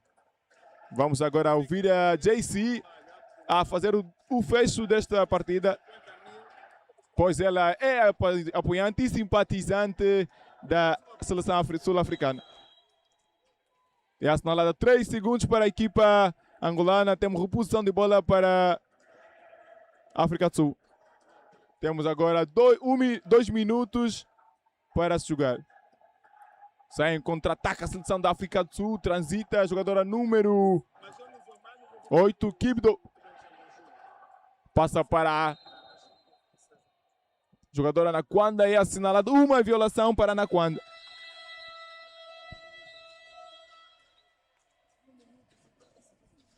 Temos agora 1 minuto e 50 segundos para terminar a partida entre a África do Sul e Angola. Nota-se a felicidade das sul-africanas que têm agora o marcador e a vitória em sua posse. Temos agora a Emerguida Manuel para a tentativa de arremesso defendida. Tenta um passe para sua colega. Ganha novamente a Emerguida Manuel e é assinalada 3 segundos para a equipa da Angola.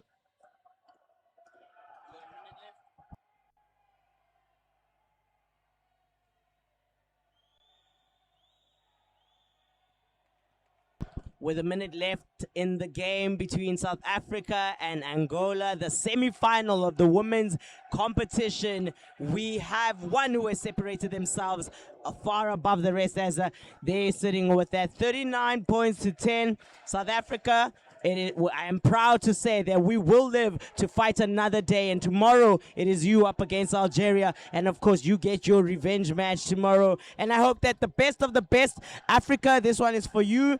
What we do is to build as a whole continent, so of course we look forward to what we will be putting on display, and not just display here at the Kilamba Arena of Angola, Luanda, but also once we earn those world champ spots as well as the repechage, we look forward to going out there and representing.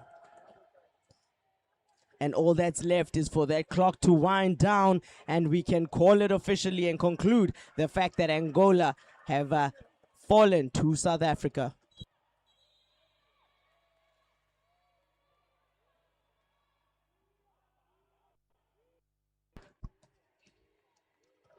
And the call for the push all the way into the front court is there. They're going to get that out. Mohanedi passes it over to Nokwanda in the front court. She's going to wait it out for the rest of her teammates. Mohanedi with the ball. She's going to dribble it around all the way, but Mohanedi not able to connect with Nokwanda. Angola are rolling away with the ball. The transition is on. Can they get there? She finds her, but Kibido with the steal, and she comes down the lane with the ball. Looks up, finds Nokwanda in the front court. She passes that back over to Mohanedi. And the fight is still on, coming in both from the Angolan and, of course, South Africa maintaining their composure to complete this strong run in this game. Making sure that they're able to get back. Fouled as she was shooting. And, of course, South Africa needs to recognize that they are in foul trouble. So they will be sending that player to the free throw line.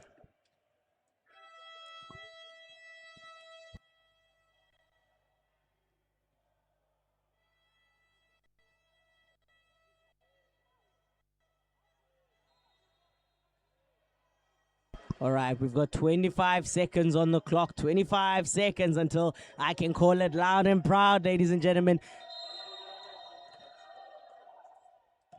Shot goes up, it falls. Angola with the second chance opportunity. They shoot it, but it comes off the side of the rim. They still have the rebound. Still fighting to get that basket, but it doesn't fall just yet. Time has gone. Enough of it, for this might be the last offensive attempt. But Angola are able to intercept that long pass. Can they get one more up before the time? It goes up, doesn't fall for them just yet.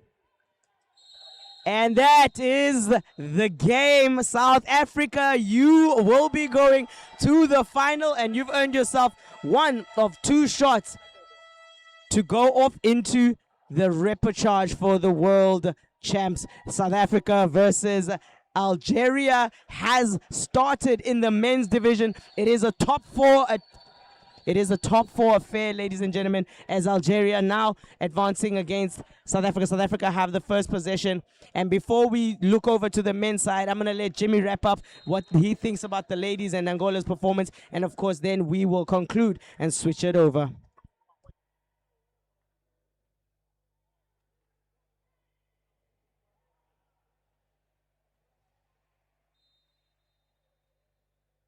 Tivemos um jogo muito bem disputado entre ambas seleções, onde levou melhor a seleção da África do Sul. A seleção da Angola tentou de tudo para poder se igualar ao marcador, mas a seleção da África do Sul impôs a oposição e sai na melhor e está classificada para a final diante da seleção da Argélia, que passará aqui amanhã no nosso canal. E já iremos transmitir esta aqui a semifinal entre a seleção da Argélia e a seleção da África do Sul em masculinos.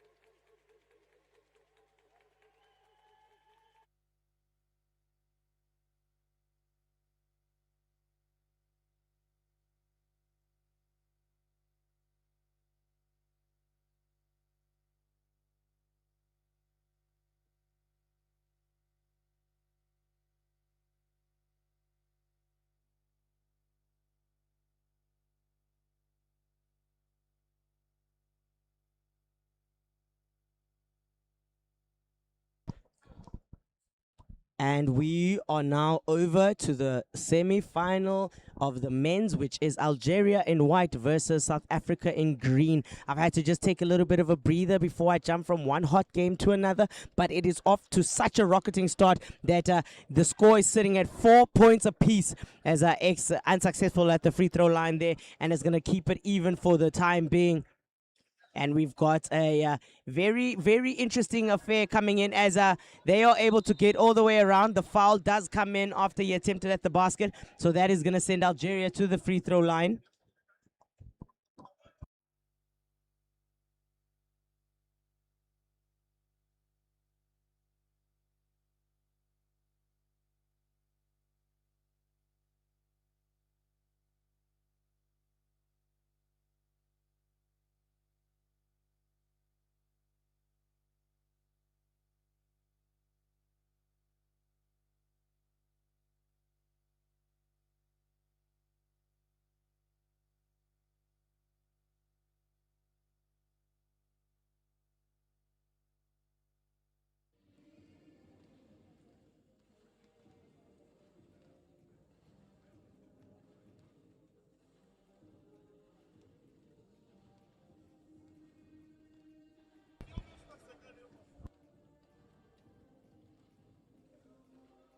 He makes one of his two, the first of two. So they've pushed it already. They are 5 points on the board.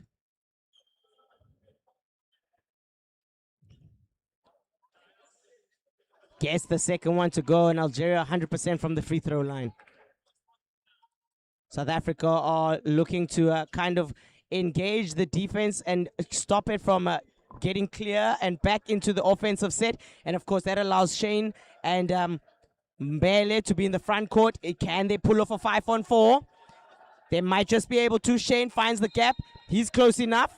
Basket is good. Count it and let's go. And that will be sending Shane to the free throw line for an and one play. Now, when it comes to shooting percentages, Shane is one of the most highly efficient players that you can find. He's got a great understanding of his floor positioning as well as his backboard shots. So I look forward to seeing him on the free throw line for South Africa. And we have our first timeout coming in from the Algerian side. And of course, I hope that they're going to be talking about how easy it was for Shane to get into that middle lane and complete that basket.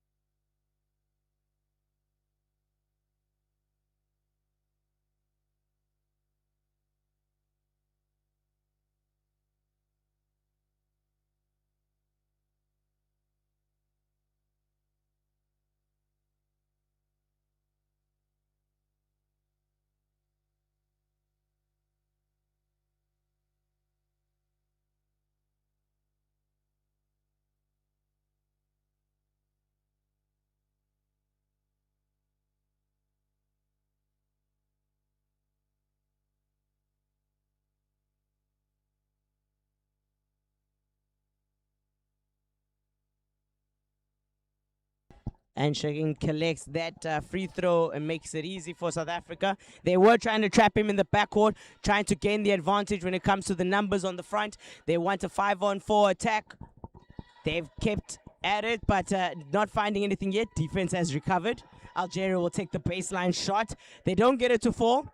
Petros will collect for South Africa. He's looking to get it out. It is now with X. They need to be careful of the amount of time going. And it is in the hands of Mbele, who is in the front court. So he's going to wait for his teammates to establish themselves. But he finds a lane, almost going in. Passes it over to Shane. They've got mere seconds of this offense left to go. One hits it, but doesn't quite fall. And Algeria have the offense. No time to wait. He sends it all the way up. But hands coming in there from Kola with the steal. And great awareness to be able to stop that. Does he find the gap? He's going to wait it out with his teammates. Baseline over to Mbele. Mbele lines up a shot, takes it and makes it clean bottom of the net. And that, of course, is a great attempt by South Africa. They've taken a lead coming out of that initial first tie break, which was sitting at 4 points apiece. South Africa now have 11 on the board. And of course, the commentator's curse comes in. As I was saying, that Algeria collecting 2 points and pushing that to 6. It is a 5-point difference, and the teams are going to go to the bench, as I do believe coach has used both of his first half timeouts already.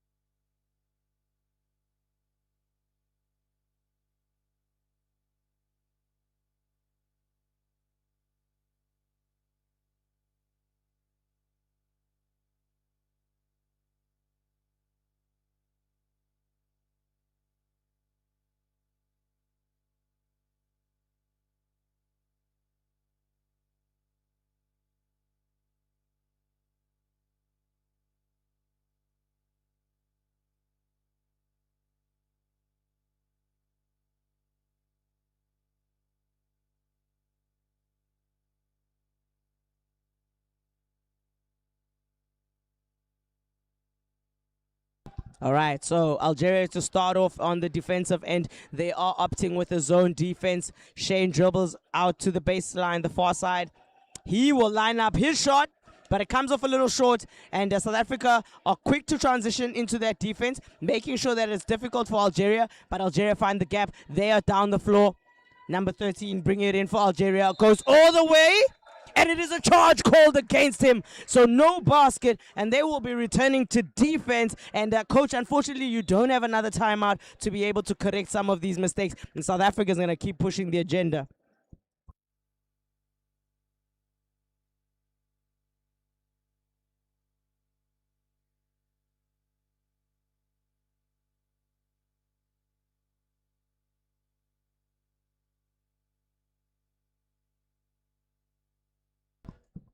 So Algeria sitting with 3 fouls, and we've got 5 minutes to go in this first quarter. Like I said, it's going to be electrifying, guys. If you're watching from home, don't forget to engage with us on our socials. IG, TikTok, what's the other one? Facebook. And of course YouTube. On YouTube, you're watching live with us right now. IWBF Africa is active on all our socials, so go out there, show us some support, and of course like, comment, and subscribe.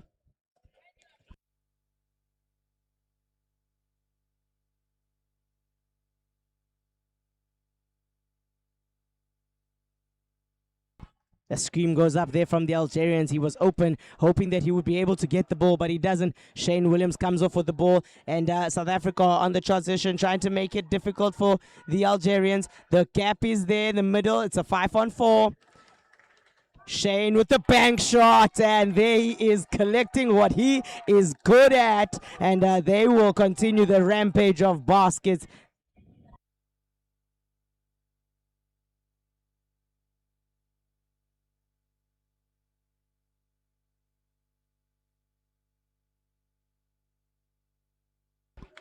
Foul committed by South Africa, and they are sending one of the Algerians to the line to shoot for 2.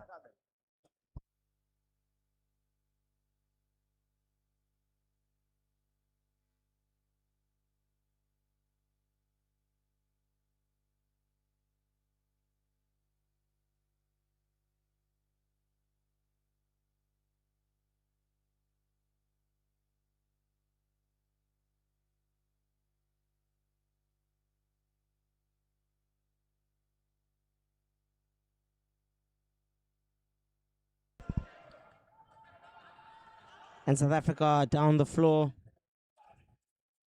We're just getting some things sorted so that you can see the whole court there on the floor at the bottom.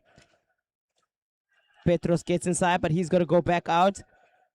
Ayabonga Jim takes the shot, but doesn't get it. Ola in the right position defensively, so he is able to recover that ball. South Africa still have it. They're still in control. They had a reset of the shot clock. They need to send that up. X with the multiple rebounds coming in. And it is a ground foul that they are calling. Up against number 13. That's fine.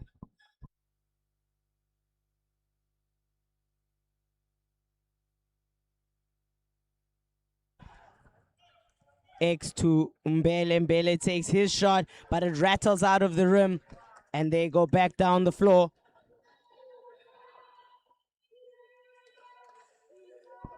Algeria finding the middle lane. He gets an open basket. He was alone, and they're going to have to look at how that possibly happened. They get 2 points to go, and they have 9 points on the board. It is still only 4-point difference, which is 2 baskets. So nothing again is cement in this first quarter. We've got 3 minutes to go.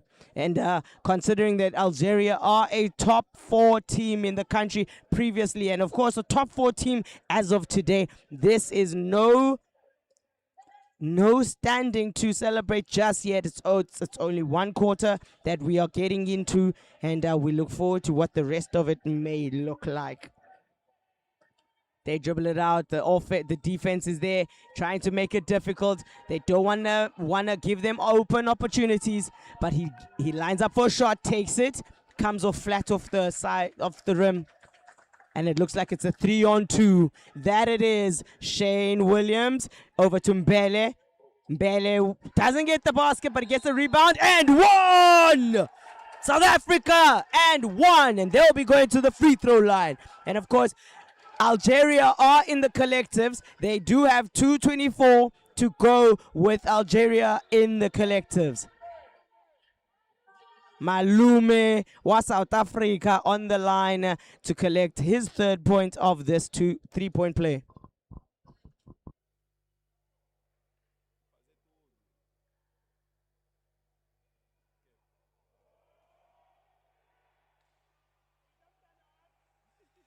Woo! And he makes good at the line as he goes 3 for 0. Algeria now back on the offense. They've got to find some composure, and I would assume that due to just their played experience, the age of the team, they do have the composure to stick it out, not to panic. Of course, we're only in the first quarter. Nothing is set in stone. So, they've just got to keep down when it comes to the fouls, because 5 fouls collected across your first starting 5 will later on come to bite you. It is a 4-5 against 4. But the defense has recovered. Petrus Molife with the ball. Passes it back over to Williams. Williams on the shot, but it comes off flat this time. X is on the ball, pressurizing that ball, making sure that they have to make the pass and struggle. And now he's kept 1 player out of the offense, and he trusts that his 4 teammates can handle the rest of the 4 guys. Ayabonga Jim almost getting his hand on the ball. No shot. Williams with the rebound. And South Africa will come back down the floor. Trying to get out of it, doesn't. Defense, they have the number, so they have the advantage. But here comes South Africa. It is a 5-on-4.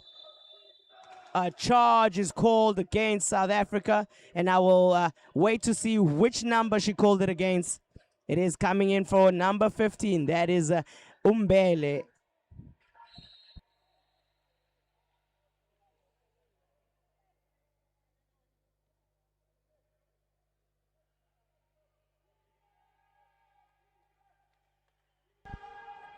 Algeria on the offense. The ball is in the hands of Rafik.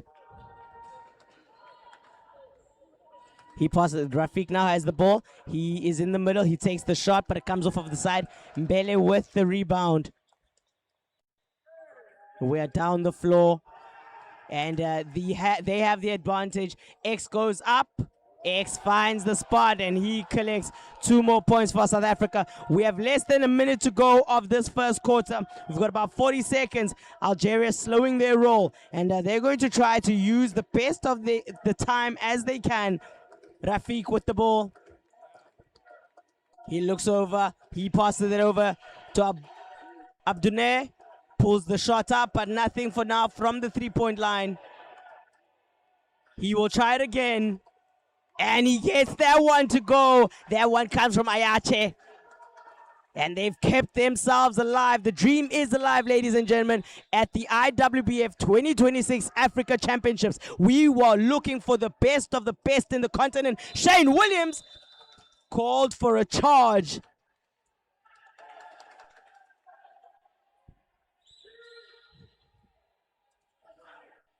And South Africa are going to stay in the backcourt. There are 6 seconds on the clock. They're trying to put some pressure on the offense. Pushing around, 6 seconds to go. They get it in the front court. He's going to pull up from 3, and it comes off the side. South Africa retain the rebound, and that is how we end the first quarter. Algeria sitting on 12 points and South Africa on 18. Let's take a quick break, and I'll be back with you shortly. The second semifinal has started, which we will be witnessing between Senegal and Morocco. Another top 2 teams are coming in, and this battle promises to be one for the books. And of course, the 2 teams that are going to be winning here today will have that one chance spot at the World Champs, as well as the repechage spot going to number 2 in whoever may be in the finals for tomorrow.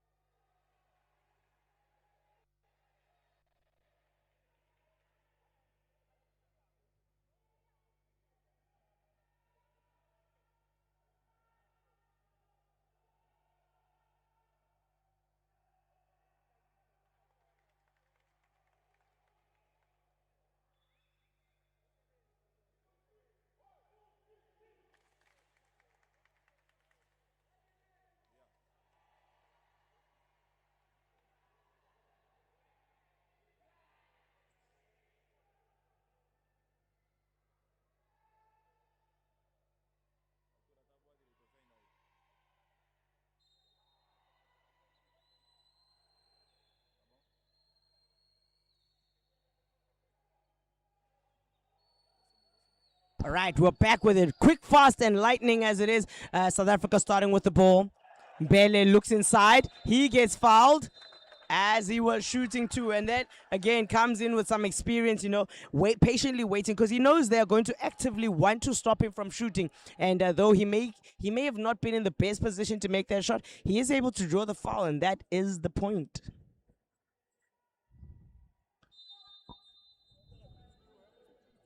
Makes good on his first of 2.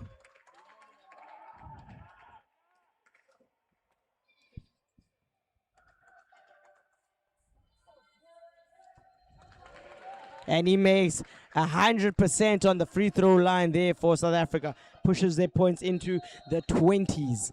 We've got 9.5 minutes to play, and already so much action has happened. The ball, Algeria not able to contain the ball. South Africa have another chance. Ayabonga has the ball. Fouls coming in. Now we speak about composure. It's too early to be rushing onto the fouls right now. It's too early for you to be trying your ultimate best to make sure that they don't score. You still have a chance. All you have to do is figure it out on the offense. So they've now picked up 2 fouls, and we still have 9:23 to go. Woo! And they sub in a dynamite of a player. Number 4, Hakim Badache for Algeria is now on the floor. I've seen him play throughout the week, and I will say he's a commendable athlete, and I look forward to what kind of impact that he's going to apply with his substitution on the floor.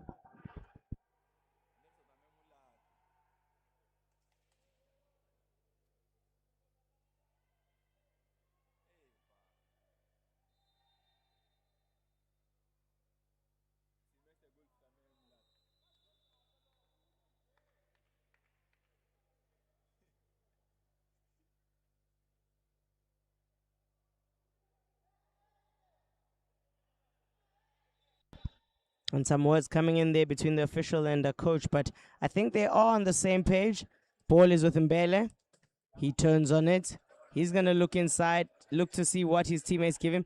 He sends the shot up, but it sends right into the hands of the Algerian, waiting for that under the basket. Zahir.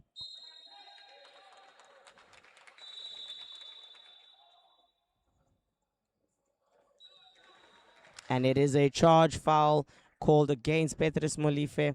So they've collected a foul now on the South African side, having been drawn by the Algerians. And they're waiting to get in. They almost find a gap on the baseline. He takes the shot, makes it, and it was clean. Coming in from Bilil. Williams with the ball. They switch sides there. The pick coming in from the top. He will take his shot. Doesn't fall just yet. Hakim with the rebound. And he's going to power down the floor. Getting by on that contact coming in both from his teammate and from Shane. But Belil with that. It is on the ground. The foul gets called on the ground. Cylinder shot, so it will be Algeria restarting with 14 seconds to go. Ayabonga Jim has 2 fouls in this game so far. Such a high impact player, you are hoping that he keeps those fouls to a minimum. And Shane William hits the floor. I mean, I heard that all the way over here, and he might just want to be of course, careful, as he is, again, not just a starting 5 player for South Africa, a high impact shooter for them as well.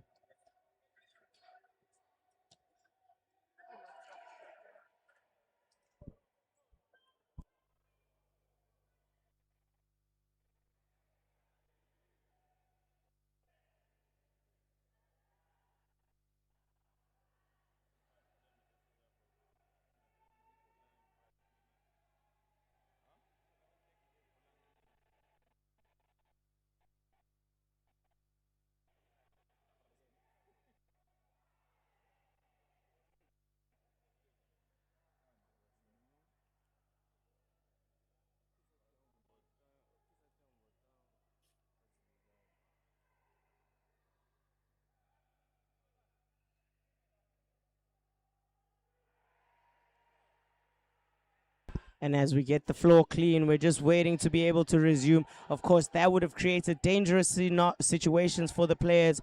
So we've got to make sure that the safety of players is a priority. And that, of course, is what the referee is there for. And she points out, hey, you missed a spot. Let's make sure we get everything. Technical timeout from the referee so they can establish a safe environment for the players.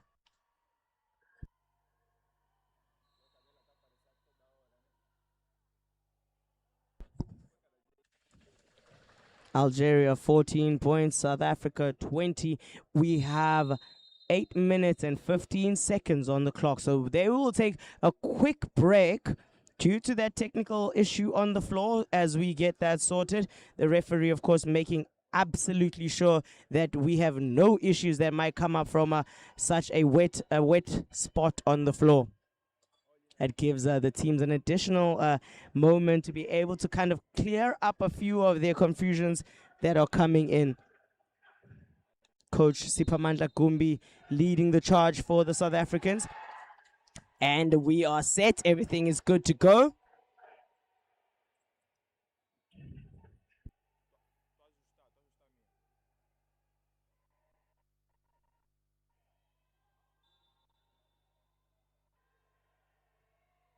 So, to begin, Jim over to Williams.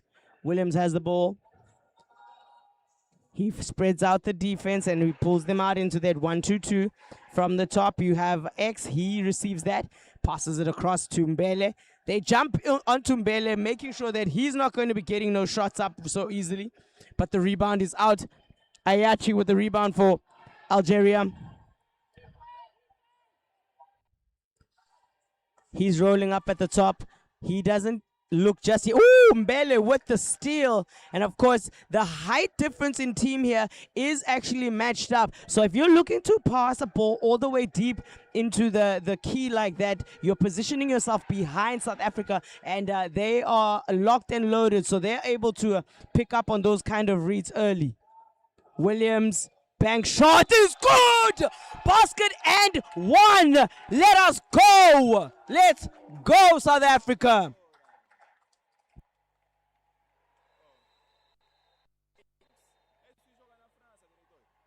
And just as much action is happening on the other side of the floor.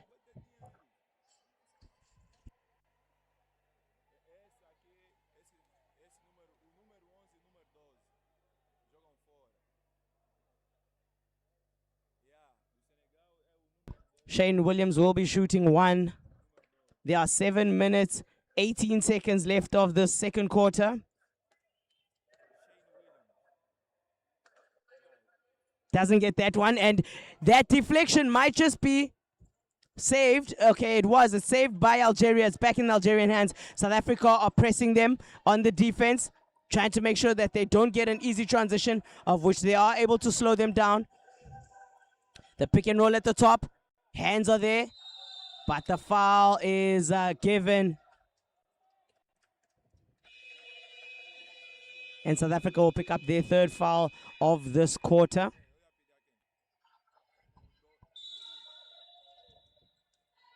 I do believe the foul was committed by Ayabonga Jim, so he will be careful as he has 3 fouls in total for the game. He only has 2 more before it is a problem for South Africa, and we have 6 minutes and 56 seconds to go of only the second quarter. So, you know, when you look at how you want to spread out your fouls, he only has 2 left to give, and I don't think he'd want to waste those in this second quarter.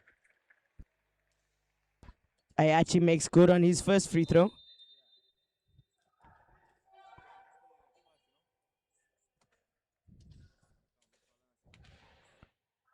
Doesn't get that second one to fall. Jim with the rebound.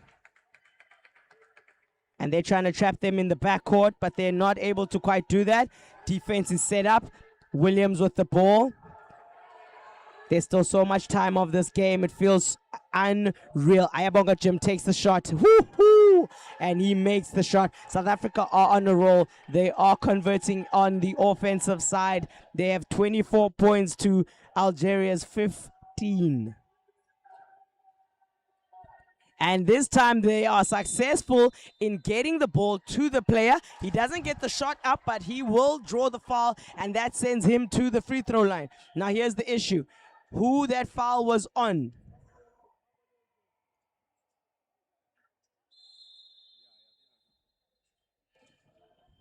And there are substitutions for the Algerians.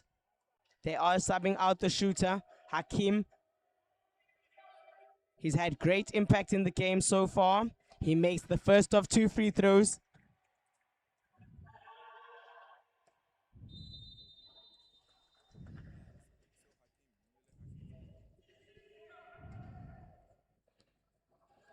Doesn't get the second one to fall. So now they are back down the floor. Mbele in the front court waiting out for South Africa. Can he play? He waits to see his teammates. Woo, what a good move. Goes around. Fouled. Basket counts. It is raining and one plays for South Africa. Algeria, this is the point where I was talking about. You can't panic because you're down. This is basketball. This is how it goes. Everything is about runs. And it's too early in the first half to have fouled so much. Enough for you guys to have given multiple and one plays, as well as costing yourself by having to send crucial players to the bench. With 5 minutes to go, they are in the collectives. So is South Africa, so this votes for both teams. They need to be more careful when it comes to fouls. Smash Mbele, captain, El Captain, coming in with the 3-point play for South Africa. So, Algeria back on the offense. The ball is in the hands of Rafiq.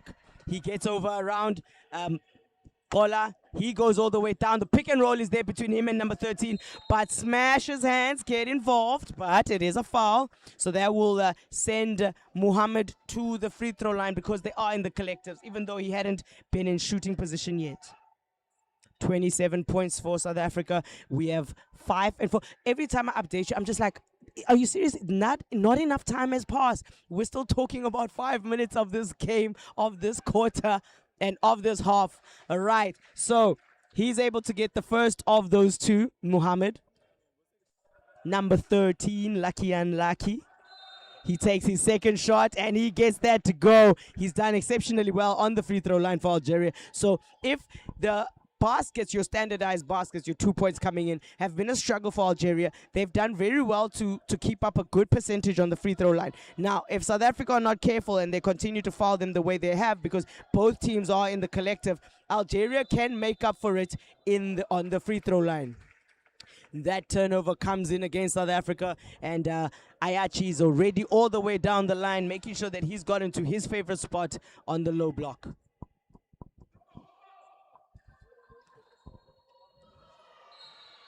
Muhammad passes it over to Rafiq. Rafiq over to Belil. Ayachi, he finds Rafiq alone, but it doesn't quite get that one to fall. Defense didn't reach per se, but he did obstruct them from making a clear pass. South Africa has the numbers. It's 3-on-2. Petros with the basket, but it comes off. Mundu trying to recover that for them. They need to be careful. Here comes the transition from Algeria. They also have the numbers. X is able to speed his way back, and they slow that offense down. Basket is good for Algeria, and the timeout has been called by the South Africans. And just at the right time for me, as I'm able to give you an update on the first quarter of the Senegal versus Morocco. As you can see there, it is a heated affair. 13 points to 16, only a 3-point gap. Senegal are in the lead, and of course you can go over to our Instagram, IWBF Africa, and give us a vote as to which semi-final team you think is going to take it and who will be going into the finals tomorrow.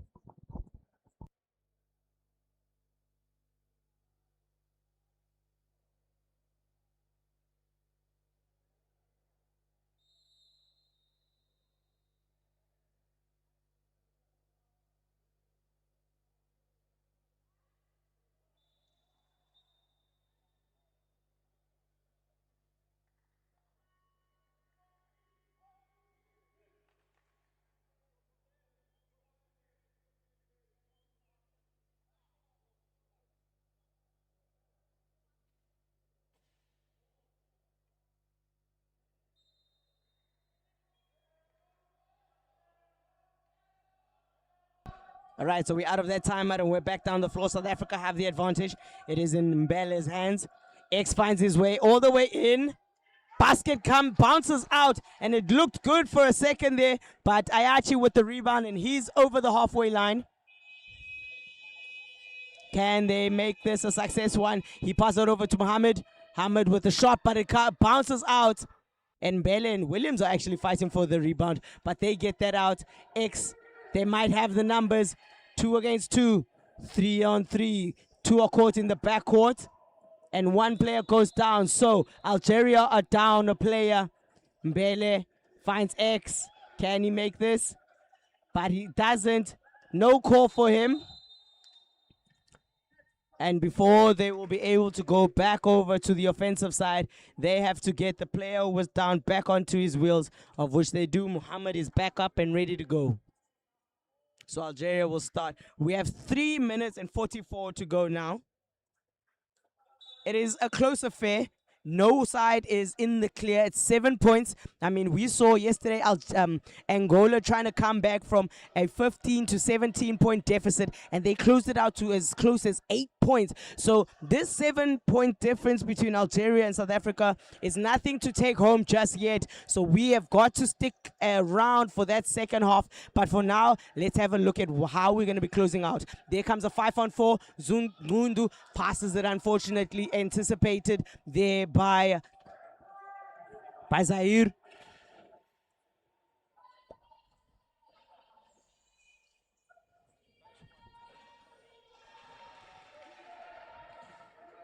And Ayachi will call it. Woo! He will shoot it from outside. That is a 3-pointer. Like I said, nothing is guaranteed. We're down to a 4-point lead. And of course, the game continues. We've got just under 3 minutes to go.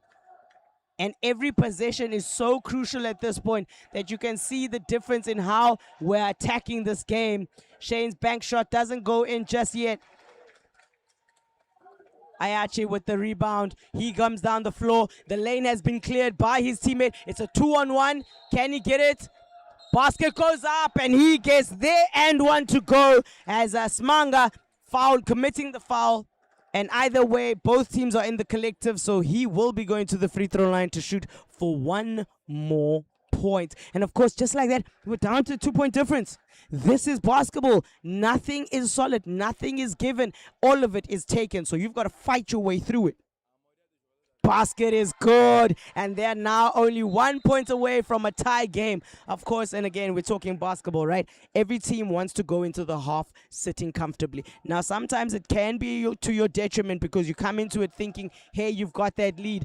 But to close off this with a close score obviously speaks to the intensity of the top four and how much we're going to see come today and, of course, tomorrow in that final. We have substitutions coming in. 2 minutes and 12 seconds on the clock. Subs coming in. We've got Nkosinati, we've got Zakhele, and we've got Ayabonga rolling in for South Africa.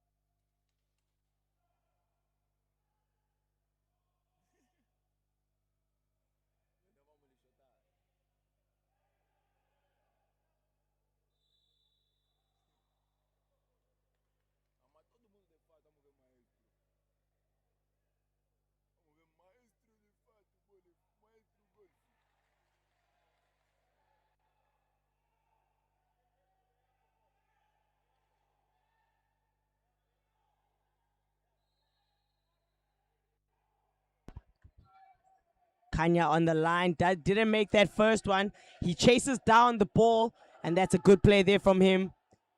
Comes in Shane Williams, getting the ball from, pick and roll, and it works. 2 points to go. We've got 29 on the board for South Africa. Algeria are going to have to look at how to break through South Africa in a spread out zone. They are in a 1-2-2. But they are willing to go out and chase for the ball. There comes the jump there from X. Number 10 takes the shot, but he doesn't quite get that to fall. X lets it roll all the way out. So they're going to start off with an inbound. A sub comes in. That is Ayabonga Jim for Kanya Ngundu. And we've got 1.5 minutes left to play. Williams has the ball. X takes the shot from outside, doesn't get it to fall. X in the right position for the rebound. So South Africa restart the play.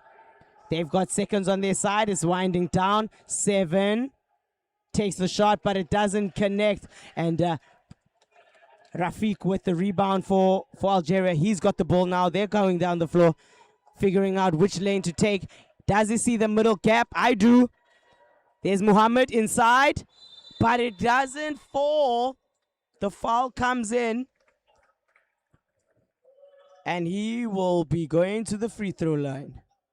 57 seconds to go.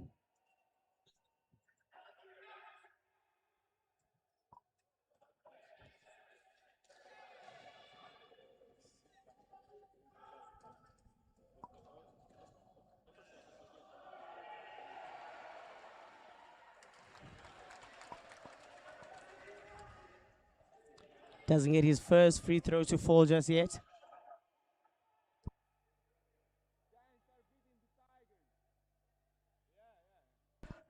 Takes the second one and he gets that one to fall for Algeria. It is a 2-point affair in this in this half. And an unsportsmanlike foul has been called on the floor. That action coming there, off ball in the front court. Coming in by number 15 of Algeria. And that will send Ayabonga Jim to the free throw line.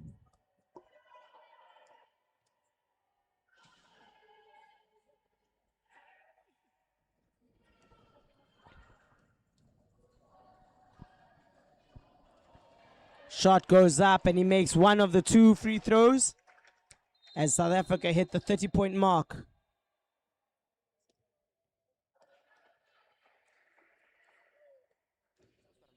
Doesn't get that the second one to fall.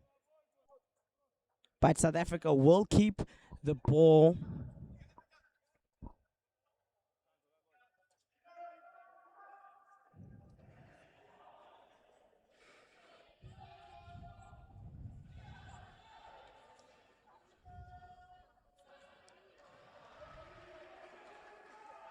Williams to Jim, back over to Williams. Williams looking to see what he's going to gain. Pick from X. Can he get it? He takes the bank shot, but it is a little short. It comes back off of it. Doesn't get that one to fall just yet. We've got 30 about seconds to go. They've kept him in the backcourt, trying to force that transition. Seconds. They don't connect. South Africa will have a last chance opportunity here. 20 seconds on the clock. Ayabonga Jim has the ball. Fouled on the ground. But both teams are in the collective, so he should be shooting two. There comes the call.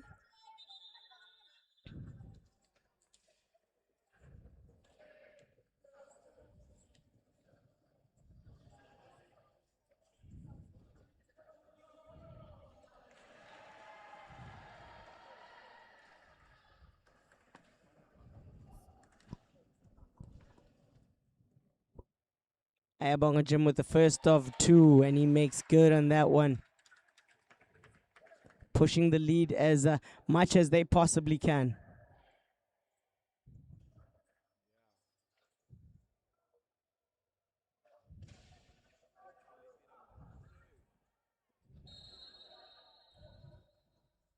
"14 seconds are left of the quarter and a half.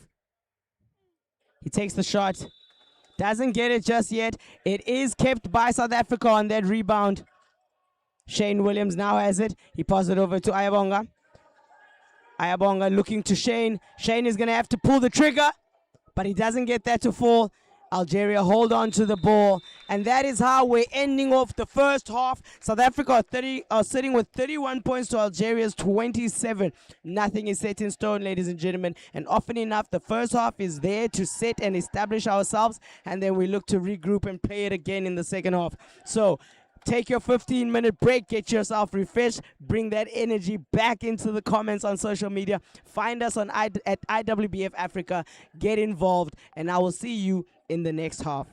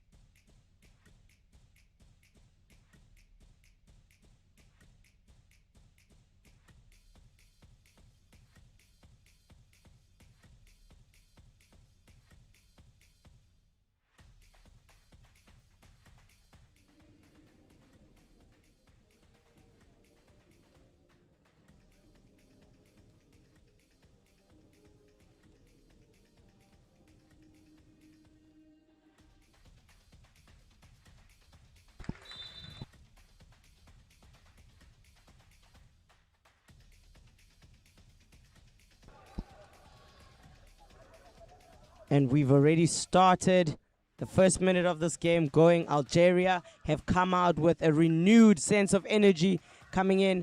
They are passing that ball around. They get it down onto the baseline, but the defense is still there. Balil, Ayach passing it over to Rafiq. Rafiq takes the shot from the top, but it doesn't get it to fall. Jim secures the rebound for South Africa. South Africa back down the floor now.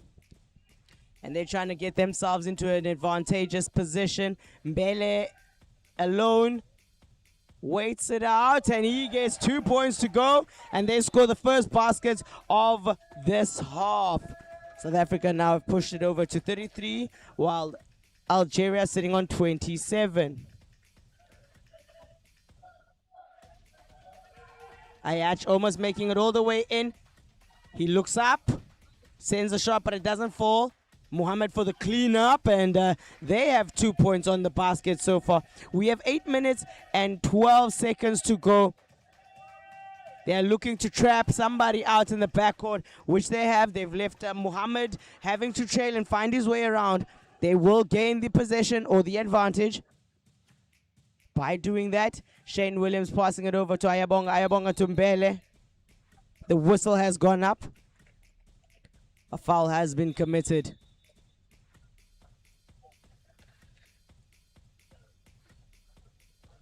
And it will stay South Africa's ball with the clock resetting to 14 on the shot clock.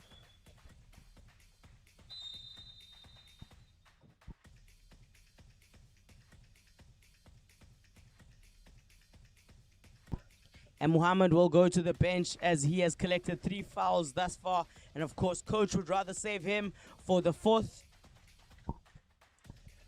Shane Williams drives around.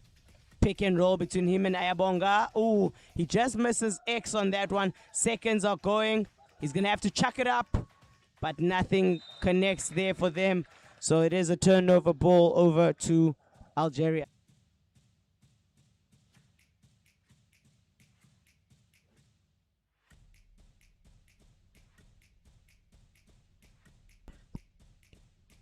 And Algeria are on the attack. It is being brought up by Ayache.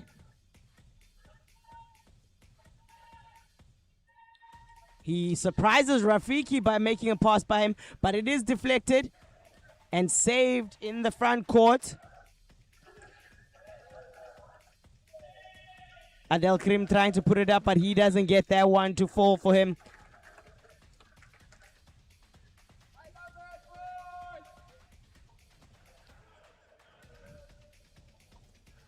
And Algeria back in the backcourt.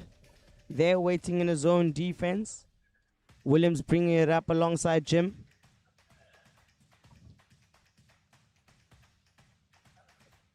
Mbele with the shot. Woo! He banks that in for South Africa. And a well-taken, well-placed shot. No wasting of time. You know, that kind of confidence, of course, is what you're going to find with a senior veteran like Usman Mbele. Hakim puts himself in the right position, and he replies with what he knows best too. Hakim Badachi coming in there for Algeria, adding 2 points and keeping this game a close affair. It's only a 5-point difference. And of course, we look to see how exactly both of these teams are going to capitalize on either of these things. X over to Aya. Aya's going to have to control it. He doesn't. Ooh, Shane with the basket from the elbow, and it is raining shots on both ends of the floor. As we come back down, Algeria are, of course, looking to reply. The ball has gone over to Ache. He lines up a shot. It rattles out. And can they get the advantage? Kola sees numbers in front of him, white jerseys, so he will wait for his teammates. Passes it over to Mbele. Mbele lines up the shot, but it comes off a little short. And Algeria are trying to get down the floor. Hakim has the ball. Do they have the advantage? They do have the advantage in terms of it. There goes Rafiq, but he overshoots it. It goes all the way over. The outlet is over to X. Yalezo. And he will wait for his teammates. Shane Williams has the ball. An offensive charge called against Kola Yalezo. Timeout called by the Algerian coach. That will send everybody to the bench. It has been 4 minutes already. Yalezo has 3 fouls, and we have 5 minutes and 17 seconds of this game to play.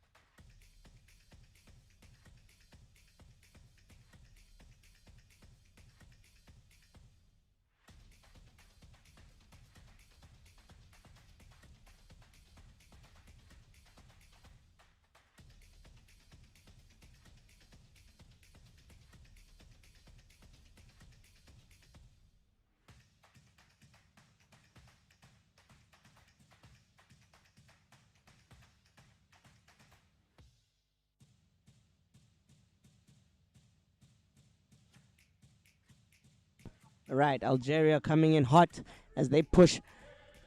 Hakim trying to find himself. He does. Gets a good position to take that shot, and he makes it. Okay, so that was a good timeout taken by them, and it must have been a matter of aggression and speed and attacking what they can. Shane Williams now, he's at the top with like X. He's going to roll around. Yalezo in position, takes the shot, and he makes the shot. And of course, just because they came in hot and they scored that basket quickly doesn't mean we lose our control and our patience as well as our composure. Here they come again. Abdurrahim for Algeria, back to Hakim.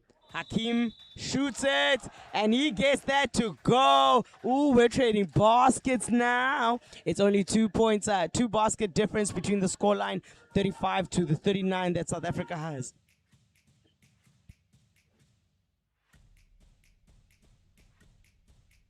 And a charge going up against South Africa. You can hear the Algerian bench is very happy about that.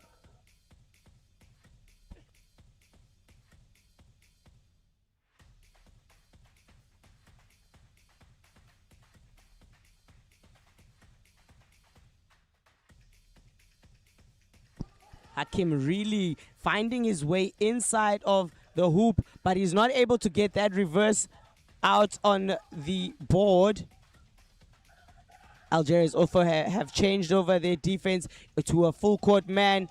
Petros Mulife in the front court. He's trying to get the ball over, and he gets fouled in the intensity behind Algeria's defense.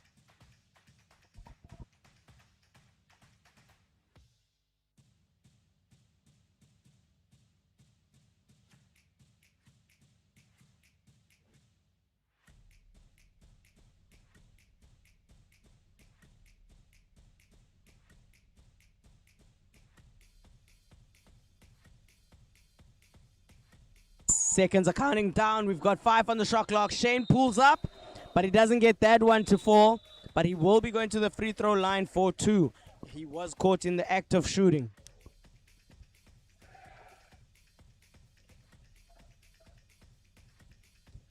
And that player collects his 3rd foul. And of course, we've got 3 minutes and 30 seconds left of this 3rd quarter.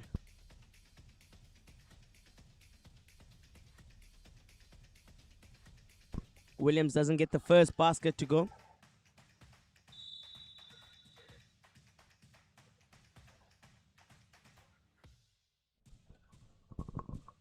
Collects the second one, and they hit the 40 point mark.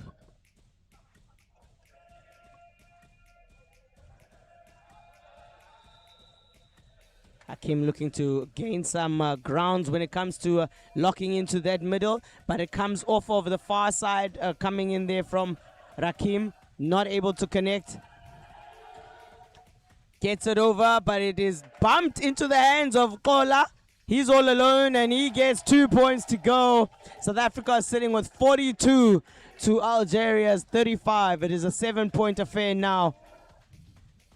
and they are waiting for Algeria on the tee at the top of that key, trying to stop them from advancing. They get the ball out. Ayach with the ball.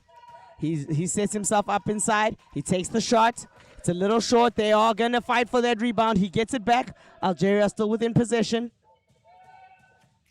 He looks for it, and he finds it. What he found was the bottom of the net. So keeping this game a close affair, it is still 5-point difference between these two teams. It is the third quarter. And you know what? They are going to patiently wait it out, and I think either one of them is separating themselves in the fourth, or we're going to have a nail-biter all the way to the end. Shane Williams looking. There is a double pick set. X to Aya. And he gets the basket to go. What a beautiful combination coming in from those three guys from the top. And yeah, shout out to you guys. Algeria having to find themselves collecting it. Abdurrahim, he finds the lane. He goes all the way. Patiently gets that basket to go. And he's got 2 on the board. And that is what we're talking about when it comes to experience coming in from the Algerian side. They're not fazed by the baskets that South Africa are making. They are going to keep playing their game, keep finding their way inside, and that is what they've done well for themselves. The shooters shoot from outside. The bigs are bringing it in on the inside game. So Hakim with the rebound. He's passed it over to Ayach. They're going to roll it in patiently.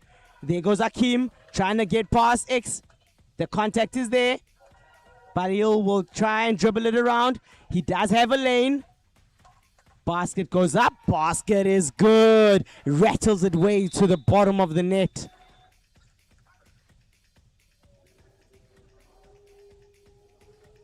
And a little bit of a technical break as we make some wheel changes there for Shane.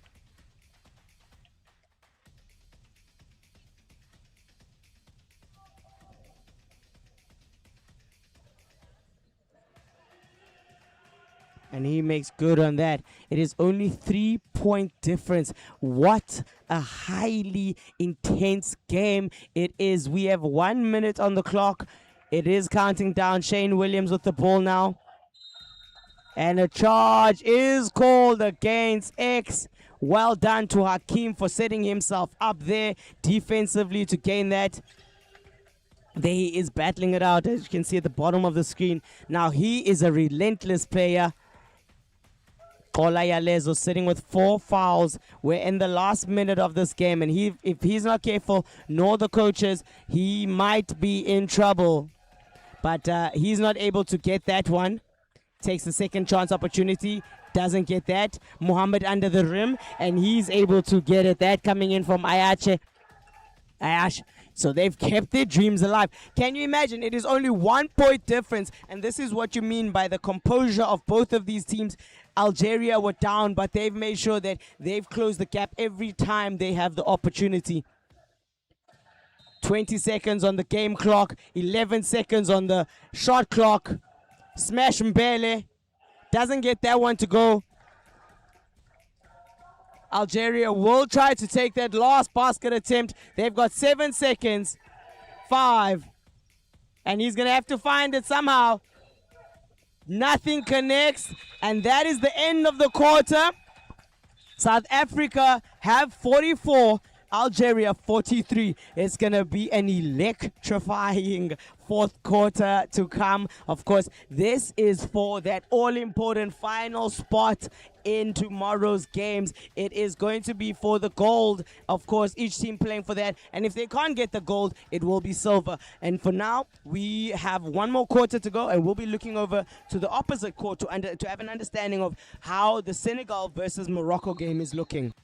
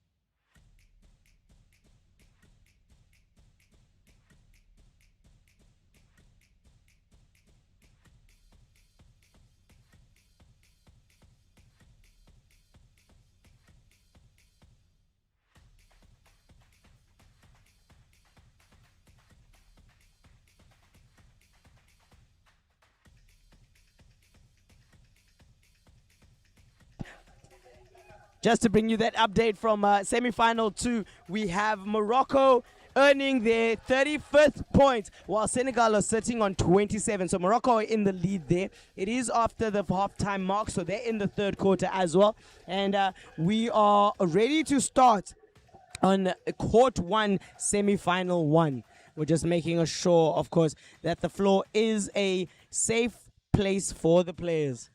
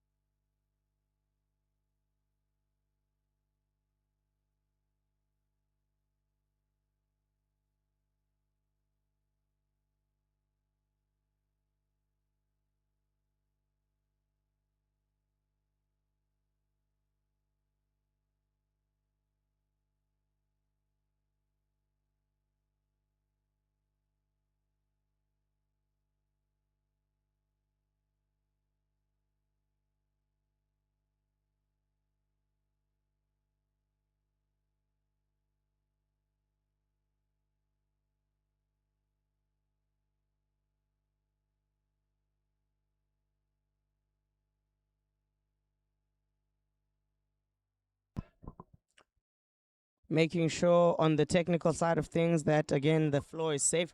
They have trying to do their best to correct that. So we have a bit of a break until they get that sorted. And of course, you will see the players come onto the live or come onto the screen ready to play.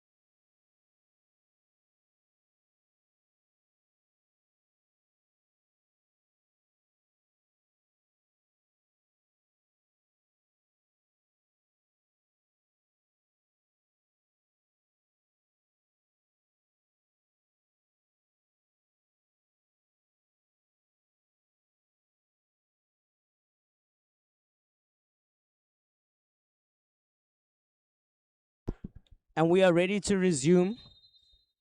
South Africa start with the ball. Shane Williams has the ball.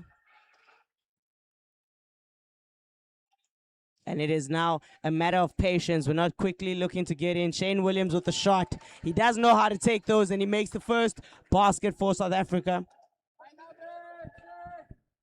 And we're going to keep going at this. We've got 10 minutes to play. We're at the 9.5-minute mark. So South Africa shot first. They got that. Can Algeria reply? And Ayach will see himself. He looks up, takes it, but it doesn't fall just yet. Ayabonga with the rebound. Williams is out. They are down the floor. In the offense, the transition was together with that defense. Complaint comes in. Whoo! Okay, number 12 is locked and loaded. He knows what's on the line. He's ready to take it all the way. He wants that number one chance to take it to world champs for the South African senior team. And well, for now, for today's mission, the mission is to win this final, this semi-final, and see themselves to live another day to play tomorrow. Pick and roll comes in, but it is called 3-second violation. And the South African bench are happy for that one. Algeria now still having to find themselves in this new quarter. They are setting up that zone defense. It is a 1-2-2 coming in. Pick comes up from the top. He tries to roll through it. Yalezos finds himself all alone, so he takes the shot but doesn't quite make it.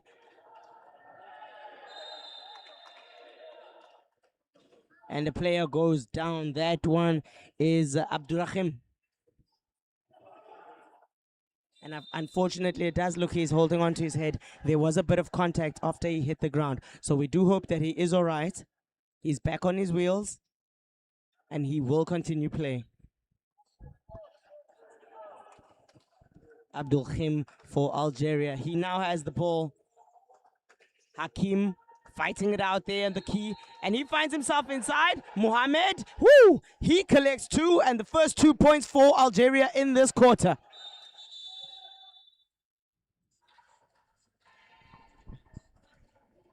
Technical issue there.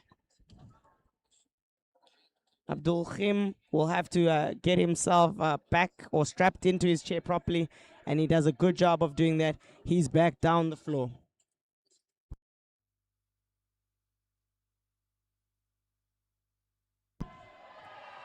Shane Williams, they cross paths at the top. He's looking for a pick, but he doesn't get it just yet. X back on the same spot this time.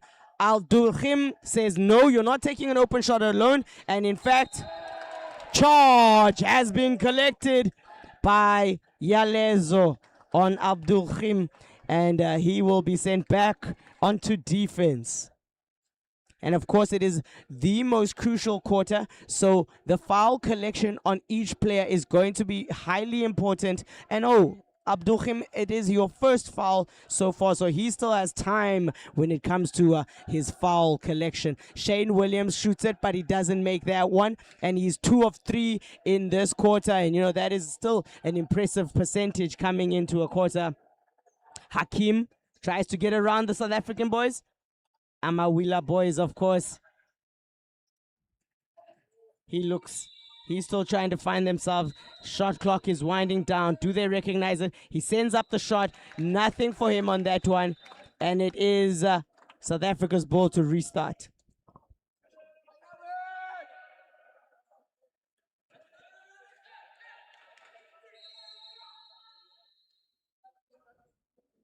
Jim over to Williams.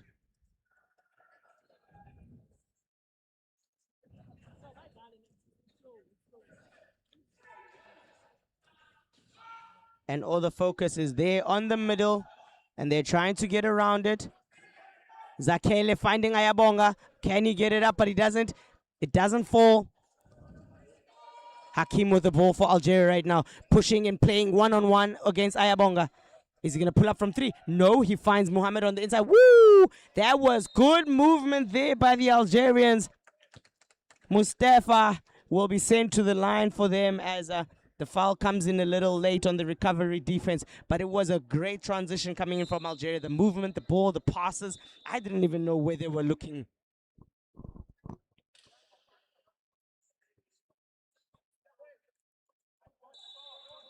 Hakim will find himself on the bench as Mohamed comes back on the floor for Algeria. Now, he initially left the game earlier due to a foul count, so he's going to have to be careful. Well, now is the time, of course. There is only the fourth quarter to go.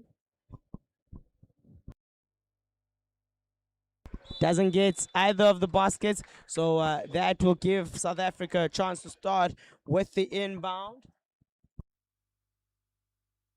6 minutes and 26 seconds to go. Williams has the ball. Clive Ngosnati finds himself inside, but he doesn't get that opportunity. Williams takes the shot. He gets his own rebound. So they will still have another 14 seconds to play it out. Zakele Shilembe for the basket! Shilembe from the middle.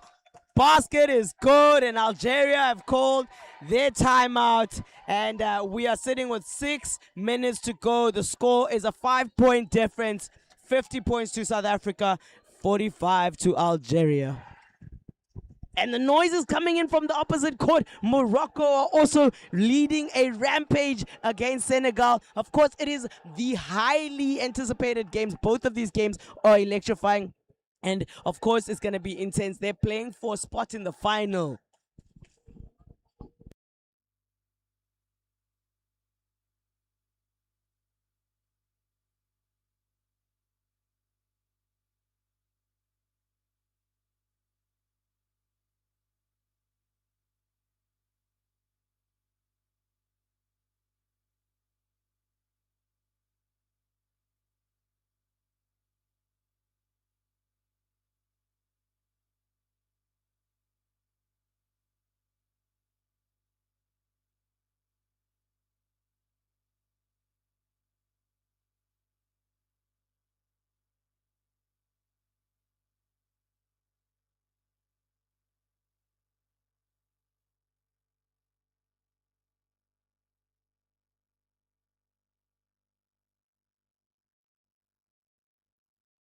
All right, Abdouhim, quickly down the lane. He finds an additional player, and the charge is called against Abdouhim.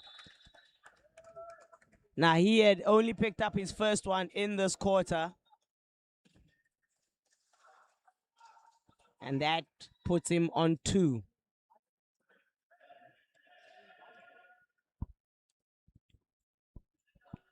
Five minutes and a half to go. Shane Williams rolling in with the ball.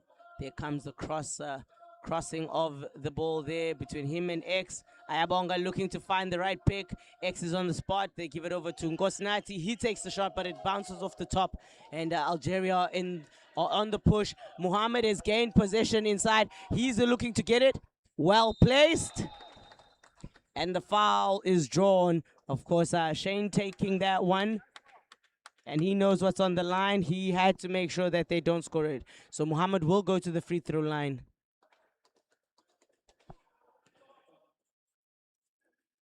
Shane Williams only has 2 fouls so far.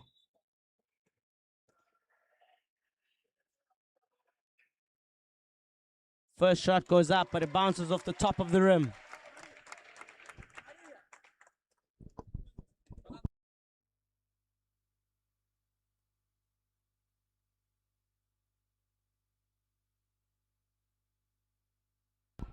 Doesn't get the second one. The rebound is caught by Ayabonga Jim.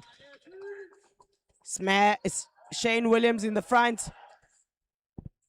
And the player, Algeria are 1 player down in the defense. They have the advantage. Shane Williams with the basket for South Africa.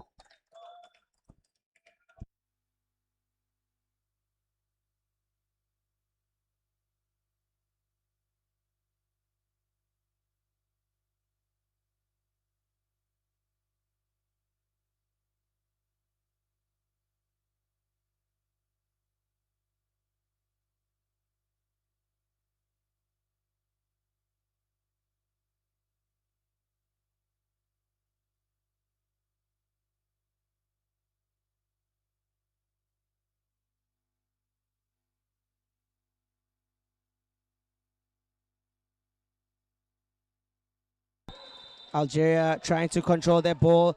He saves it. They have the time. They have 14 seconds to play. He's looking for a shot. He takes the shot, but it comes off the top of the rim. Yalezo with the rebound. Shane Williams with the ball. They are in the front court. And that is going to Ayabonga Jim. Comes a little short. Clive Nkunu with the rebound. Back over to Shane. And it is the left side bank shot from Shane Williams that forces the Algerian coach to call a timeout.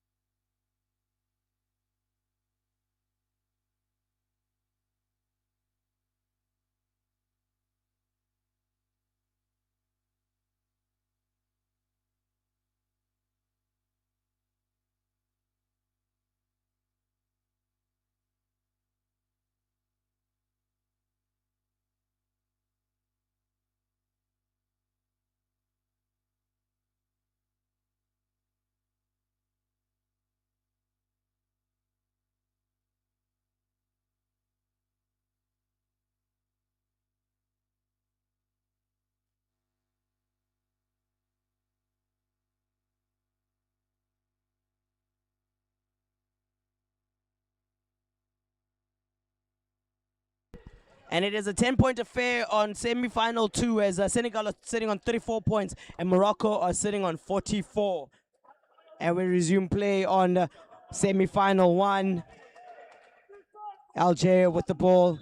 Coming out of that timeout, we will want to see what coach has established, what they need to do. The ball goes over. It is in his hands. Zuhir doesn't get the ball to fall just yet. Ayabonga in the front court.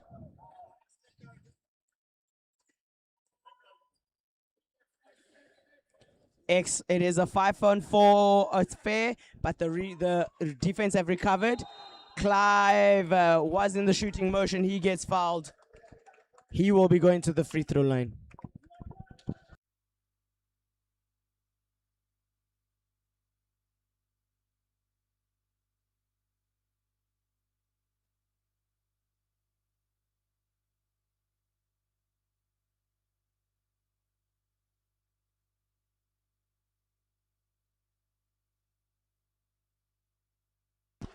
Nkunu makes the first of his 2 free throws.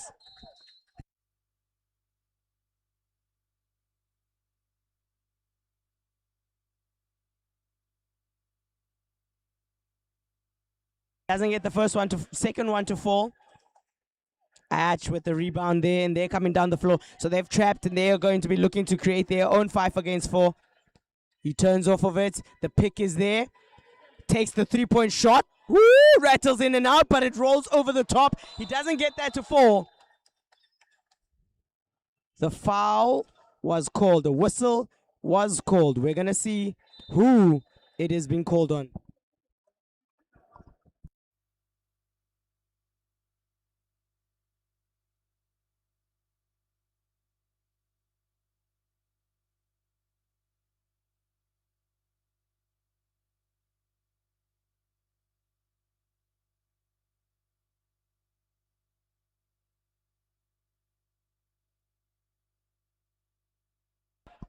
The ball is in Abdurrahim. Tipped out of his hands there by X, and it is a sprint down the floor. They will control it. Shane Williams has options. He gives it over to Clive Nkunu for 2 more points. South Africa are on a run. They smell a finish line. They want to get there, but there are still 3 minutes of this game. It is 12 points that they lead by now. Algeria for the 3-pointer, but it doesn't fall. Ayabonga collecting the rebound. So what they're looking for, and there's the hustle. There's the hustle. Algeria are not down and out yet. They understand that there's still time in this game to play. So they've drawn the foul.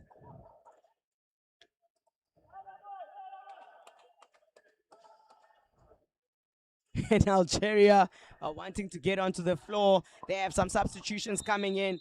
And they were on the bench together. So they're going to be hoping to come in and clear up some things. Back on the floor, you have Hakim Badashe. And you have Muhammad Bodauda.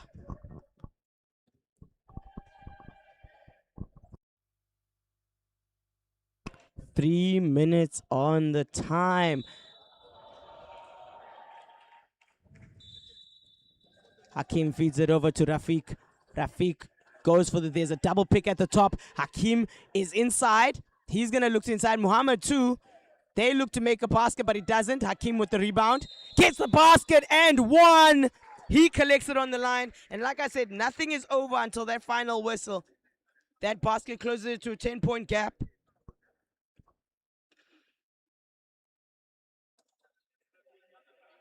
Number 11, Cylinder, foul, shooting 2.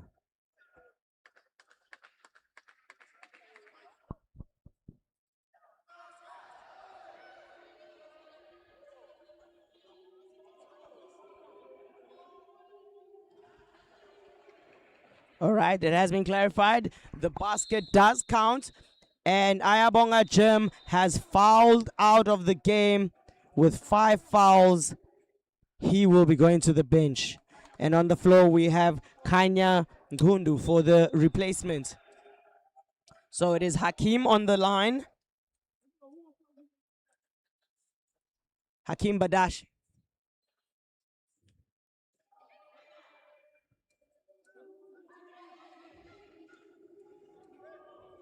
So it's a 1-point shot for him at this point. Can they close the double-digit lead by South Africa? Basket is not good. It tipped it rolled out of bounds. Clive Nkunu with the rebound, and he's getting it out to Shane Williams. They are down the floor. X finds Nkunu. And he will control the ball. Best decision there is. There's no need to rush. You're in the lead. They are retaining it, but Hakim in the lane to steal it. And he loses his balance. There was a foul. The whistle was blown. Now South Africa are sitting in foul trouble. They have the red block on the table.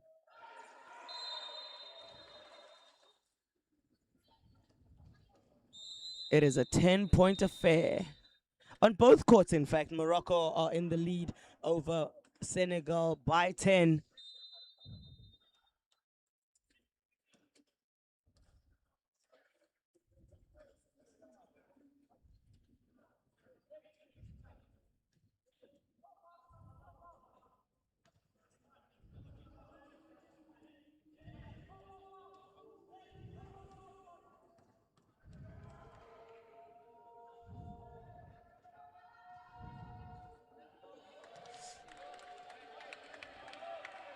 Abdulhim not able to get the first of his 2 free throws, which are crucial at this point, because if you're going to the line, you want to be able to capitalize on that and get the baskets that you're rewarded. He doesn't get it. Muhammad with the cover, and it bounces out. Unfortunately for them, they might be a little too eager to want to get the points, but they need a soft touch on that one. Charge called against South Africa.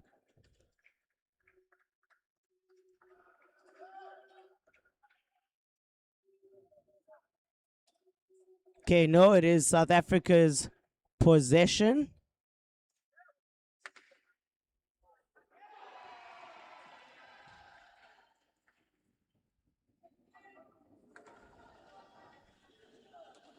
We're going to have to clarify on exactly what her signaling is, because that doesn't make sense, as both teams are confused as to how it is a white foul but going in the direction of white, especially because number 11 for green is on the bench. So it is a white 11 foul. They have the 4th foul count on the table for Algeria.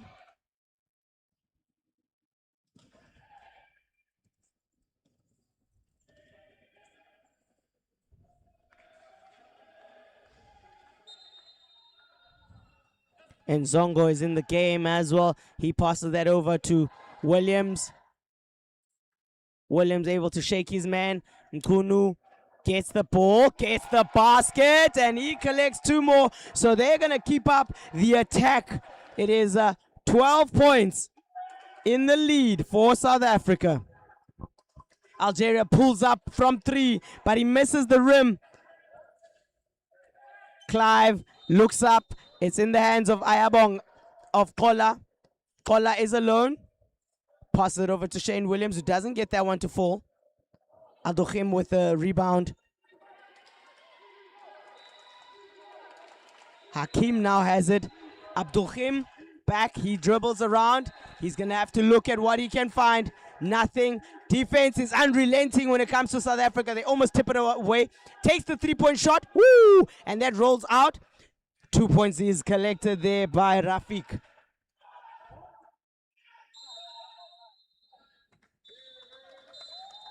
And Coach Gumbi calls a timeout for South Africa. 12 points in the lead with 1 minute and 7 seconds left of the semi-final.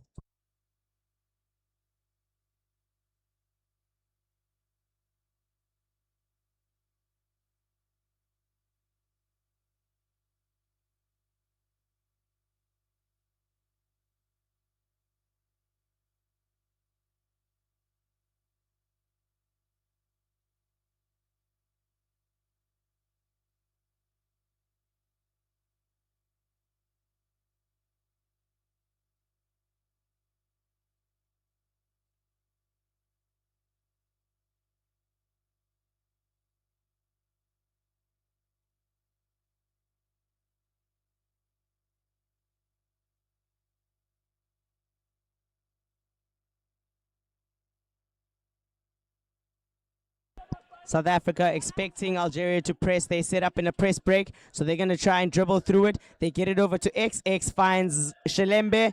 Shelembe is in the front court. He patiently waits it out. Williams has the ball. He's going to dribble it around. Finds Shelembe. Shelembe takes the basket. Oh, and it rolls its way out of bounds. We've got 40 seconds on the clock. Algeria get it out. Hakim has the ball for Algeria. And South Africa on their feet. The shot doesn't fall. Yalezo with the rebound. Shilembe now has the ball. And could this game come all the way down to what I see in front of me? Williams in the front. Fouled as he was shooting. Doesn't get the basket, but he will be going to the free throw line for 2.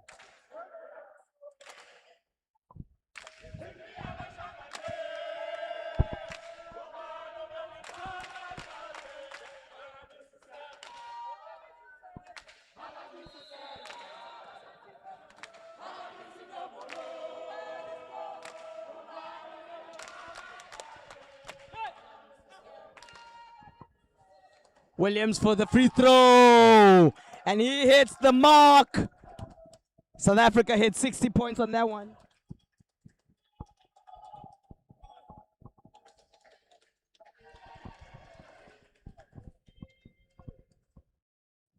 And he makes a 2 of 2 at the free throw line. What a strong performance coming in there from Shane Williams to lead the team. Algeria on the transition. The ball goes over to Al-Durkhim. Seconds are left in this game. The ball is with Algeria. Ariach, the pick and roll is still there. They've got 5 seconds to go. Al-Durkhim, 3 seconds called. Ladies and gentlemen, there's 1 second left on the clock. Hands going up by South Africa. And all we require is an inbound pass. Hold. And South Africa are through to the finals. They will have an opportunity tomorrow to either earn a ticket to the World Champs or be going to the repechage. Congratulations. They closed this out 61-45 against Algeria. And while we've concluded the semi-final on court 1, we now switch over to the semi-final on court 2, where we need to see who between Senegal and Morocco will be meeting South Africa in tomorrow's finals. Ladies and gentlemen, this is for IWBF Africa. Check us out on all socials. Get involved, get in tune. Vote for who you think will be walking away with their championship tomorrow.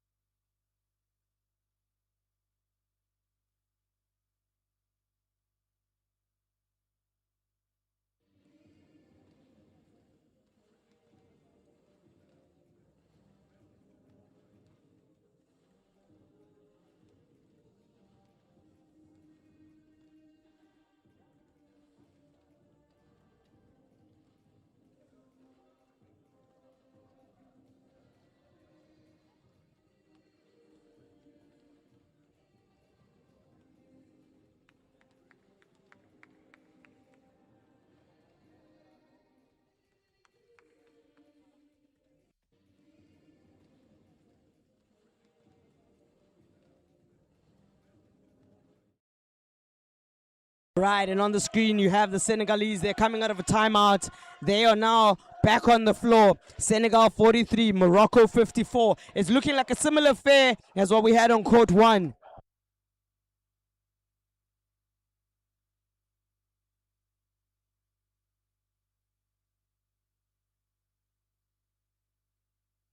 Morocco, Senegal have the ball.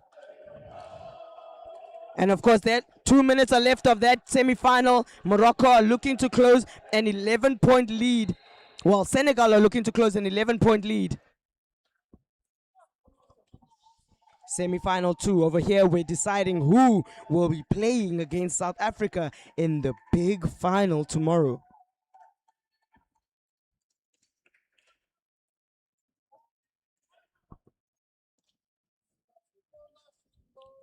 Youssoufa Diop on the line for Senegal.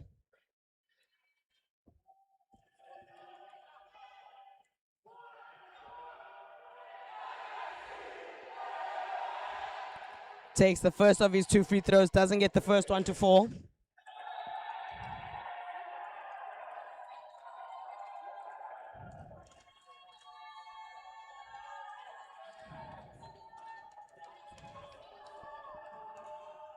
Takes his second shot. That one also doesn't fall. The ball is saved there by the Moroccans. Number 4 is down the line. Zouir. He goes they're trying to get all the way. Takes the shot, but he gets fouled at the free throw, at the line. So he will be going to the free throw line. Pushing, shooting 2.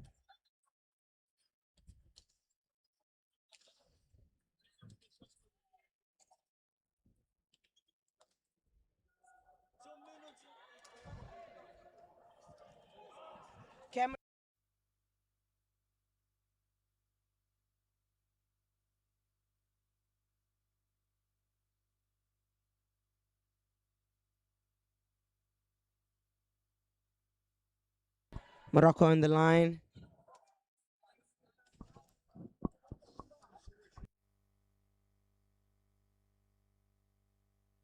Morocco making it difficult for Senegal to transition, but they get it over. Almost stolen.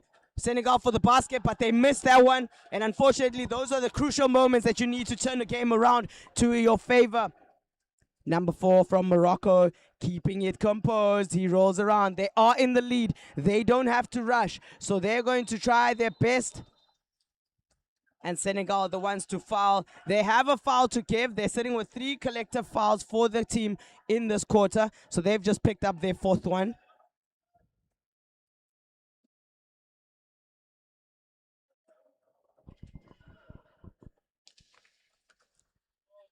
Senegal are Morocco are inbounding the ball.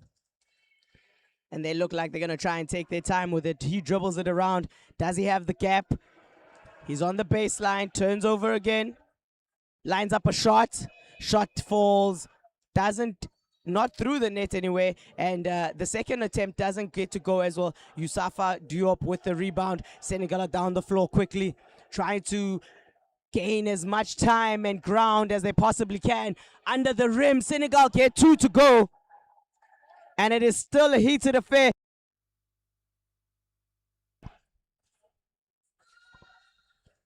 And they're trying to force Morocco in that backcourt. Morocco having to find themselves. But of course, the ball is in the trusted hands of number 4, Shalat. And it gets passed out. It gets tipped out by Senegal. Morocco still have possession. They're going to look around. Active hands by Senegal mean they're not getting a clear look at the basket. There's 1 minute left of the semi-final. 1 minute and 15 seconds left of the semi-final 2 for the men's division.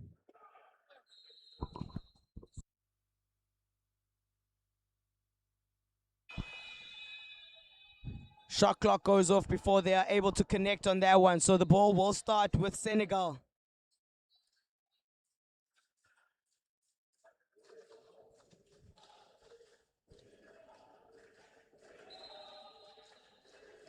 With 1 minute and 10 seconds to go.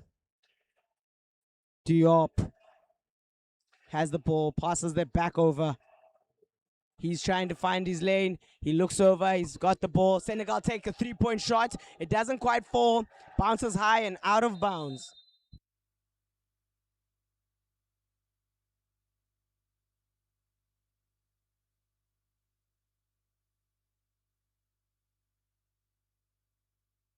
And the Moroccan ladies are cheering there along the court for their men's team. Shalat with the ball. He dribbles it over.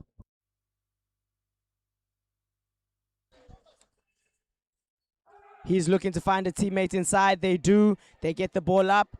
Still haven't made the basket yet. No basket called. 3 seconds inside. So they will turn that over.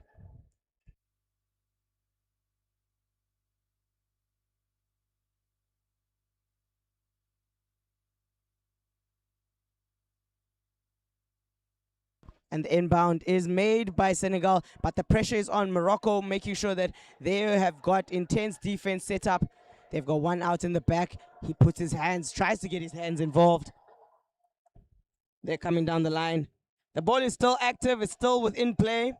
Senegal have it. It goes across the court. Shot goes up, but it comes off the rim, and it is in the hands of Shalat. And he's taking his time getting across the line, winding it down as best as they possibly can. And a travel is called against him. While he may have taken his time, it does lead to a turnover.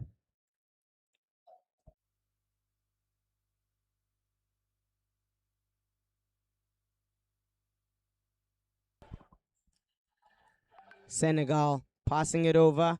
Can they find an opportunity in this position? They do. They have gained some advantage. Diop under the rim. He gets 2 points to go. They do. Communication comes out. Hey, let's stay in the front court. Let's force them out.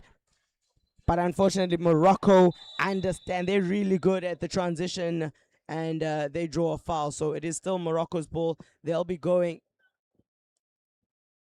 Somebody's asking for an unsportsmanlike, but I think it will be a regular foul.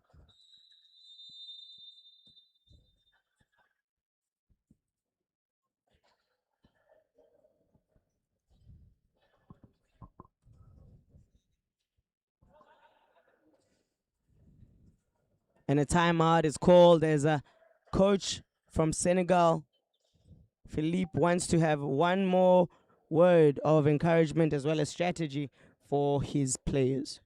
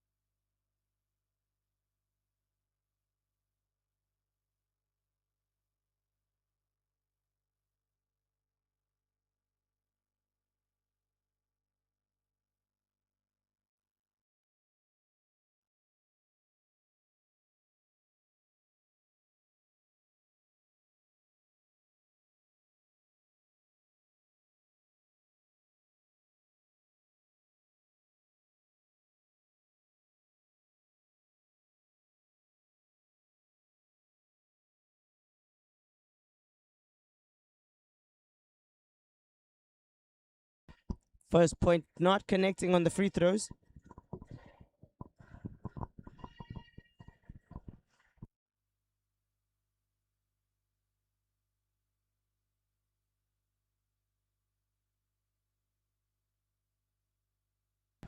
Senegal are back down the floor. And can they pull it off? Diop looks inside, makes the three-point attempt, but it is unsuccessful. And Morocco are celebrating already. It is the last minute of this game.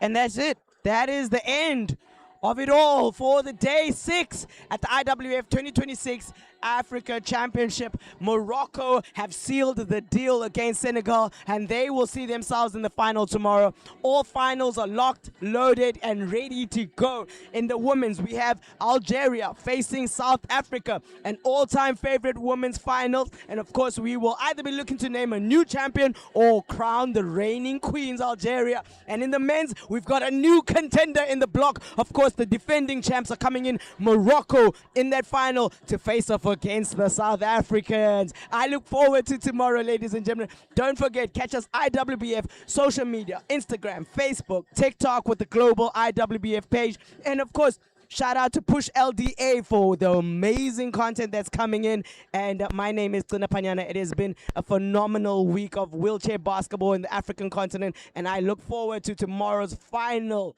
the finale, where we will be crowning the kings and queens of African wheelchair basketball. It is a wrap from us, ladies and gentlemen, and we will catch you tomorrow.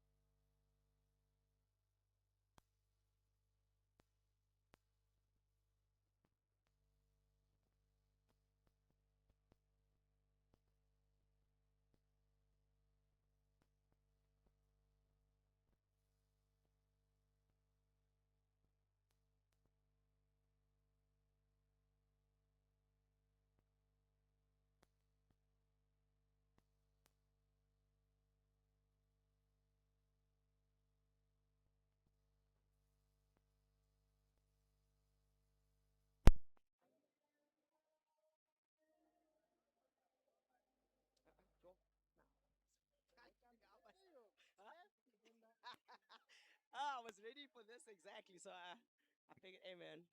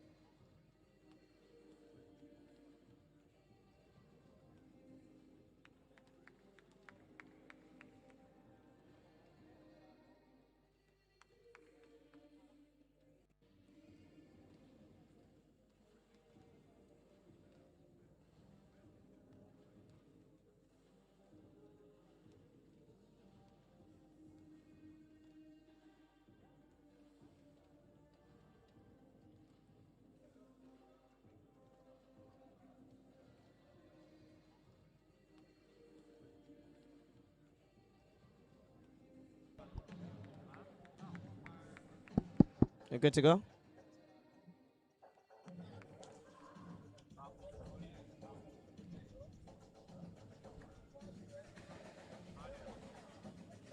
All right, my name is Glenna Panyana, and I'm here with Shane Williams of the South African Amawila boys, who has just qualified for the finals at the IWF 2023 Africa Championship. Shane, how do you feel about the performance of your team?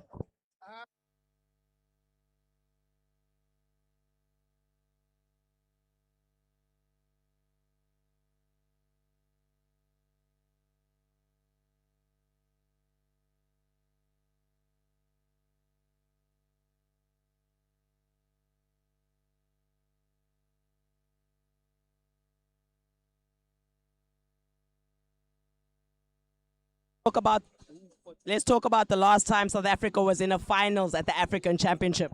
Hey, it's been a while, man. It's been a long time back. It was 2013 back in Angola. We've been in the finals with the very same team that you've seen there, the Algerian team, very good team, very experienced team. They've come a long way, and we had a long drought season, and it came through for us today. We're in the finals now. And of course, how do you think you and the team are feeling going into tomorrow's finals? I think let me talk for myself first. I'm very confident. I'm very happy with the team's performance. It showed us today that we are capable to play and match up with these players, very good players, world-class players, and these teams, countries. We can match up with them, and it just shows us that, hard work does pay off. We've been training, we've been working hard, so I think that there's light at the end of the tunnel. And of course, speaking about international players, you yourself are an international player with the same coach who brought you here the last time in 2013 with Coach Frank. How has your time in Spain been? Our time with Coach Frank back in Spain, it was tough and at the same time very learning. We learned a lot from him. He's a very good coach. He's a world-class coach, and he's been working with us throughout the years. But it was very nice and that we are able to practice with him back in Spain so that we can learn from one of the best coaches in the world, and yes, and just develop, man. He's been developing us, and it's, you can see it on court. It just showed that we started to bond together, we started to play together well together, and it just showed that there is possibilities. And of course, it's poetic justice that you guys are back in the final, back in Angola since the last time that you've been here. What do you think this means for the crowd back home? I'm sure it means a lot to them, the same way as it is for us as players, as coaching, as management. I'm sure the people back home is very happy because, like I said, we had a long period of a drought season where nothing happened for us, but we never stopped there. We continued to work and learn, and yeah, it's just an amazing feeling to be back here at this particular position, and it's an amazing feeling, yeah.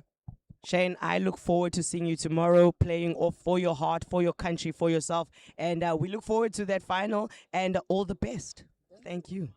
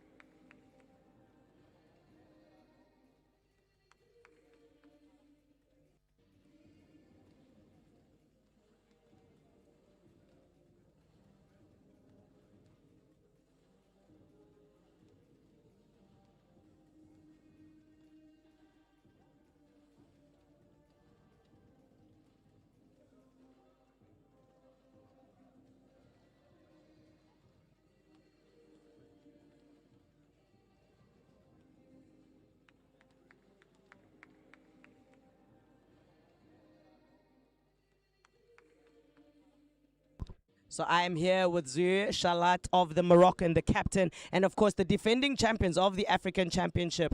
First question is, how do you guys feel after that impressive win against Senegal?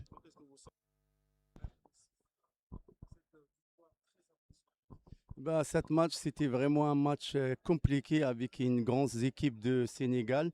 Mais nous, on savait dès le début, on était bien prêts pour ce match. Mais après, on n'a rien fait. Il reste encore demain parce que nous, on est ici à Angola. C'est pour amener le titre au Maroc, Inch'Allah. What does it feel like to be coming back to these African Championships as a defending champion? And of course, there is something to maintain with that title.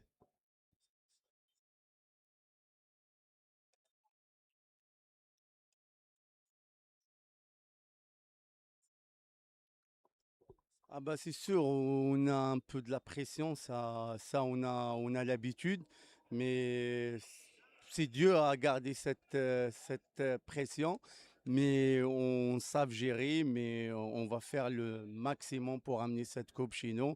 Et moi, c'est ma deuxième fois au Angola, j'étais là au 2013, malheureusement j'ai perdu le demi-finale contre l'Algérie, mais j'espère que cette fois on va gagner la finale. Voilà. How do you personally feel going into the finals, as well as what is the mood for the team tomorrow?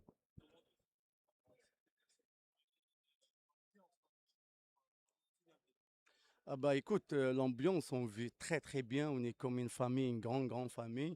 Bien sûr, on a une pression, mais une pression positive. Mais là, on va rentrer à l'hôtel, on va prendre notre douche, on va bien manger, boire un bon thé marocain et on va rester concentré pour demain. Et puis, on va faire un peu de vision pour l'Afrique du Sud pour demain. Et puis, il faut bien dormir et puis on soit prêt pour demain. Voilà. And lastly, Captain Shalat, how do you think this feels for the Moroccans watching at home and supporting within the disability sports community?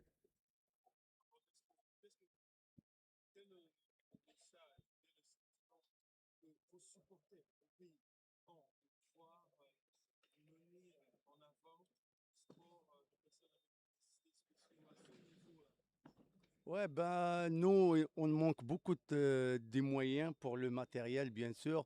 Moi, alors, j'ai de la chance un peu, j'y joue dans le championnat français. J'ai un peu de l'expérience, mais on a quelques joueurs aussi, ils jouent dans le championnat étranger. Mais un message à toutes les pop marocains, même le ministre du sport, il faut soutenir vraiment cette équipe parce que c'est un sport magnifique à voir et j'espère qu'ils vont encore soutenir plus de plus. Voilà. Captain, all the best for tomorrow, and of course, may the best team win. Thank you.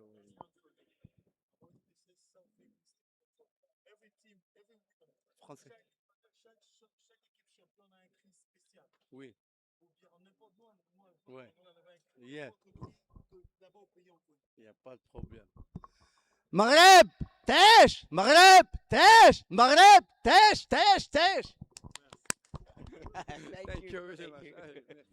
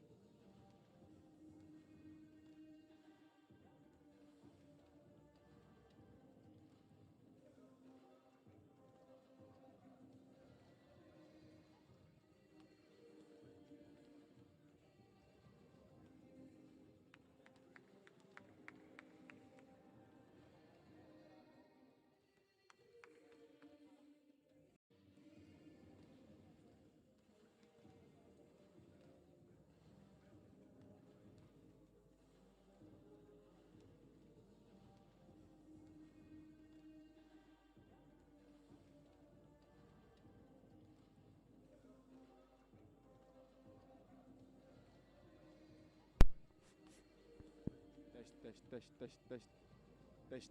Ah.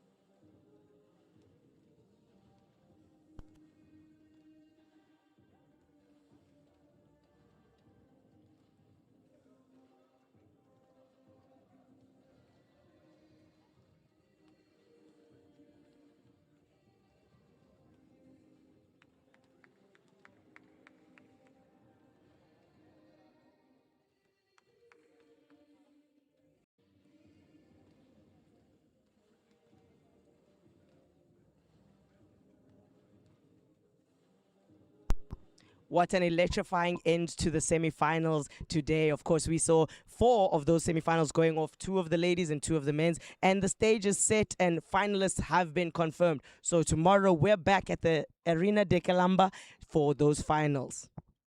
Este que foi final eletrizante cá na Arena do Quilamba. Tivemos respostas imprevisíveis de ambas equipas. Agora teremos cá amanhã no Arena do Quilamba esta que será uma final eletrizante, tanto para os masculinos como os femininos. Não percam já amanhã cá no Arena do Quilamba esta que será a transmissão da Push LDA, Agência de Comunicação e Marketing. Falou para vocês, Jimmy Shimi em Gcina Phanyana.